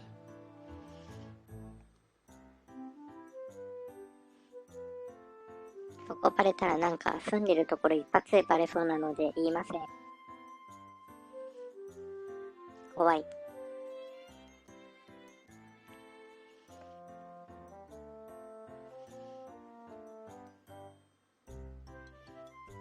近くにないんですよね。全国展開のドミノピザとかピザハット。個人経営の美味しいお店のピザ5枚を頬張るまま、ここ、のぞみ。だから、なんで5枚なんですか？ 5 枚も食べません。5枚も食べれるとしたらもちこさんだけです。実際食べれるか知りませんけど。むしろ食べられるんですか、もちこさんが。どうでしょう。もちこさん強すぎない。クラゲ、マヨ。なんかでも、増えてる。わら、ISK。もちこさんなんか、いきなりステーキとかでも1キロ食べてたような。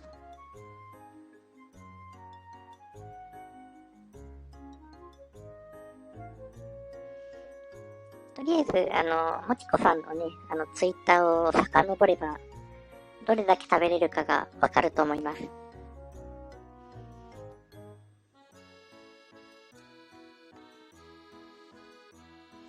そしてね、異様に観覧数がいきなり多いツイートがあるんだけど、誰の仕業だって言ったらね、私です。宣伝しました。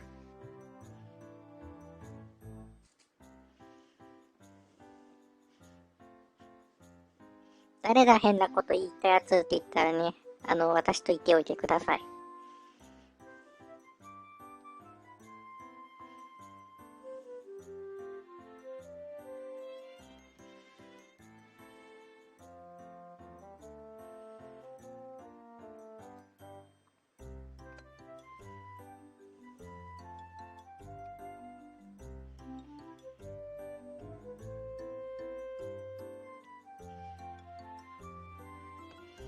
さあ、残り時間もあともう少し頑張誰ればがピザ6 5時間。枚頼んだやつ。ママです。ここ、穴ぞみ。頼みません。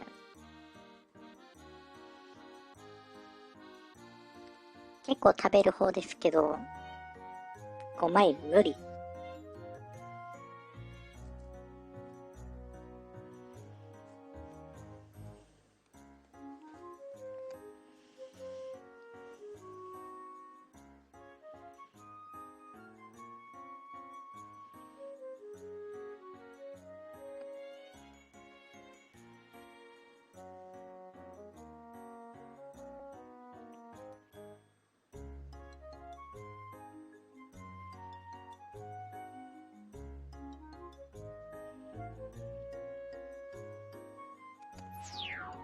美味しいですよね。ピッツァ、岩岸。美味しいですね。美味しいけど、まあなかなか普段ね、食べに行かないんですけどね。食べに行かないし、宅配もあんまり取らないかな。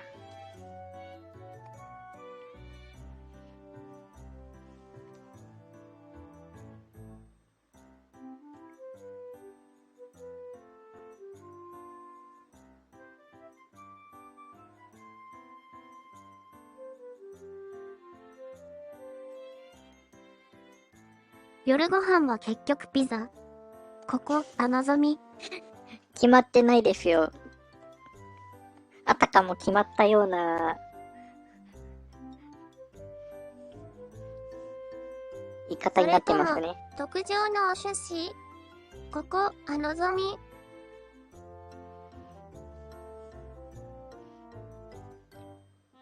なぜこの人こんなにお金かかるような注文のばかり言うんでしょう。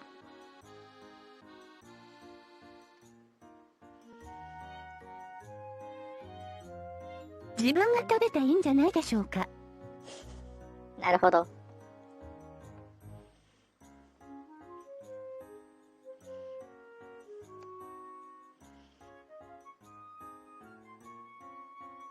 では、のぞみさんには何か。ハムハム。はい、ハムハムさん、こんばんは、こんばんは。こんばんは。こんにちは。どっちだろう、今。微妙な時間帯。ピザを、主食にピッツァをおかずに食うと、ノルノル。おは、今晩に、ちは、ハムハム。なるほど。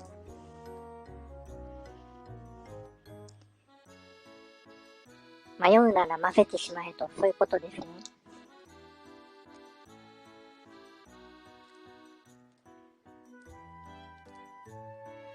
もやしサラダは、コスパ最高で YSK。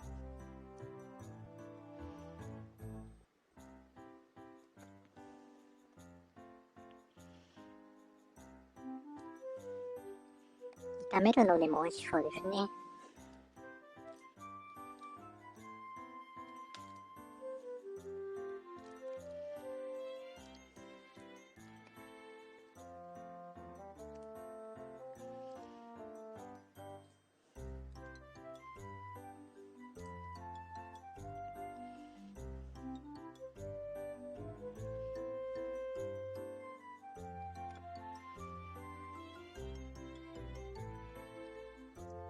美味しいですよね。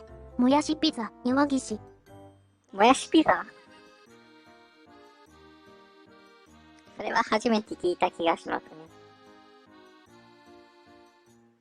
自作かな？作ったのかな？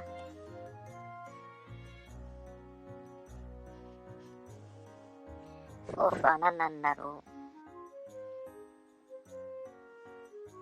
もやしピザは、クック PAD に乗せたらワンちゃん流行りそうね。クラゲ、マヨ。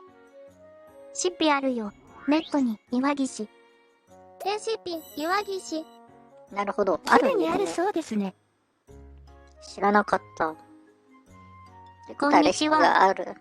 はい、こんにちは。すでにあった。わら、クラゲ、こんマヨ。にちは。おまるさん、こんにちは。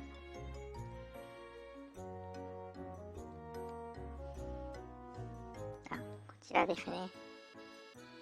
こんにちは。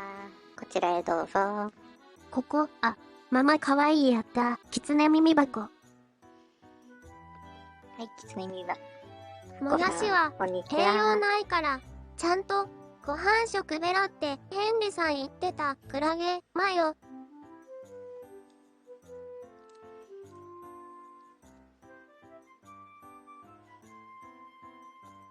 ヘンリさんが言うなら、間違いないな、岩岸。どっちかっていうと、もやしだけの栄養価だと足りないと言いたいんじゃないのかな、これは。ダブルママ、キツネ耳箱。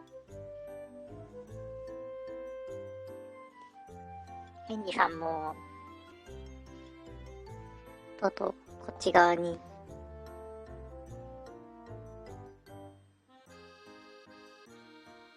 違うんじゃないでしょうか。それともおまるさんかな。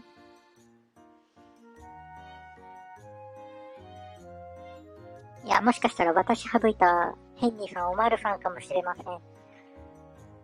なるほど。それだけではないです。ないって言われました。ないない、キツネ耳箱。キツネミューカさんまで。おまるさん安定の可愛さ。クラゲ、マヨ。はい、おまるさん。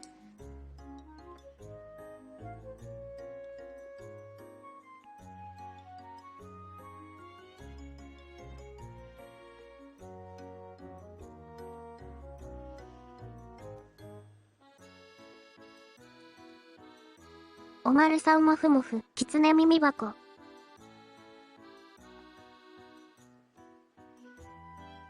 ここ、ママがママじゃなかったら、世界中からママがいなくなる。ハムハム。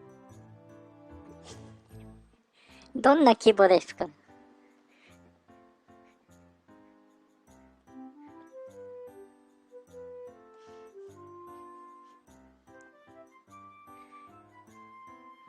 壮大すぎません、その規模。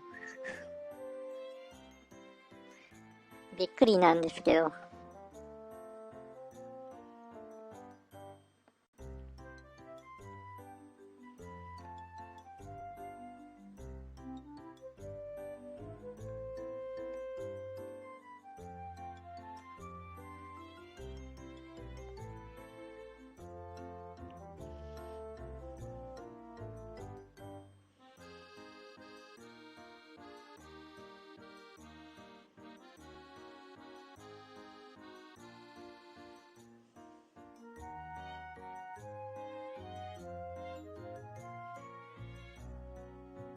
結局ご飯どうしようか決まらず。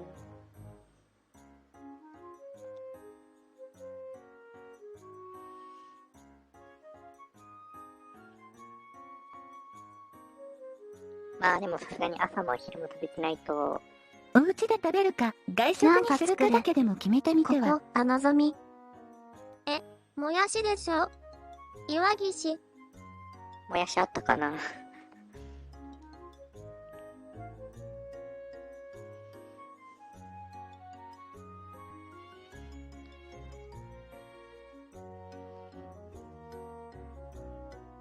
冷蔵庫に作れるものあったかな。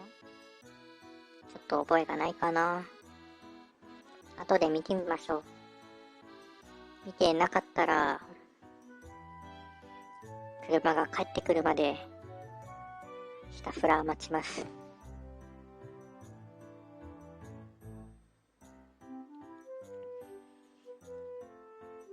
と言いつつ、2台あるうち、1台あるんですよね。ママ車運転できるの？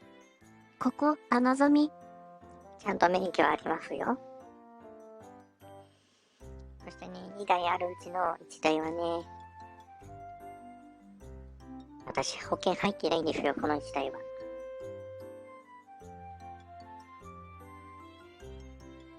なので何かやらかした時にね、大変なことになるので。身長足りてる。前見える。ここ、のぞみ。大丈夫。それはなんとかなってます。まあ、なのでね、ちゃんと保険がね、効いている車、500円払うと、コンビニで、当日保険は入れるよ。岩岸。当日か。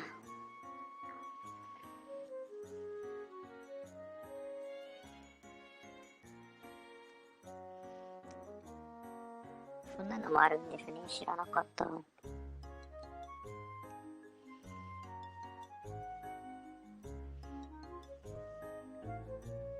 まあ、もともとは入ってたんですが、こっち多分そんな使わないよねっていう感じで除外したので、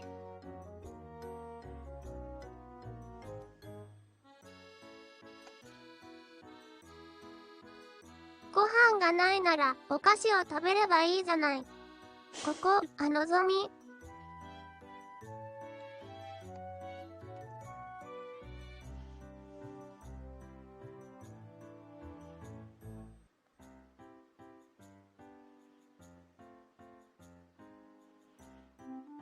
まあ、それでも、お腹は膨れるでしょうが、栄養価が多分足りないな、それは。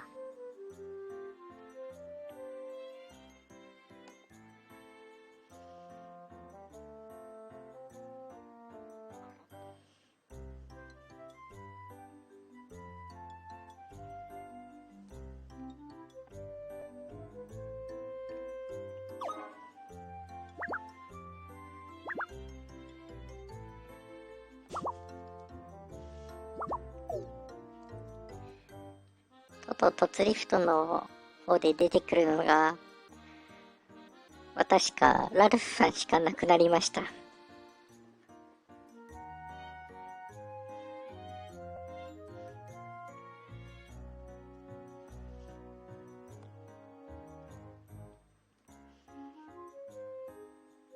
やってる枠は結構あるんですけどね。二人ぼっちだね、岩岸。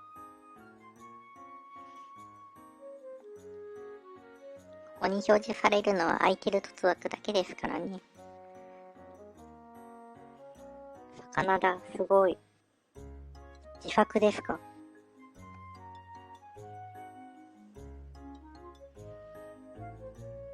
すごい。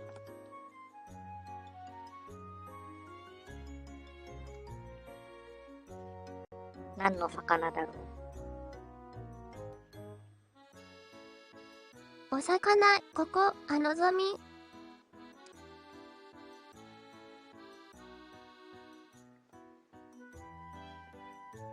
Windows のペイント 3D のお魚です。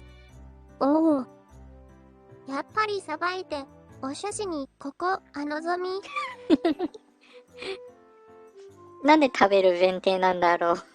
あれなんかコメントおがいきな腹減ってるんり飛びましたね。ですかね。まあ、各言う私もお腹だいぶ減りました。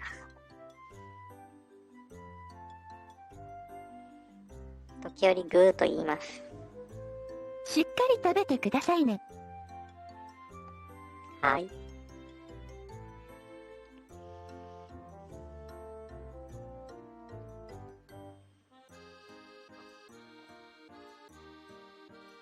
飲めるご飯、ココア味、きつね耳箱。それは遠慮しておきます。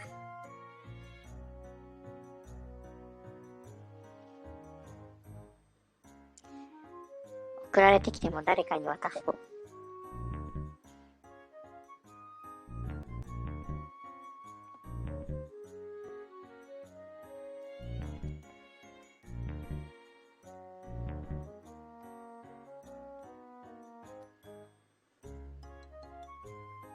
おかゆかな？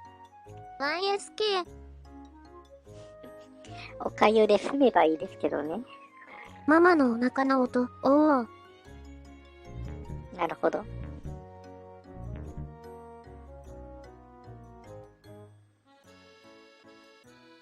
市場に狐耳箱。まさか入れられた？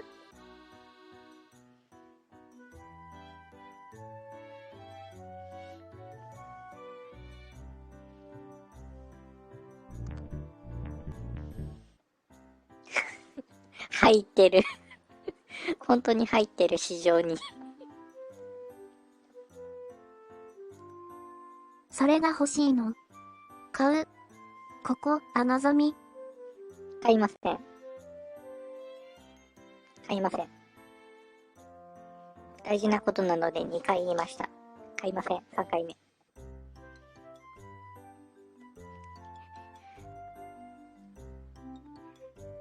しかもすごいことに、狐耳子さんが言った通り、ちゃんとココア味なんですよ。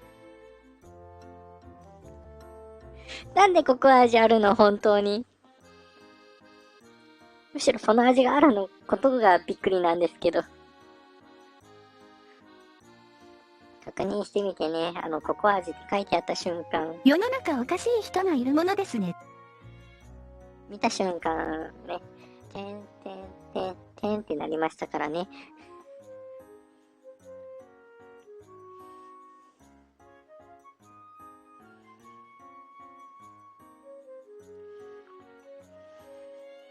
いやー、さすがですね。本当にココア味あるなんて、ないと思ってましたもん。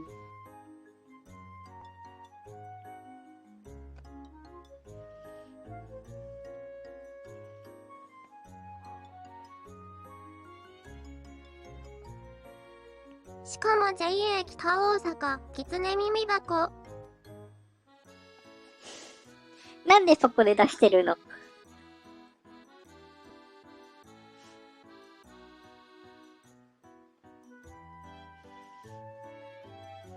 多分ね、紹介されたことで、JA 北、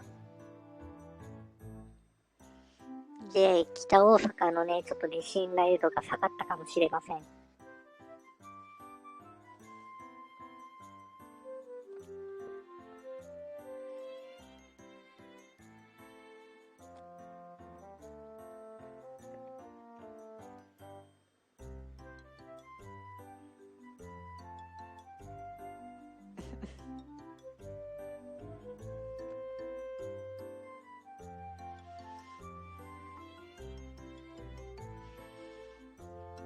それにしても本当にあるのは怖かった。しかも見る感じこれ、まあ、ドリンクなので、これ缶なんですよね。普通の自動販売機とかで買えるような缶の飲み物になってるんですよね。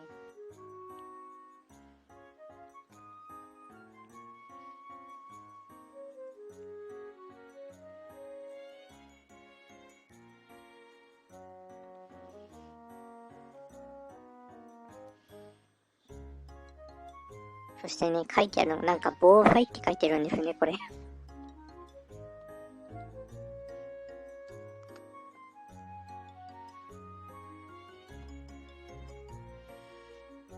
防肛門災でしょうか。防災非常食、保存食、災害グッズって書いてあるんですけど、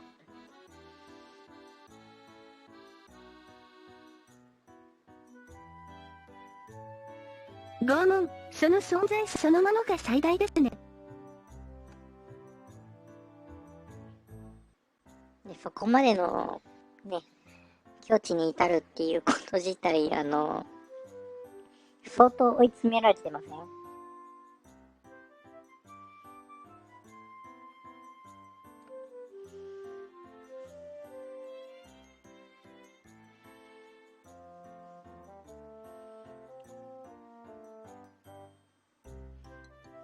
本あたり高いな、これ。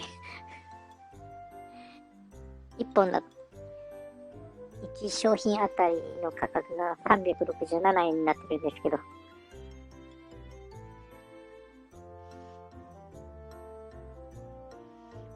1商品1本あたりかな。普通のジュースより高い。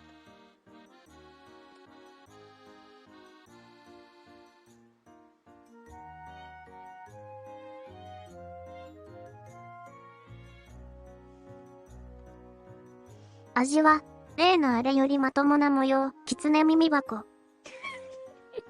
あれよりはまともなんだ。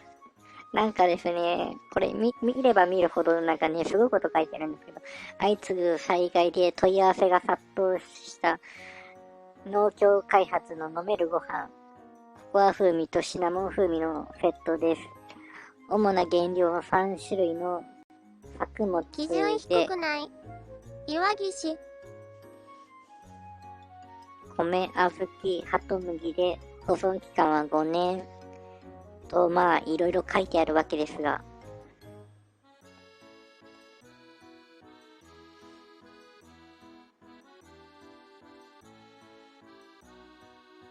なぜ開発しちゃったのか。最大、もっと先に作るべきものがあったような気もしますね。そして、なぜチョイスしたんですか？ココア風味とシナモン風味。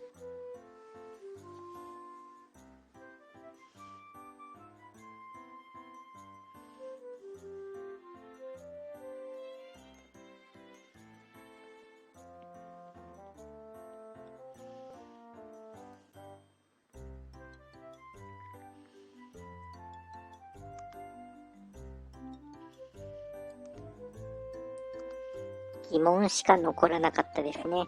そのチャンスで出すのなら、ご飯じゃなくて、乾パンとか、そっちの方ですよね。もしくは保存できるジュースという名目で出してくださ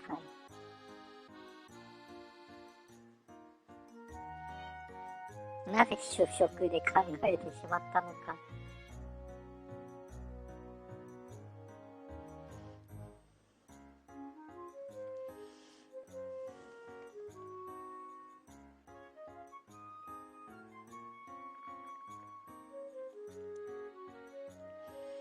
でもこの紹介でもなかなか面白いですね。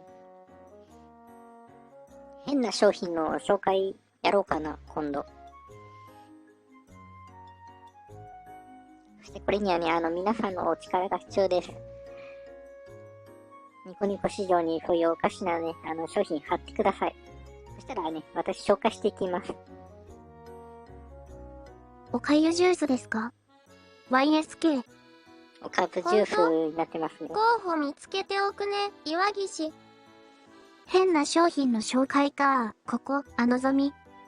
これはこれでなかなかね、面白いと思いますよ。まあさすがにね、実際食べて紹介するわけではないので、憶測で言います。残念ながらね。でもそれもそれでね、興味出てきた人は買うのかもしれないので、それはそれでね、面白そうなのでいいかな。なのでね、今度ね、そういう放送を、やるときはツイッターで報告します。その時にね、商品のニコニコ市場に貼ってください。それはそれで面白そうなので、今度やります。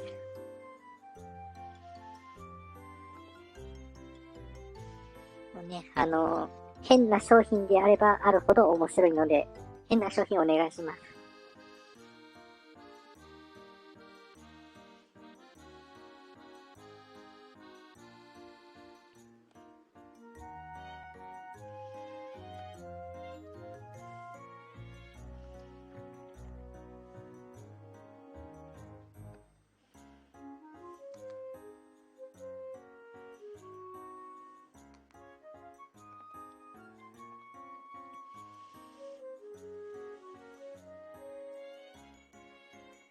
まあ多分こんな放送するの私くらいでしょうね。変な商品。変な商品。ここ、ぞみ。多分普通の人はこんな放送しないと思いますよ。これをね、面白いと感じてしまったのが多分私だけだと思うので。いないでしょうね、他には。そうでもないと思いますけどね。いますかね、他にも。こんな不況なね、放送するの多分私くらいかなと思うのですが。思いつけば飛びつく人いっぱいいると思いますね。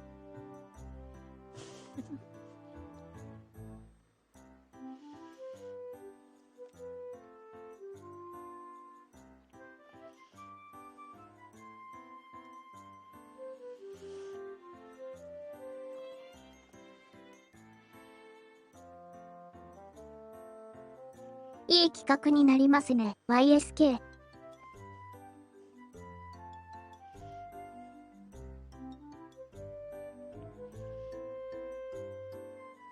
ちなみに多分ね、この企画やったときはいつも通り結局凸は開けておきます。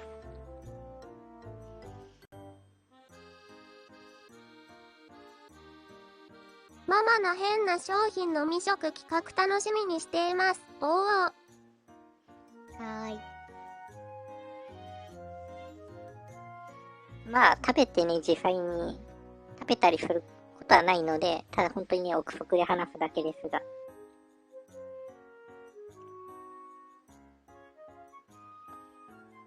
あれ、未実食になってる。実食になってる。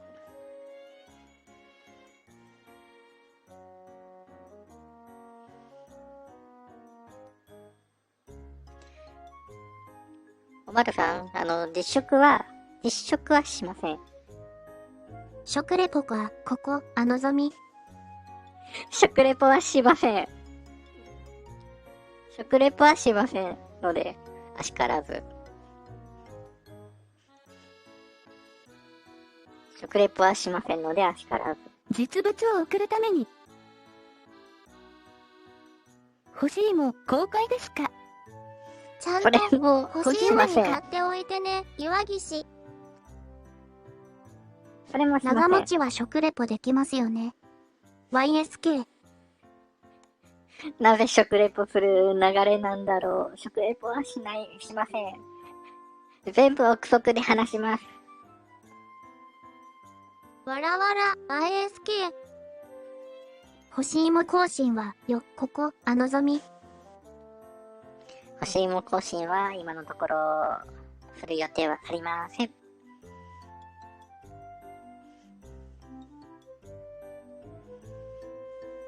なんか最近、のぞみさんのコメントで必ずどこかで1個では入る気がしますね。定期コメントかな。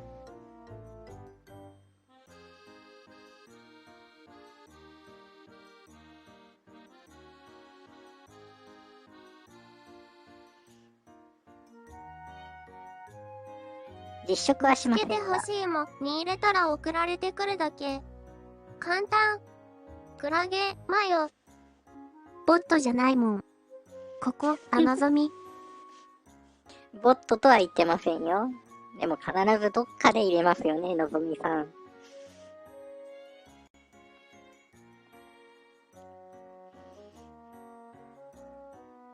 実食はしませんが、紹介はします。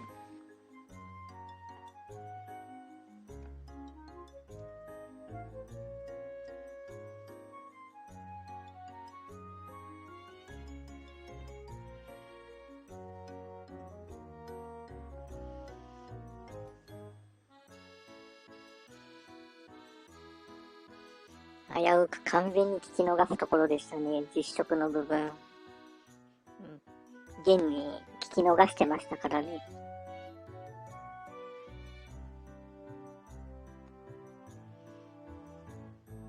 ケニーさんありがとうございます。危ない危ない。気づかずに。さっき、心よくお返事してくださいましたものね。おー。本当に気づきませんでした。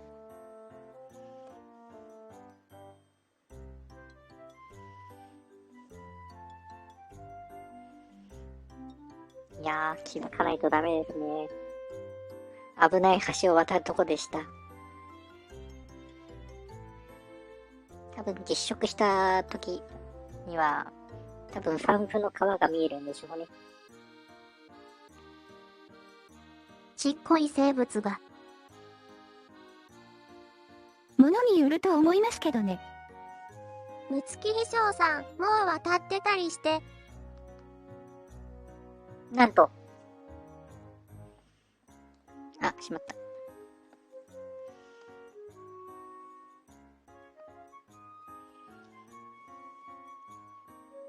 名前がちょっと読めなかった。というか、読まなかったですね。食わず嫌いは、良くないよ。やっぱり食べてから評価しないと。クラゲ、マヨ。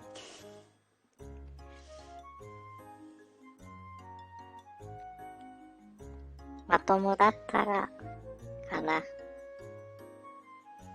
初見だったから。たっちゃん。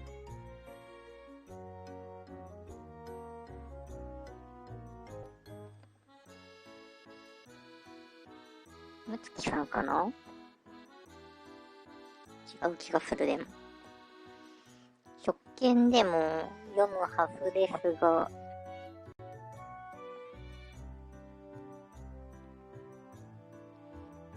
なんで読まなかったんだろう。記号がついてるからかな？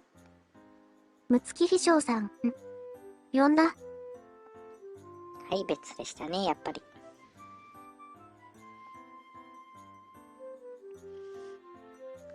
記号がついてると読まない？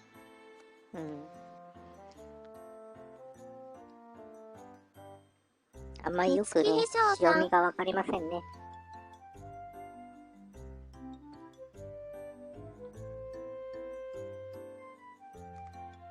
カリカット、カリカット。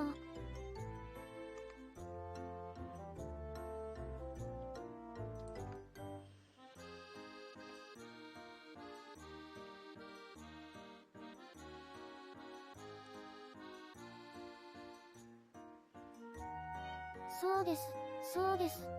むつきひしょうさん、何のこと？いえ、私の勘違いなので、なんでもないです。置いて置いて置いて置いて。なので、あまり気になさらずに。記号は関係ないと、たっちゃん。あれ、次読んだ。勘違い。放送ミス。ここ、あのぞみ。何持ってるの？たっちゃん。そうです、そうです。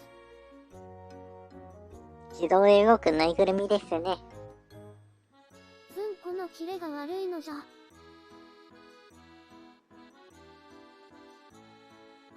そうです、そうです。うさぎ？たっちゃん。ねかな。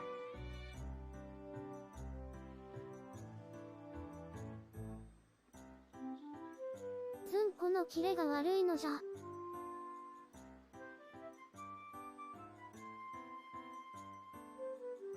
ノラ、ちゃん、ベリベリキュート。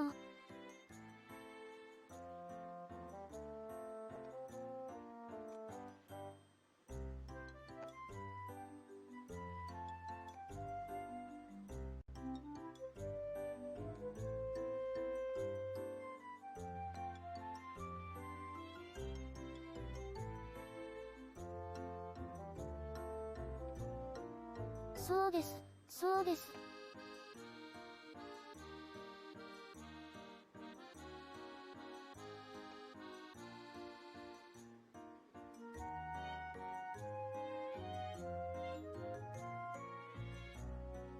O03正面わからない。わらわら、たっちゃん。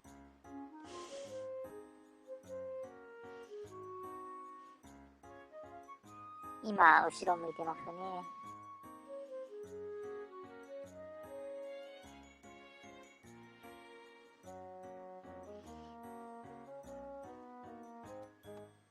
配信だとちょっとね、立体的に見えないので、わかりづらいかもしれませんね。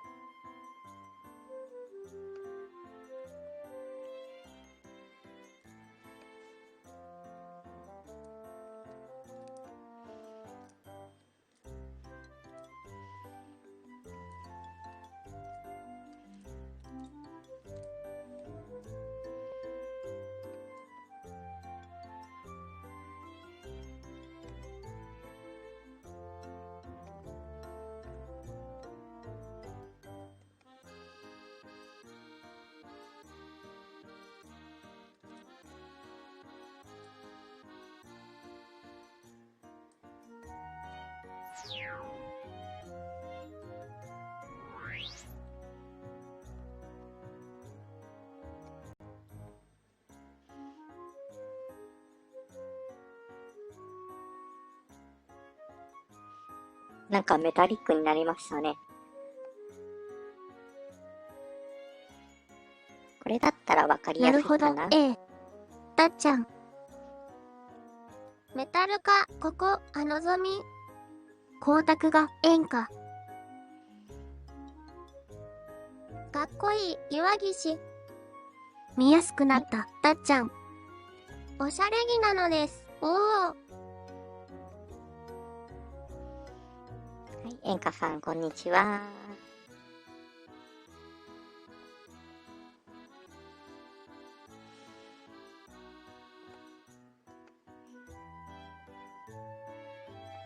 ピカピカ。クラゲ、マヨ。和骨です、窓辺ひなた。はい、ひなたさん、和骨です。いらっしゃいませ、いらっしゃいませ。ゆっくりしていってくださいね。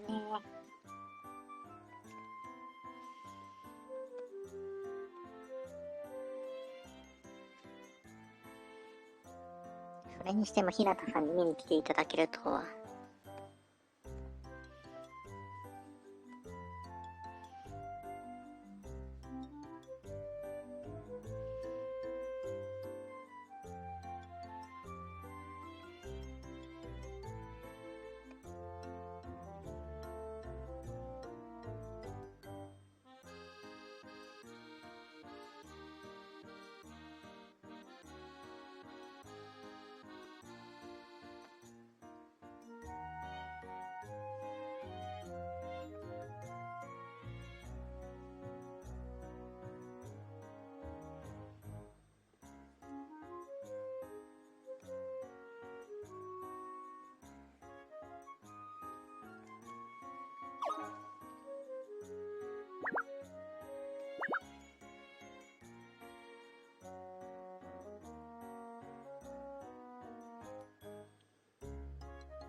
結構見てますよ、窓辺ひなた。あれ、結構見られてた。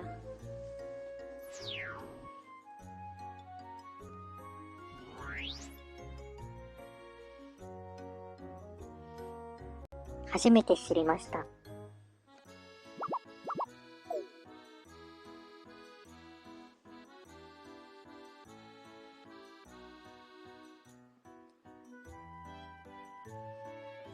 そして凸枠もね、またちょっとずつ増えてきましたね。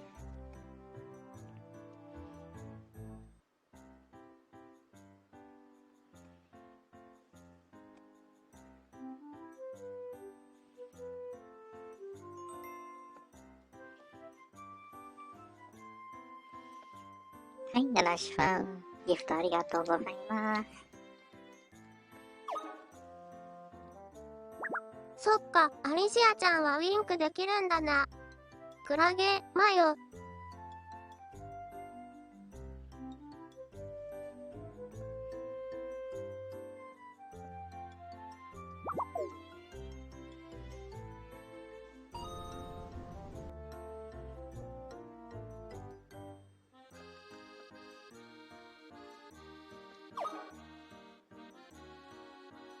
ママ、ダンス覚えたの。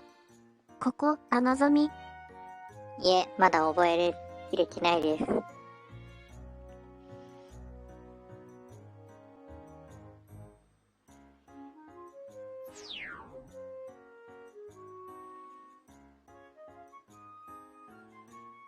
まあ、それは覚えたら配信します。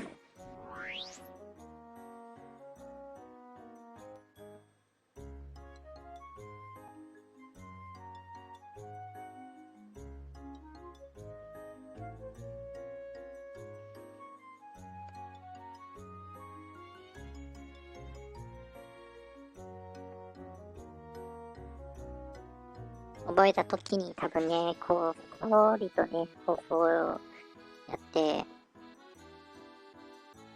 終わります。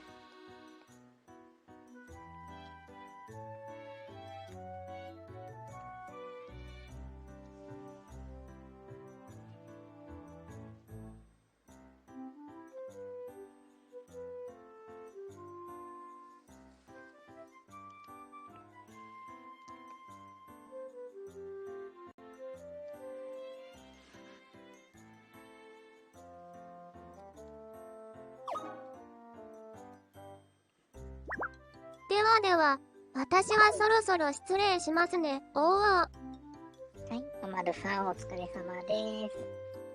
来ていただきお疲ましてありがとれ様です。うござい演ます。歌。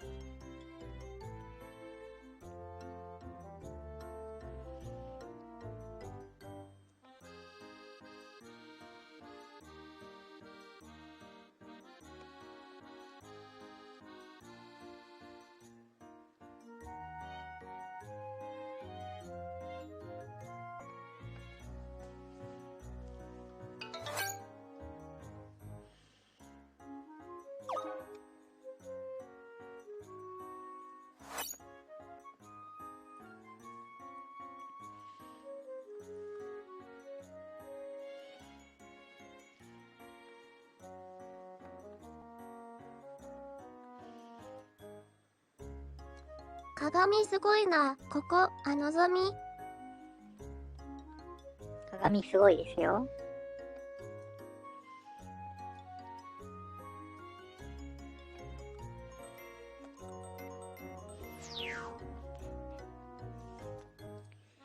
こんにちはひなたさん、ありがとうございます。はい、きすけさん、こんにちは。いらっしゃいませ、いらっしゃいませ。ゆっくりしていってくださいね。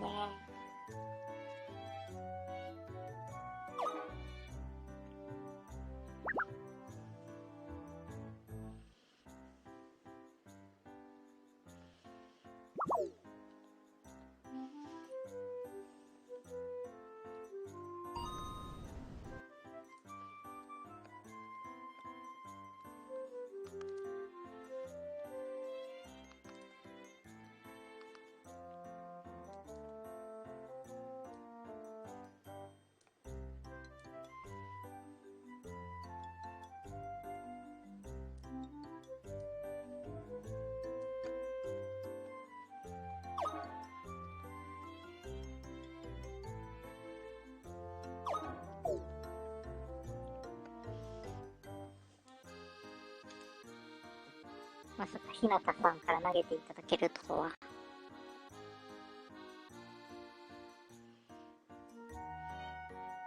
すごく嬉しい。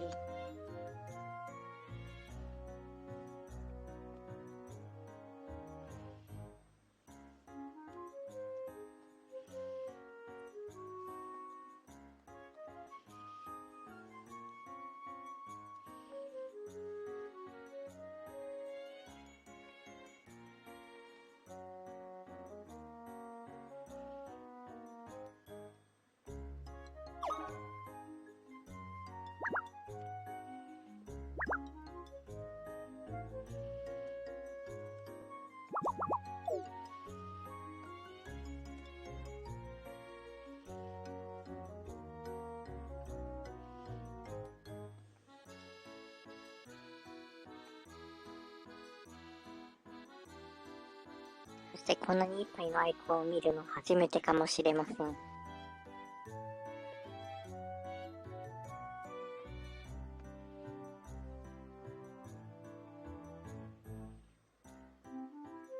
基本私の枠でこんなにアイコンいっぱいね、並べることないので。コメントしてくれたかっただけで31名ですか。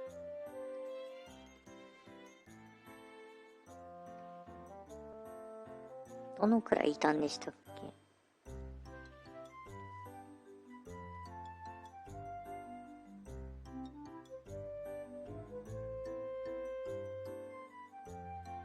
？31名いますね。結婚式の時が一番多かった。ここ、のぞみ。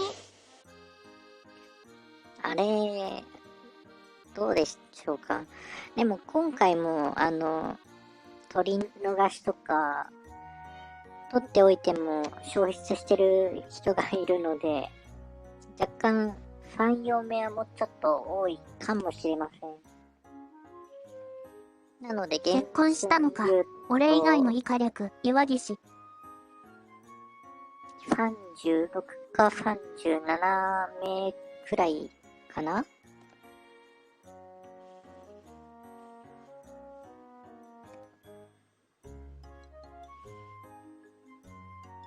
なぜか、ここ、ここ、あ、ここ、あ、ここ、あ、マはい、マの子猫鍋供。さん。こんにちは、こんにちこんばんは。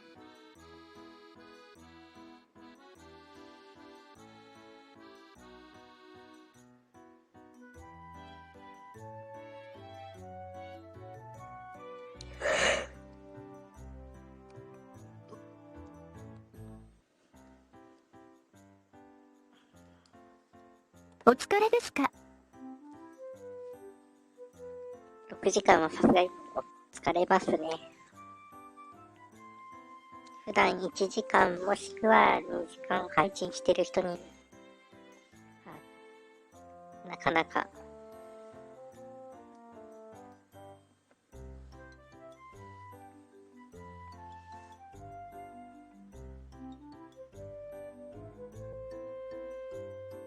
何より6時間配信本当に久々ですからね。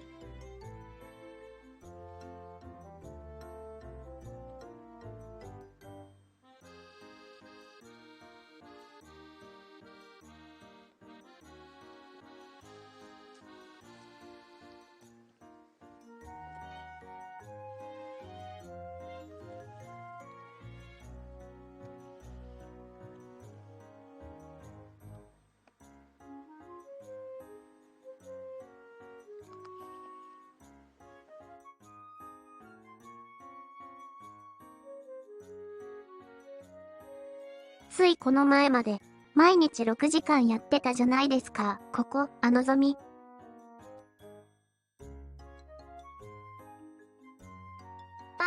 %いい 3%83%、90% いい 3%83%、BG% いい 3%83%、81% いい。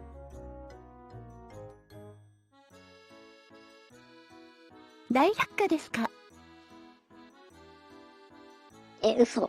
その URL なのこれ。すごい。バレた。%いい 3%83%、90% いい 3%83%、BC% いい 3%83%、81% いい。小手半変わってるやん。わらわら、ここ、あのぞみ。大草原なるほど、岩岸。%、わら、ISK。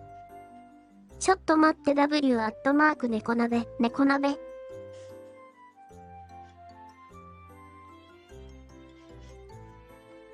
さっきのコメントで、小手半がついたんですね。そう、どこからね、同じコメント出してるのかなと思ったんですが。なるほど、そういうことでしたか。あれが名前だとしたら長すぎる。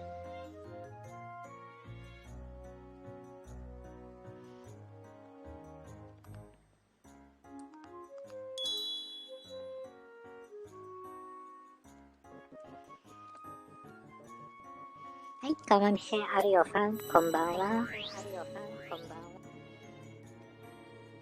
というか、律儀に全部読むコメントちゃん、猫鍋。一応ね、とりあえず限界まではね、設一人定して、るので、プレミアム一人がコミュニティをフォローしました。基本多分読むはず。釜飯食べたい、クラゲ、マヨ。オトループしてるかな？ここ、あのぞみ。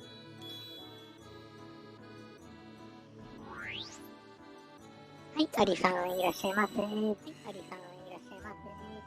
ーい、こんにちは。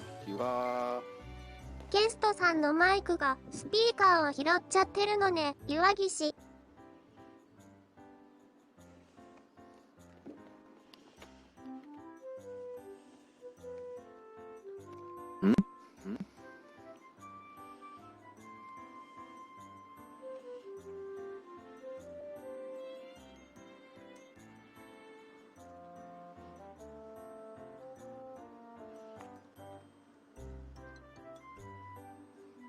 設定がうまくいってない感じかな。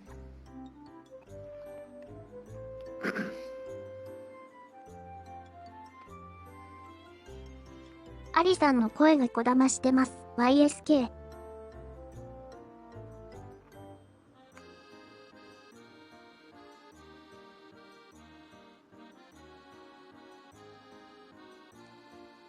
ったかな？アリさんのスピーカーがちょっと大きいんだろうね、岩岸。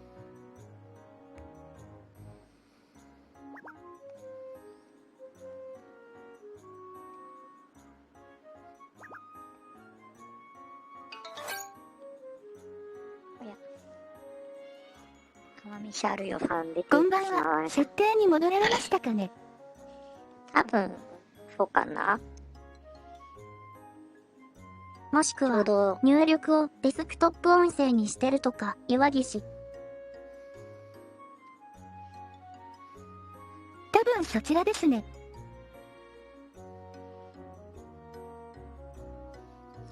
ちょうどここにね、プロフェッショナルの方がいらっしゃったので、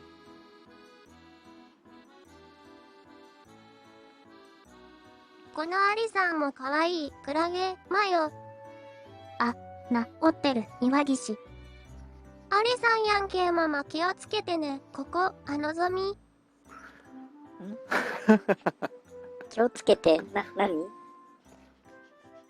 何をしたんですか、アリさん。いや、私のアバターがこういう感じでね、なんだっけ、コメントか何かが、のぞみさんのところに突き刺さってたの。アリさんスカートの中に手を突っ込んでくるから、ここ、ぞみ。ね、で、こうやって撮ったら、ね、ほら。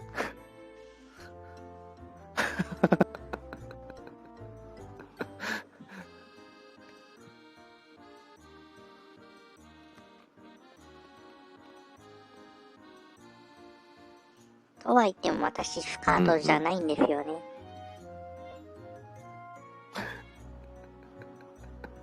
多分大丈夫。多分ですか。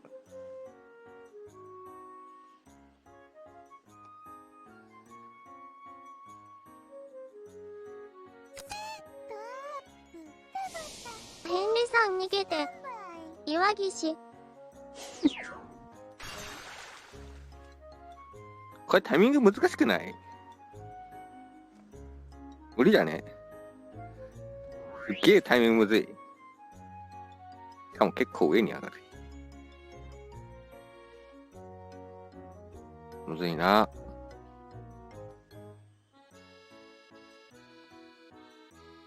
練習あるのみですね。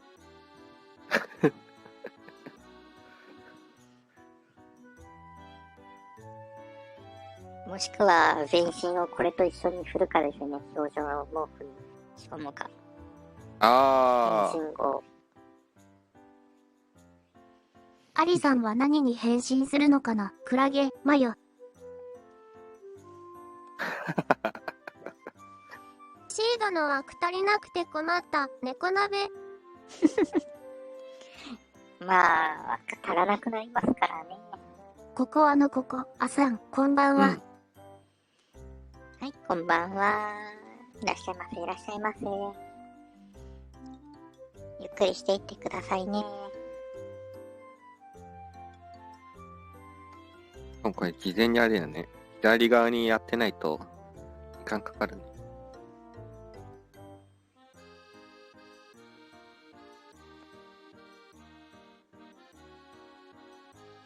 ミスちゃんシリーズ何個か消そうかなって思ってるけど使ってる人がいるのかな？猫鍋。あアップロードした人なら、取り込み、人数確認してみたらどうですか？わかるんじゃないですか？ここヘンリのアリさんは今日休みですか？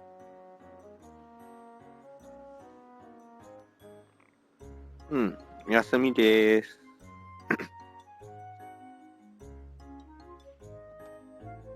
私もお休み。だけど明日からまた毎日があります。そうそう。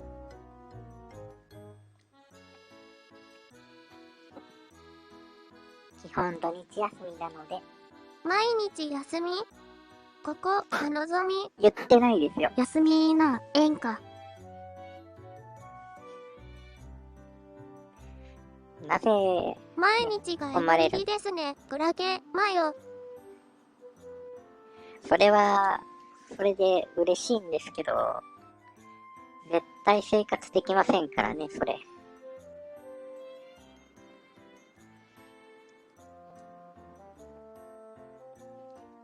あ、飛ばなかった。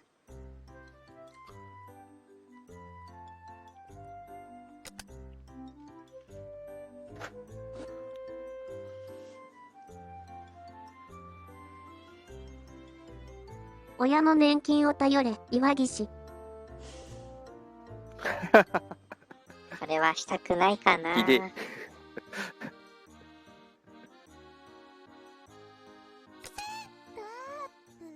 親の同じく、年金。ココアさんならあらクラ養ゲってくれる方が現れるかも。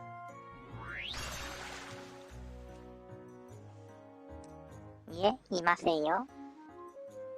返信完了。隠れてますね。ベルト。養う。岩岸。うわぁ、ボーイになった。クラゲ、マヨ。口を養う。岩岸。ここ、アサンのお年養う金頼ればいいんですか？ただでさえ難しいのに、やめましょう。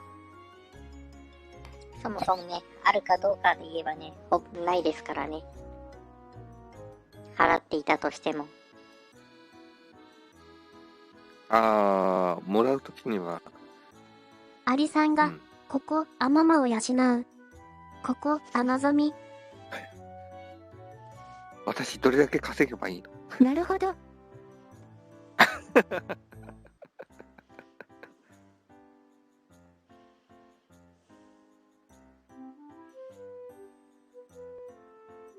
リさんがみんなを養ってくれる。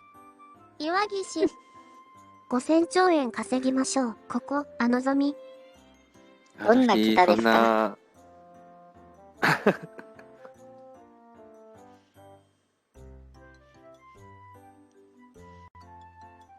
ありがとう、アリさん。一クラゲ生でマヨ稼。げる額は大体決まってるよね。普通の人は。むしろそれもね、俺を言うのは早いで。その金額いけるかどうかもね、怪しいですけどね。ありがとう、アリさん。岩岸。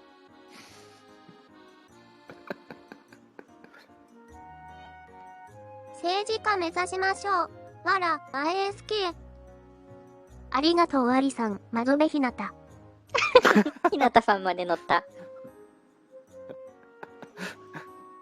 私は子ありがとう、供に帰る。アントマン。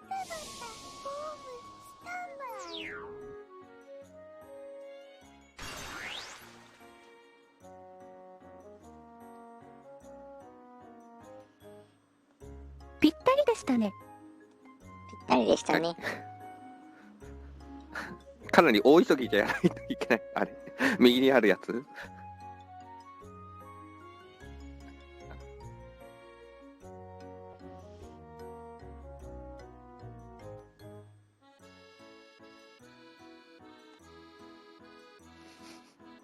政治家になってもそんなに稼げたかな。なんかメディアに出てるような人が多分そんないっぱい持ってるんでしょうけど。政治家、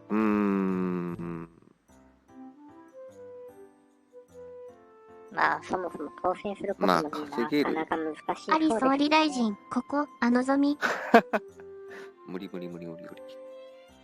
無理無理。うん、そこまでいけばな、まあ、多分稼げますね。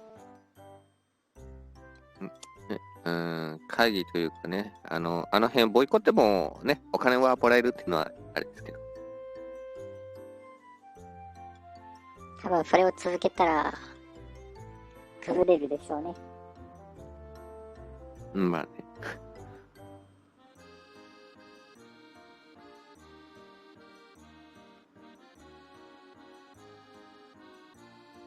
アリ大統領。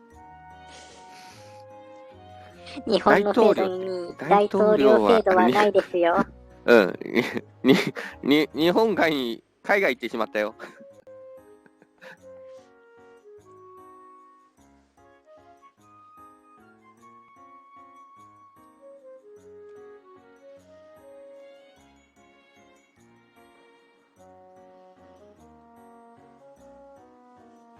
海外で頑消費張るんですか？税チャラにしてください。YSK。アリ国王。ア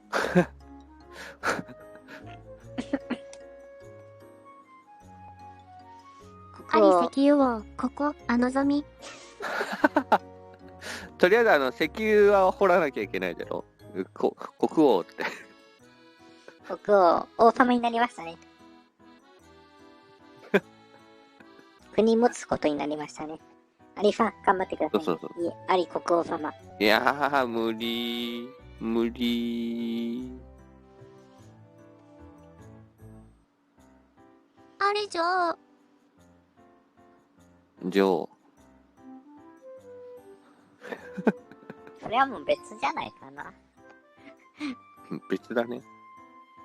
アリ帝国設立と聞いて、ノルノル。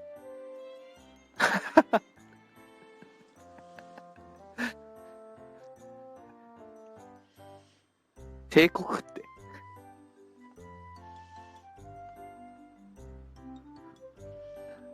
あれよ、土地ないよ、土地が。アリ陛下。そうなりますね。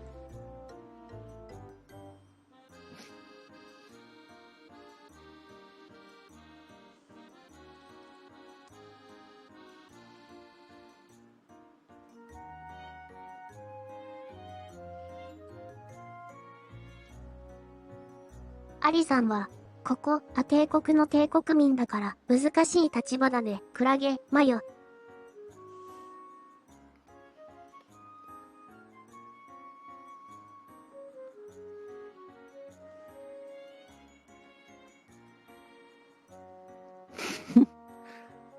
ね、ココアさん帝国のね、国民。ね。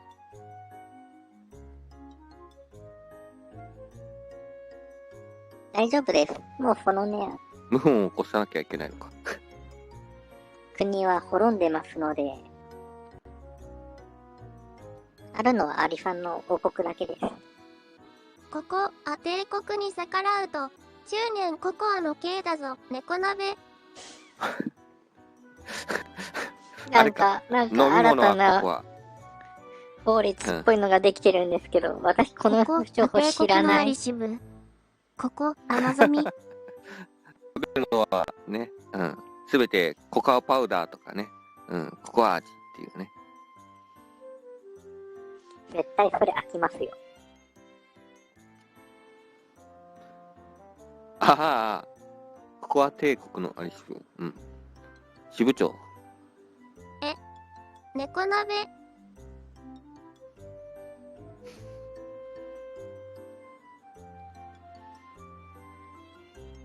10年ココアの刑は初めて聞いた気がしますけど、天敵もココア、YSK。それはもうダメじゃないかな。そっか。それもう命の保証がありませんね。そんわならわら、の見るから YSK。料理にかけて、いい調味料はココアだけ。美味しいね。クラゲ、マヨ。合わなければ相当まずい料理になっちゃいますけどね。3色ココアの粉になって、24時間口に、ホットココアで、ココアの粉を流し込まれる系、猫鍋。最低ですね、そんな刑。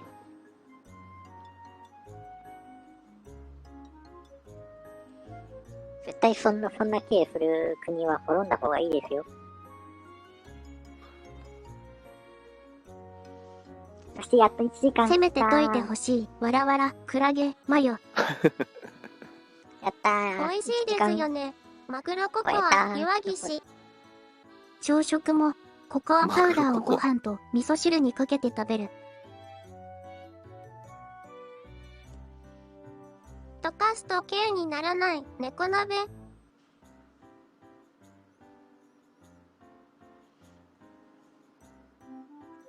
そんな K をやってるところのね、王国なんてね、滅んでしまった方がいいのです。ムキココアは、後半かなり辛いかも。YSK。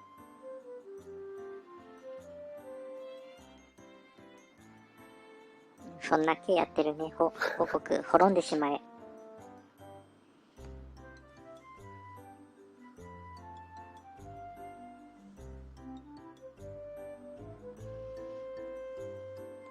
残り50分だ。1時間切りました。ほんと、今回は長かったですね。お、ここ、帝国とオトチー共和国は不滅なり、猫鍋。やだ、岩岸。そもそも、オトチーさんの王国もあるの。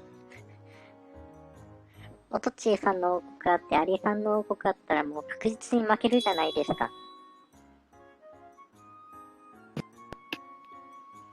はい、コナちゃんさん、こんばんは、こんばんは。いらっしゃいませ、いらっしゃいませ。ゆっくりしていってくださいね。こんばん戦争するのは。こんばんは、こんあら、ばんは。クラゲ、マこんヨ、ばんは。ひなた王国、窓辺ひなた。ひなさんのオ王国もあるトチー共和国は、入国厳しいけどね、猫鍋。ね、ひなたさんのね、王国もある時点でね、もう勝てる気がしませんし、何よりね、私の王国はもうすでに多分滅んでるとは思うので、そのもう滅んでいてください。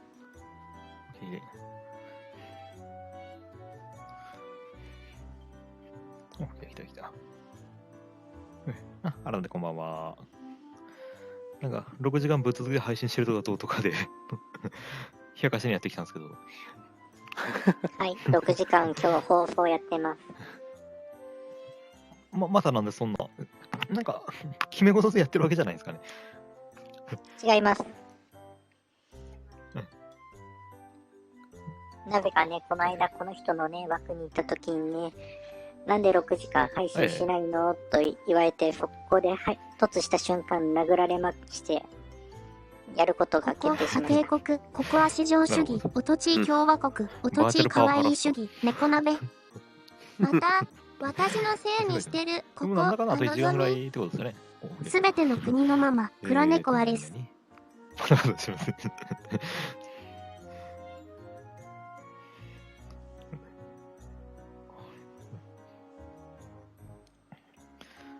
まあ、ある意味間違ってはいませんよ。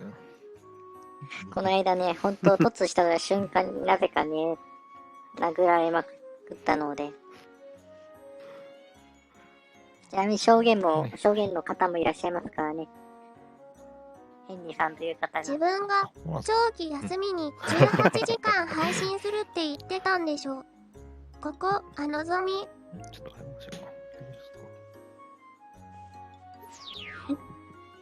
18時間は言ってないです。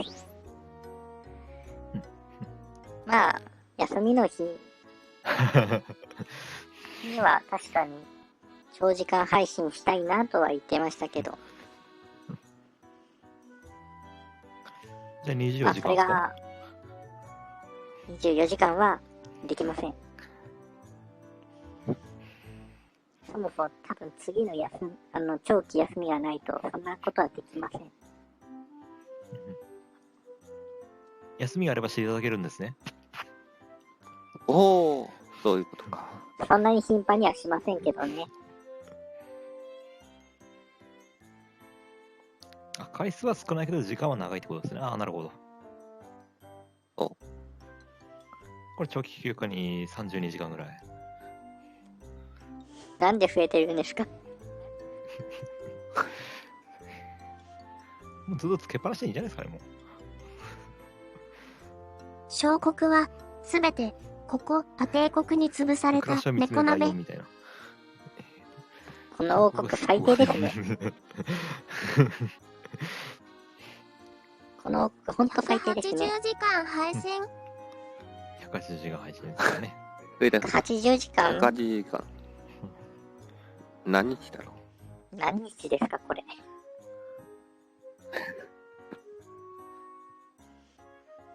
軽く1日2日っていうレベルじゃないですよ。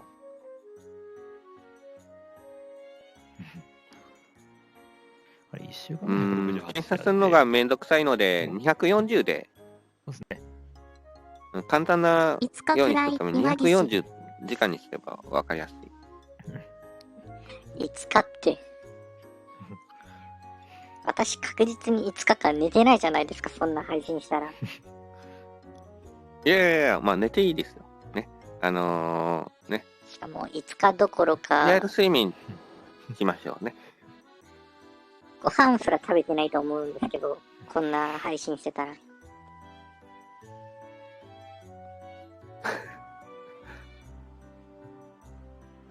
事前に周りに置いときましょ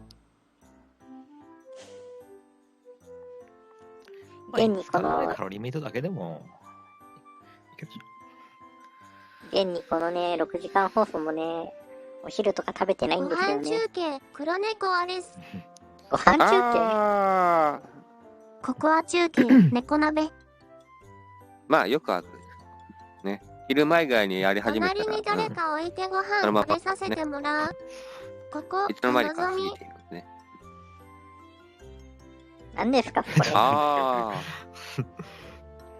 ええやん。あ、うんなんでお昼食べてないの？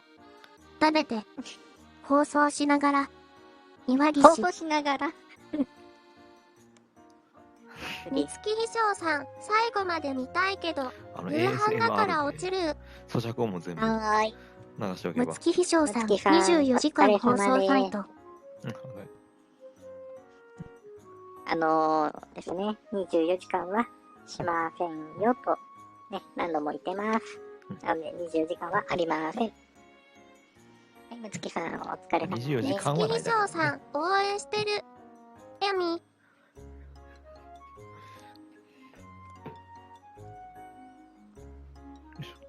でも、お昼ご飯食べてないのって放送事故じゃないですかね。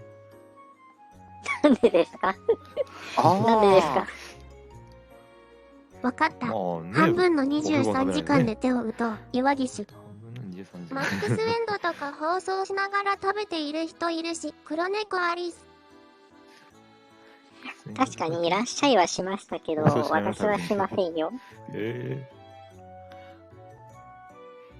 マックスエンド放送。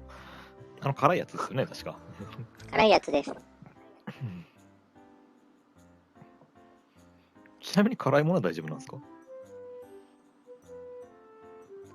嫌いではないですダメけど、そうなイメージはあります。ああ、そうなんですか。じゃあ決まったな。嫌いではないですけど、体調崩すので、やりません。放送中にご飯食べられる。いいアイテムあります長期休暇ならよ。 OK だと。飲むおにぎりって言うんですが、実行しません。それだけは絶対に嫌ですカチッ。と今。美味しいですよね。飲むおにぎり、あー、岩飲むお岸。にぎり。飲むおにぎり。確かに。それなら、ね、ピュー。アリさんはココイチの中から塩湯ですよねま。ずそう。美味しいの飲むおにぎり。せめてお帰りにしてほしいな、素直に。アリ様ココイチのジュバ。マジ？いや、ほぼ行ったことないよ、ここ一。私もですけど。そんなにいかないです。全部数えるぐらいしかないですね。私も数えあと、マラカるくらいかな。の製麺もあんまり行ったことないですね。うん、そうですね。金沢カレーの方がもしかしたら行った回数は多いかもしれない。ここ、のぞみ。カレー食べる？最近はインドカレーばっか食べてますね。カレーって言ったら。ここはカレー。猫鍋。ここはカレわかるーまずそう。いや、意外と隠し味隠し味にはなりそう。アリさんが今度ココイチの10からし実況放送するって。さんが今度岩岸マジ？どうやって放送すんだよ。あ、持ち帰りとかないのかな？はあ。でも、アリさんがしてくれれば今、ココアさんもするって言ってましたよ。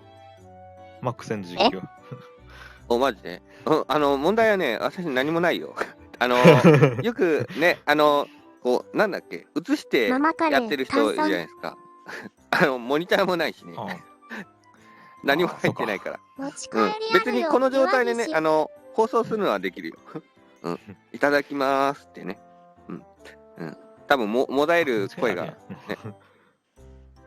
聞こえるようになってね、そのうち、ね、辛い動かなくなるから。苦手ではないですけど、結局ね、辛すぎると体調崩すのでやりません。どれだけ辛いんだろうな。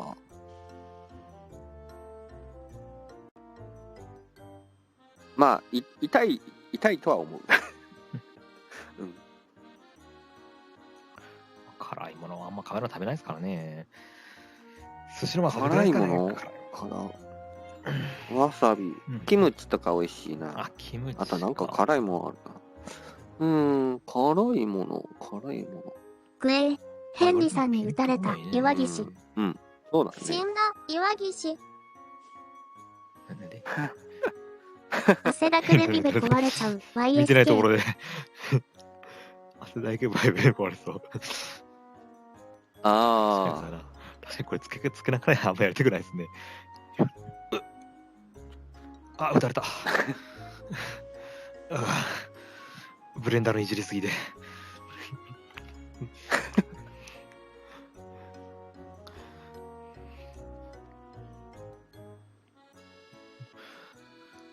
まあ、2日分の放送内容は決まっているので、おう。何するんですか？まずはニャンニャン放送と、そうです。あそうです。あと喋るんや、それ。喋ります。なんか、そうです。チャッピーの親戚みたいな。チャッピーではない、ティッピーです。チャあッピー、ホラーです。そう。ホラーです。チャイルドプレイですね。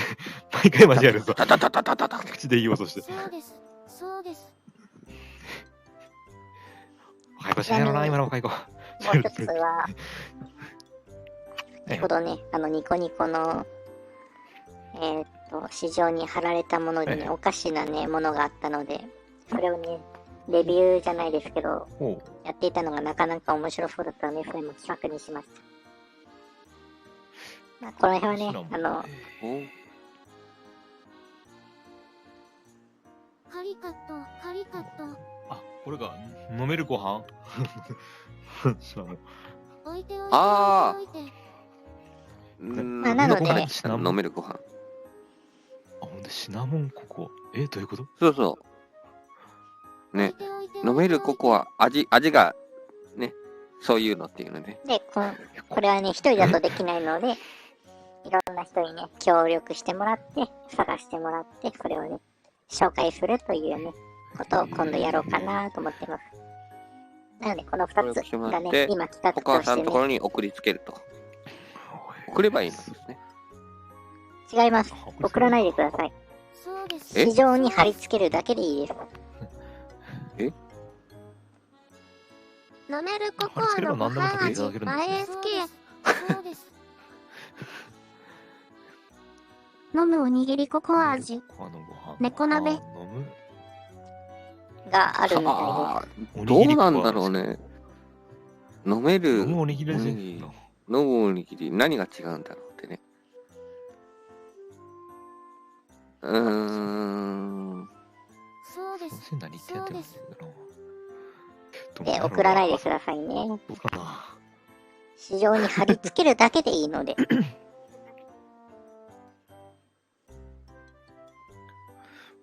なんやろうな。そうですかな。いや、レビューするっていうか、もうまず楽しみにしましょうかね、じゃあ。とりあえずこうね、実際にこう飲んでみて、こういう感じでしたっていうね。食べるとはね、一言も言ってないんですよ。食べないです。どうせな。食べないね。食べないです。飲むんです。そう飲み物ですからね。はい。食べるんではない。食べない、飲まない。はい、食べません。飲むんです。食べない、飲まない、持ち込ませないみたいな。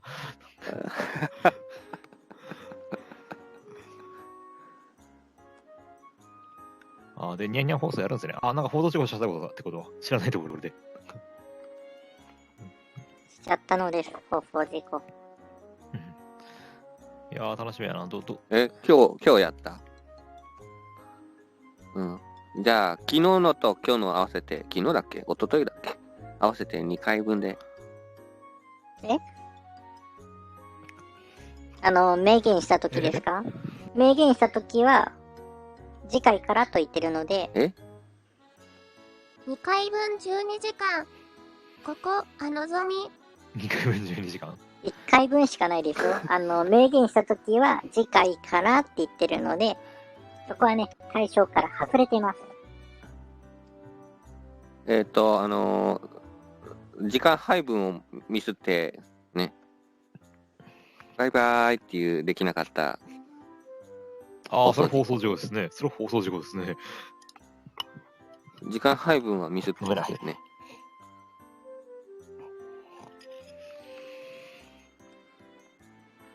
あれ、明言したときじゃなかっただってでしたっけ？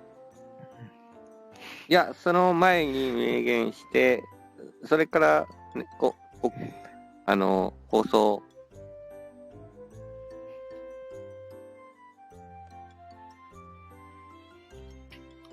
うん。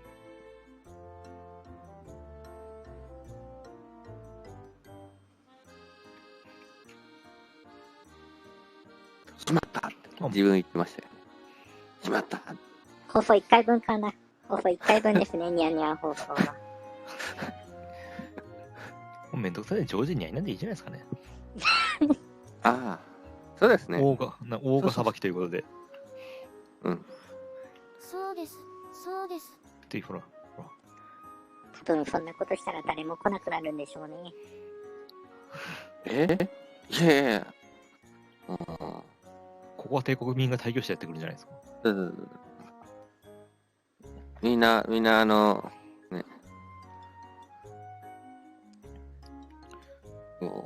ココアさんがいないともうダメだってなって。一大派閥と化したココア帝国が、日本政府に牙を向く日が、嫌やな。ニャンニャン放送で元ネタは何なんですかね。元ネタで言い方も変ですけど。元は他の方が、罰ゲームで何か企画とかをしてて、罰ゲームでそういう放送、ニャンしか言えない放送をしますといったのがね、始まりです。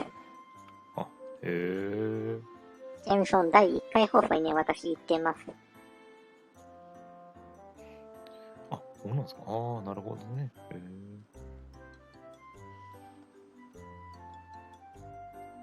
にゃん、ここ、のぞみ。まあね、一番最初にやられた方が2、3回か4回やった後くらいにね、他の方も、まあ罰ゲームじゃないですけど、そういう枠を取り始め、で、なぜかね、私も他の人の放送でね、それをやる羽目なことにね、なったので、やった後、今の状況に陥っています。なるほど。どんな、まあ、楽しみにしてますわ。次って明日ではないか。いつ頃なる予定なんですかね。一応聞いておくと。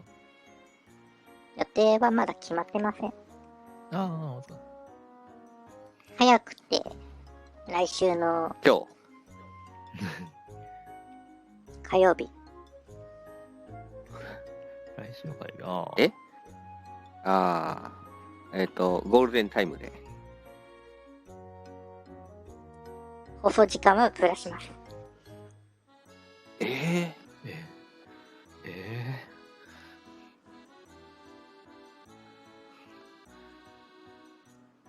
むしろ、早くて火曜日なので、まあ、できなかったね、土曜日とかの完全に人が見なさそうなね、時間帯。7時とか2時。ココアさんの通知を見守るんだ、みんなで。見逃さないように。要チェック。人が絶対いないような時間帯にやりますね。やりましょう。ココアさんとここチェックしとかなきゃつんで。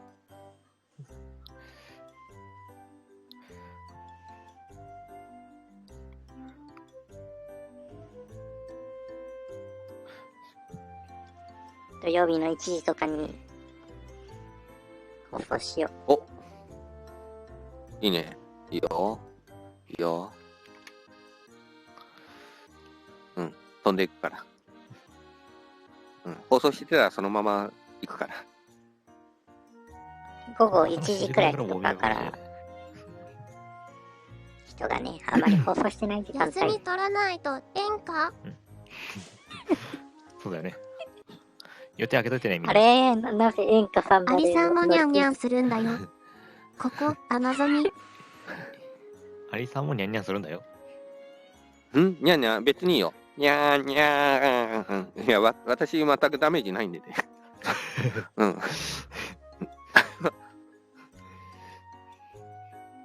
にゃー、にゃーって。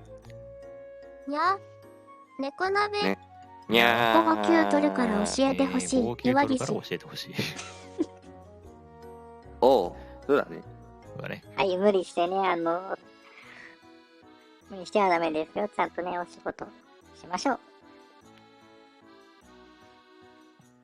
仕事みたいなもんやしね。別にココアさんのあれ、集まってくるのも。何を言ってるんですか。まあ、自然と集まるでしょうね。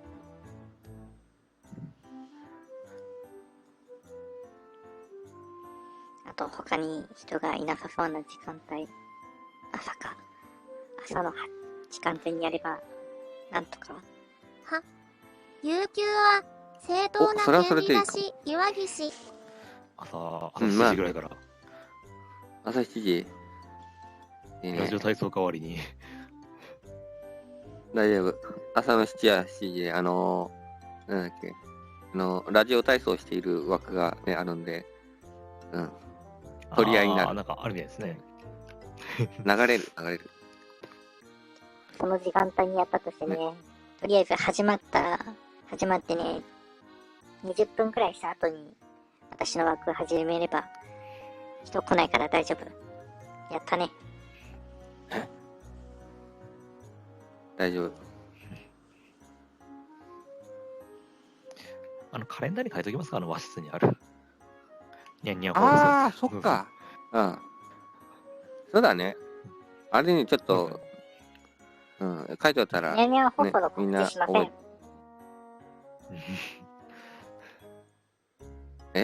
ん。わかった。じゃあ、私の放送の方でね、手書きでちょっと書いとこあ、いいっすね。う。うん、ね。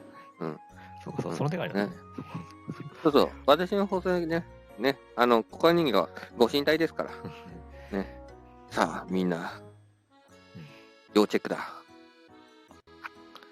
で今から広めておけば確かに。まあね、今から広めてもいい。ツイッターで大々的に告知を演歌。ツイッターで大々的に告知を。その告知を出さないな。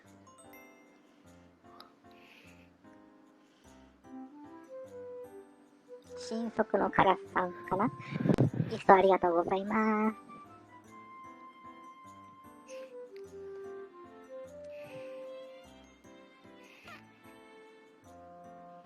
今気づいたんですけど、この背景なんか奥の方にこっち見てるやついますね。はい、いますいますなんよ。かトロロっぽいものが、トロロじゃないわ、トトロっぽいものが、よくたちっちゃいのもいるわ。は神秘的なね、トトロっぽいものが枠な、ステージなので、そういうのがいてもおかしくないですね。とろろ、ここ、あのぞみ。とろろ、これもそうか。とろろ、今ちょっとお寿司食べてきたから。スラッとでしょ。とろろ。山芋かな。山芋いいな。もしくは自然ああいう薯かな。ぬるぬるした系で自然薯。いいですね。ああいうぬるぬるした系で大丈夫ですか？オクラとか納豆とか。私は苦手ですね。なんすか？食べれなくはないですけど。そう。じゃあ好んでは食べないという感じかな。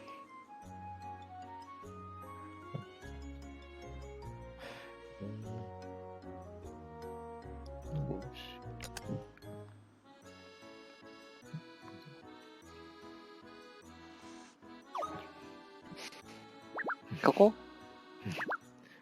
あ、だからすげえ今更突っ込むんですけど、そのヘンリさんのアバターってなんかまた新しいやつですかね。いえ、もともとありますよ。ああ、そうなんですか。うん。前から使ってますよ。合ってない今日はだけです。嫌がるここあの、あままにとろろ芋をぶっかけてもいいのか。岩岸、嫌がる子はままにとろろをぶっかける。オッケーやで。こんにちは。バスタブいっぱいに入れてドボンってしちゃってもええんやで。はい、フラミさん、こんにちは。あ、こんにちは。一人、プレミアム一人がコミュニティをフォローしました。コミュニティフォローありがとうございます。でも山芋は勘弁してあげようね。肌かゆくなるから。大丈夫、岩岸さんがね、そういうことしないというのは知ってるので。というより信じてるので。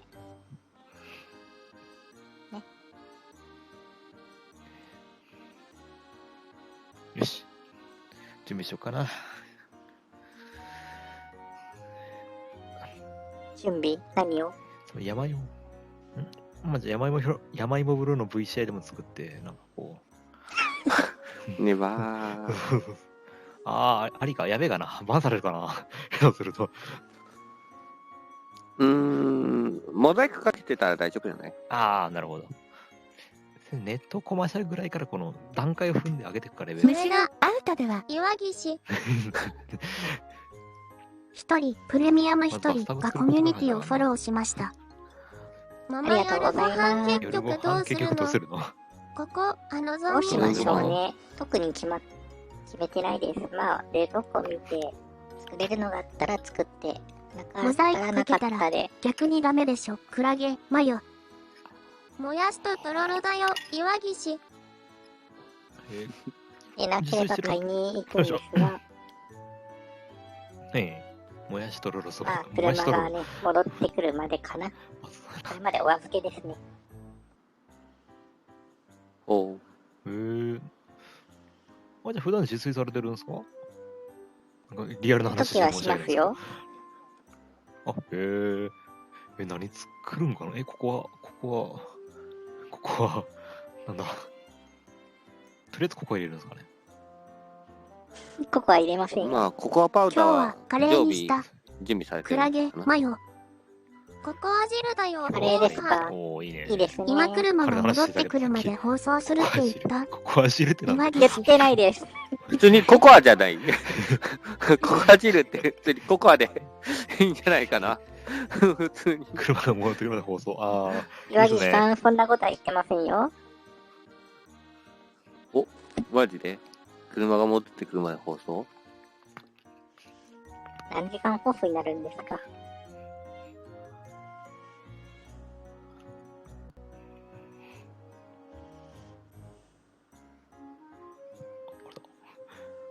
一人当たると簡単に割れるな。不思議なあれは風船。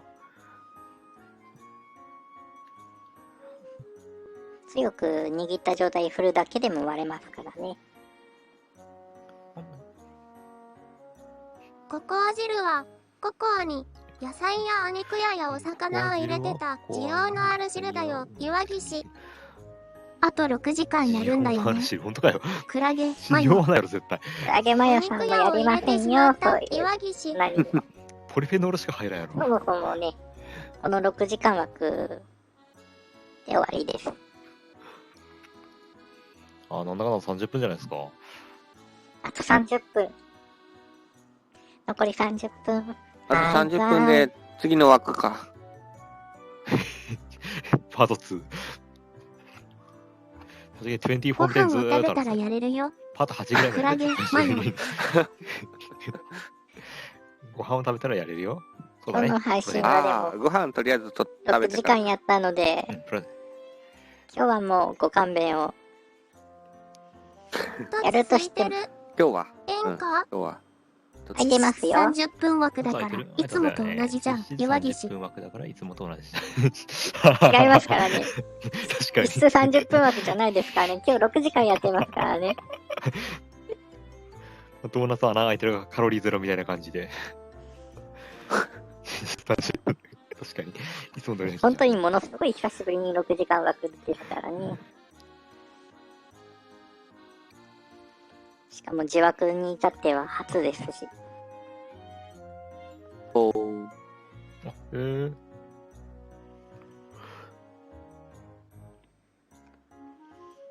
カさん、人数は空いてるので、全然入ってきてもらっても大丈夫ですよ。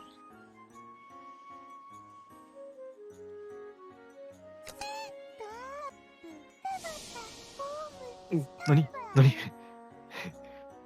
ミスった。押してしまった。おー、なんか。こんなギミックあったんですか、それ。変身用の。仮面ライダー的なやつですよね。そうそう。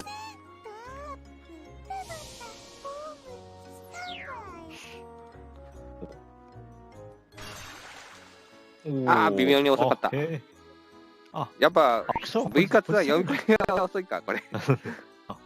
難しいな、V カツのタイミングが。なるほどね。やっぱ読み込みが問題があるな。確かにキャリブレーションするときにもね、なんか、趣があっていいかもしれませんね。やると。なるほどな。V カツはだ役いたいなら結構いいんだよね。7万くらいあるので、らしいですね、ポリゴンス。なんか、重いんだなそんな感じしないですけどね、パッと見。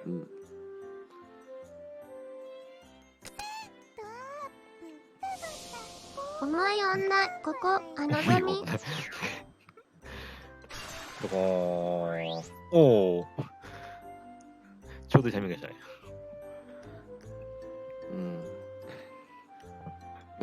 V カツはかなり無理があるかも。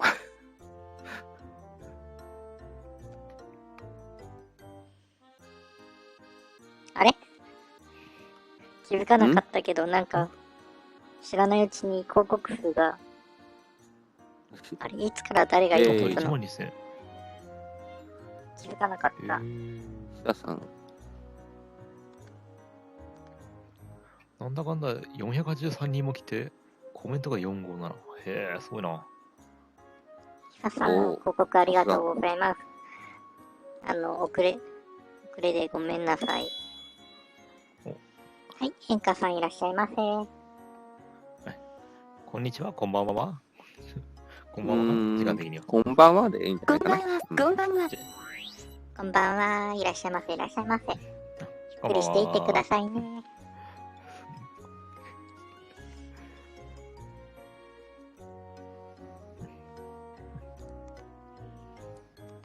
気づかなくて、読めてない。広告してくれた人。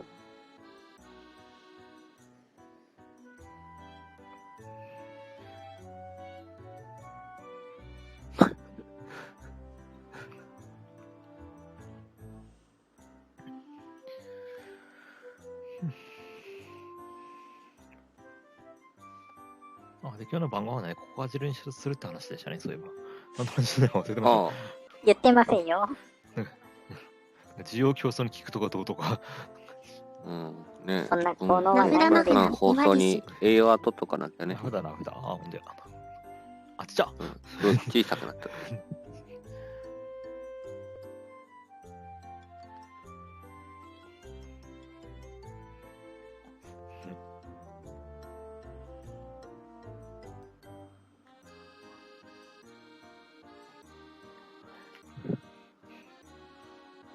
野菜とお肉とお魚を入れた需要のあるココア汁、岩岸。野菜とお肉とお魚を入れた需要のあるココア汁。どんな味するかな。想像がつきません。野菜に入れると水分が出てココアが薄い。適当ゴリラ。初見な、よくせい。初見さんいらっしゃい。いえ、ございますよ。同じの並んでない。同じのありますよ。ピュアない。まあでも今回来てくれたのは確かにそうかもしれません。バレたか、適当ゴリラ。バレますよ。ちゃんとね、覚えてますよ。バレないとそれはそれでなんか寂しいよね。やっぱりやっているうちにね、覚えるんですよ。見に来てくれる人とか。確かに。普段来てくれる人だと一発でバレますからね、初見って言われてもアイコン振ってきて、何時間経った後でも。さっきからいたよねって。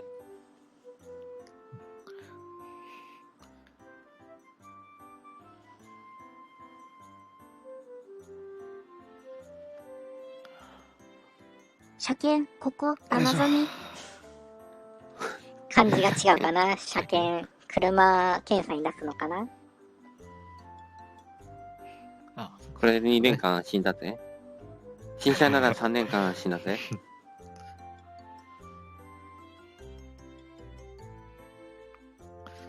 鏡かななんか変な話ですよね。本当や。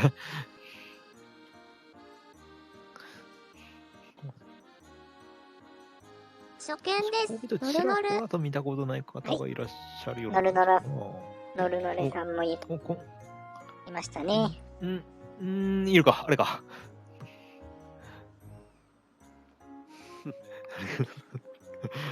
初見の漢字がところ見るって書いてある。なんか思うところがあるんでしょうね。ちゃんと見てます。 6時間じゃ足らなかったんじゃないですかね。ありがとうございます。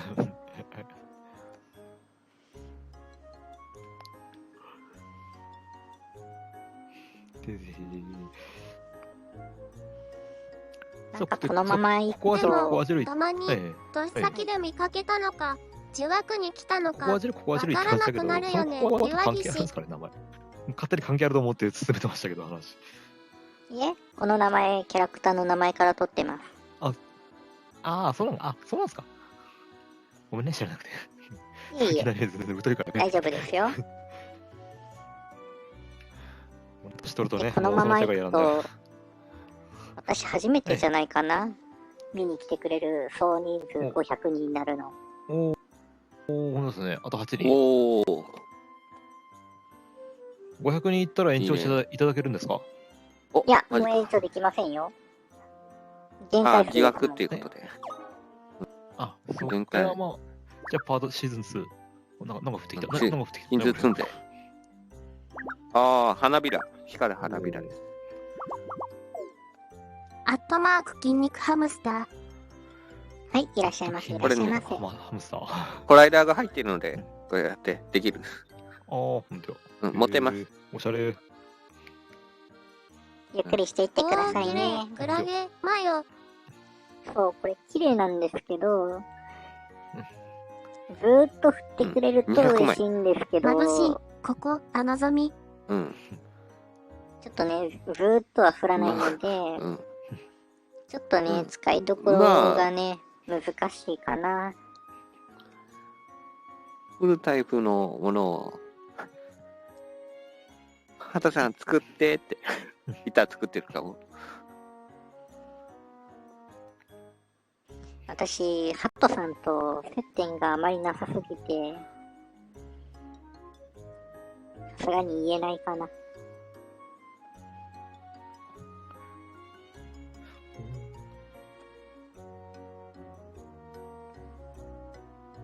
ヘンリさんの花びら消えた後の硬直でよい草しょ、岩岸。ヘンリーさんの晴れで聞いた後のエンドレスで降ってくるので、あ見なかったしたら背景にできるね。全然見なかったクラゲ、マヨ。そうエンドレスで降ってくるならば、使いたいなぁと思ってるんですが、ちょっとね、そうではないので、ちょっと私の方だと使いどころが、今だとこのホタルくらいですね。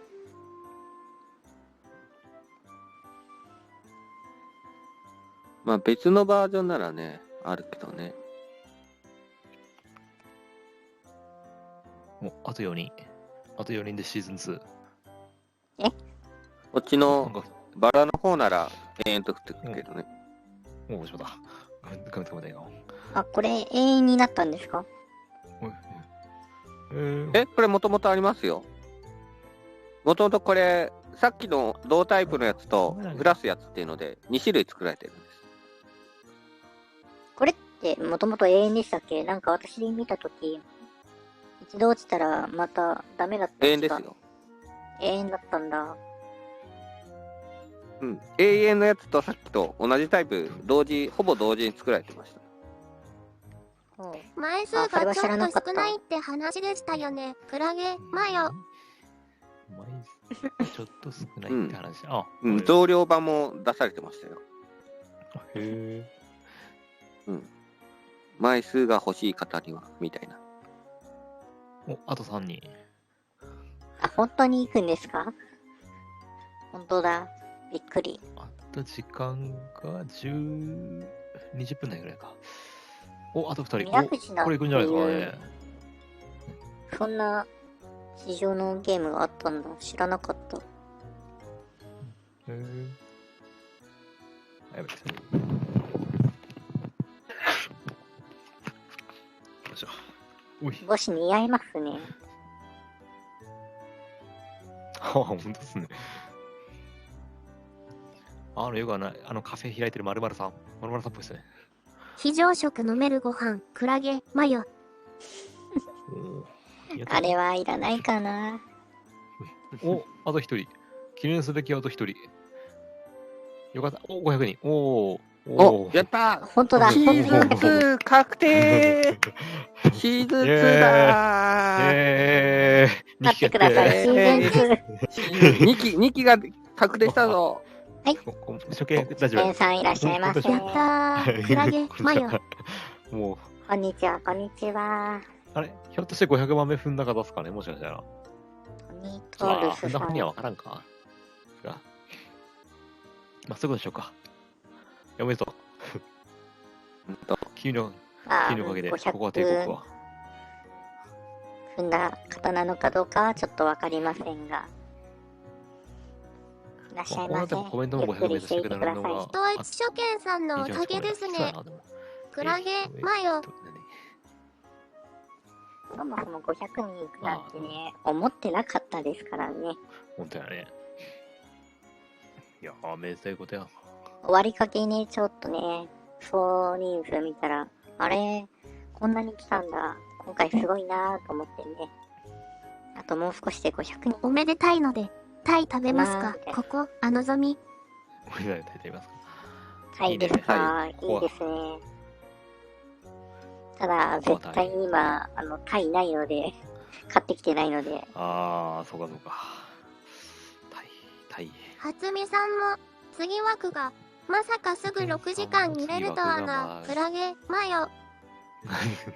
この後の放送は、予定しておりません。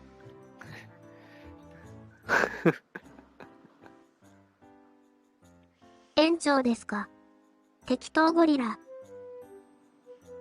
園長の園長、漢字が違う。これだと本、人ゴリラですしね。保育園とかの園長ですね。ノルノル。国王です。アンサー、国王です。いや、ここは帝国もでかくなりましたね。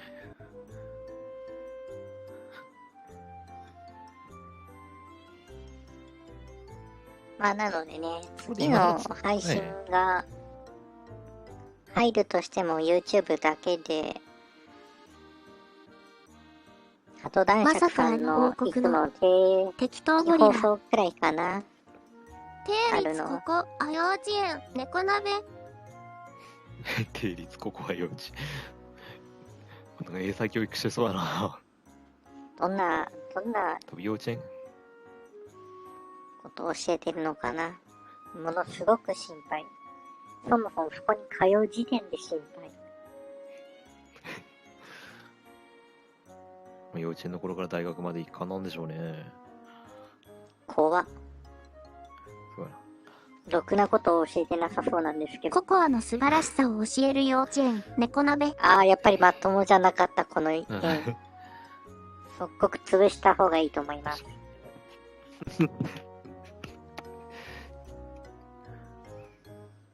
入園するする。見たくなるんですよね。適当ゴリラ。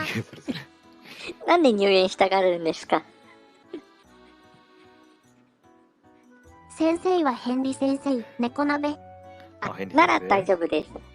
ママに本当かな。毎日感謝のお祈りをする時間を設けてます。ここ、ヘンリさんが先生であればすでに入問園して題ないです。た岩岸。時間も受けてます。まあ、みんな体育館みたいこなところに集まこはって、でっけえシュータがエ像が、ウタ、ノルノル。ここは像があって、それに対して、ここ、うん。日に5回ぐらい。ね。ヘンリーさんならね、一家にちゃんとまともなことを教えてくれるので大丈夫ご神体だ。を置きましょう安心だ。ここは哀愁伺えんか。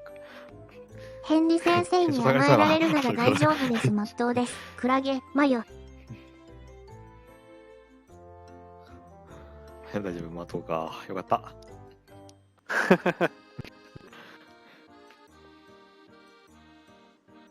ヘンリーさんの授業とかだったらね、まっとうですからね、大丈夫だ。安心だ、安心。友達を紹介してくれた方には、入園料のうち10万円をキャッシュバック、岩岸。絶対これ闇抱えてますよね。いかがわしくて草、クラゲ、マヨ。今の闇営業入園できない、ノルノル。これ、悪いことして、絶対良くないですからね。なんだかんだとなので、 12分ですかヘイジね。さんも、そんなところはさっさとやめて、新たなところにね、まっとうなところでやってください。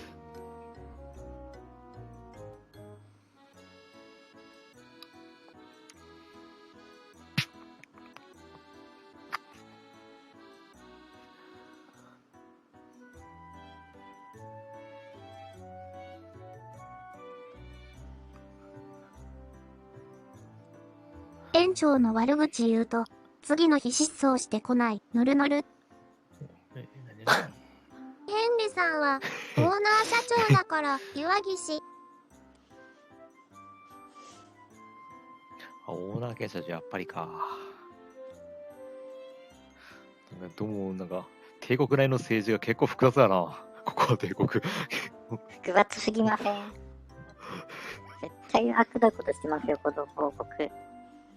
早くに潰した方がいいです。ちょっとしたことでいい。問題が表面化してますよね。なんかちょっとしたことで。あれどこだいや、むしろ表面化してさっさと潰れた方がいいと思います。そうするとなここは難民たちが暴走とかして、よりひどいことに。必要やね。やっぱ必要やな。ここは帝国は。あれ音が消えたあと10分。クラゲ、マヨ。あと10分あと10分ぐらいやね。あと残り10分ですからね。いつも通り、終わりがけのね、BGM を流します。ああ、これそうなんですか。いやーでも6時間なんだかんだ。気づけば507に、コメントも500いきそうなぐらい。消しても次の非設立、ノルノル。消しちゃう次の非設立。確かに。この後の枠は渡るしぐれ、気泡音。ないですからね。あ、キツネさんだ。はい、キツネさん。こんにちは。来てくれて嬉しい。証券ですかね。はい。こんにちは。拝んでる、拝んでる。最初一瞬鼻かと思いましたけど。お母さんにこうやって。鼻しか見えなくてきた。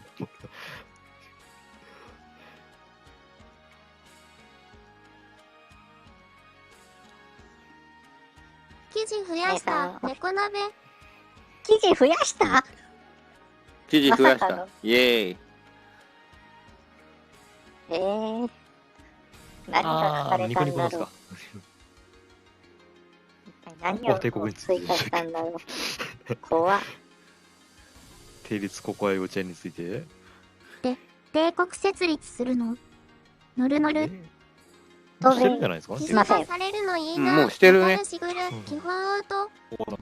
あ、もうしてるんで問題ないです。水風船ありがとうございます。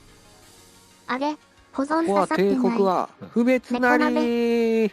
ここは、ここは。いや、あれ帝国、ノルノル。もう設立してるんでは。適当ゴリラ。あれか。モハメドが来そう。アントがいっぱい。アントがいっぱい。あ、ここはとアリってそういう。なるほど。どうでしょう。でもね、設立されていったとしても多分ね、すぐ潰れてると思いますけどね。そんな国がやっていけるわけがない。いいね。逆か。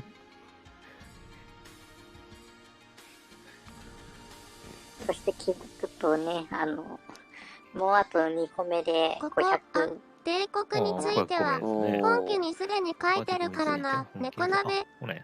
隠れて民多いからな。ノルノル。ここは帝国のね、まさか、ね、隠れキリシタンみたいな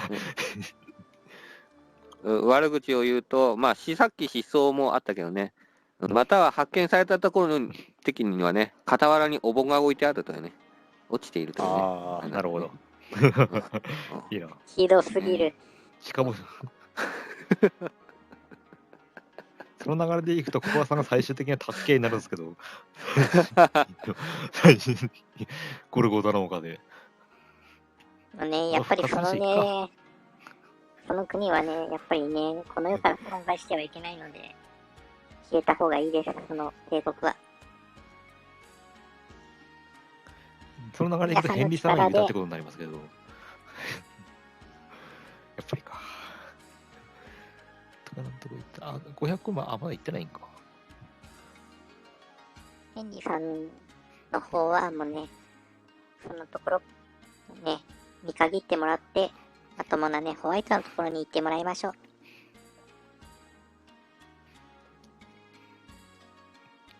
ここは帝国か。みんなちっちゃそうやな。うん、ちっちゃいキャラがて、ヘンリー先生、わーいって。ね、この光景が。反民はいつの間にか、すべての食べ物にココアパウダーがかかってるんやろ。ノルノル。それは、どうなんだろう、料理として。あんまり美味しくなかった。そうです。そうです。ふりかけの代わりにここは、おはぎだと思えばいけるんかな。いや、きついかな。500個目。ああ、やっぱなんか反映される時間かな、これ。ああ、若干かかります。あ、506個目。はこれもシーズン3まで決定したってことですね。500人。そうですね。とりあえずね、来場者数で500突破でね、シーズン2で、コメントで突破でシーズン3確定。確定してないんですよ。この放送終わったら今日は終わりですからね。次の放送があるとしても、鳩男爵さんのミラー配信がある程度です。5分前です。そう、5 5分前なので、一応宣伝しておこうかな。シーズン2の宣伝。よし。おい。いえ、違いますよ。はーい。今度、今年の9月ね、ココアサンタが始まるの。15日に27時間バーチャルキャストリレーというのがね、あるので、これをね、見に来てくれると嬉しいです。私の企画ではないですけど、そういう企画があるのでね、27時間、1時間とか30分枠走るの。ノルノル。いろんな人がね、配信をリレー方式でつなげていくという企画ですね。私は参加してませんが、こういうのがあるので、興味がある方、愛は世界を救う。見に来てくれると嬉しいです。今年の9月の13日金曜日、だいたい8時とか9時ぐらいから始まって、15日日曜日のだいたいそれよりちょっと遅い27時間結局応募せんかったのじゃよね。渡るしぐれ、気泡と。27時間結局応募せんかったので、そのぐらいに終わります。見来れる方、ぜひ見てくださいね。というね、27時間バーチャルキャストリレーのね、宣伝です。時間か。どうなるかな。あと、ん文化祭のやつもう一ですか。つが文化祭文化祭の。やつです。はい、V キャス文化祭。こちらの開催日は11月2日、3日となっております。大型の企画で、これの企画は、申し込みは8月31日まで応募しています。その下の真ん中はね、前日までに、企画している人たちに話をつけると参加、そして企画を出せます。一番下はゲスト、もしくはスタッフとしての参加という感じです。スタッフやりたいとかだったらね、これも同じこの文化祭を運営している人に言ってくださいね。こういうイベントがあるので、よければ参加してみてください。お願いします。意外にね、結構大型イベントがね、今年2回もありますからね。うん。いやどうなるかな、まあ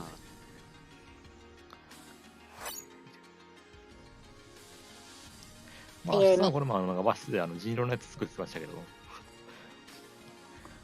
昨日あたりテスト反映されな配いな信があってね。なんか猫鍋。やってらっしゃるね、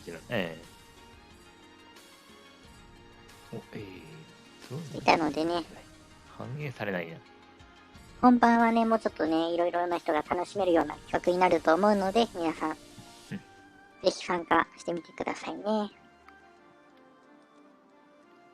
あ、参加できない人もね、配信では見れるので、配信するので、そういうので見てください。あともう10秒ぐらいですかね。これ58分かな ?59 分かな。あと1分いえ、まだあと10秒。 1分くらいあります。あ、そうそう。お疲れ様でした、岩岸。はい、お疲れ。ありがとうございます。おつ、適じゃあ最後当ゴリラ。は恒例のココアさんの一発ギャグで締めましょうか。一発ギャグなんてないんですが。あれでしょ、あれじゃじないゃですか、先輩。あれやってくださいよ。あ、帝国スペシャル版ボイス。適当ゴリラ。お疲れ様スペです。シャルボイスダンフライダー。そんなおつ、のは、渡るしぐれ、気候音。お疲れ様でスカ、ジョアンヌ。お疲れです。ジョバンヌさんの、すごい。今日も見てくれてありがとうございます。また今度はね、ちょっと企画の方をちょっとね、やります。それが、いつできるかちょっとね、わかんないので、それはね、Twitter で一部は紹介します。それでは、お疲れ様でした。お疲れ様です。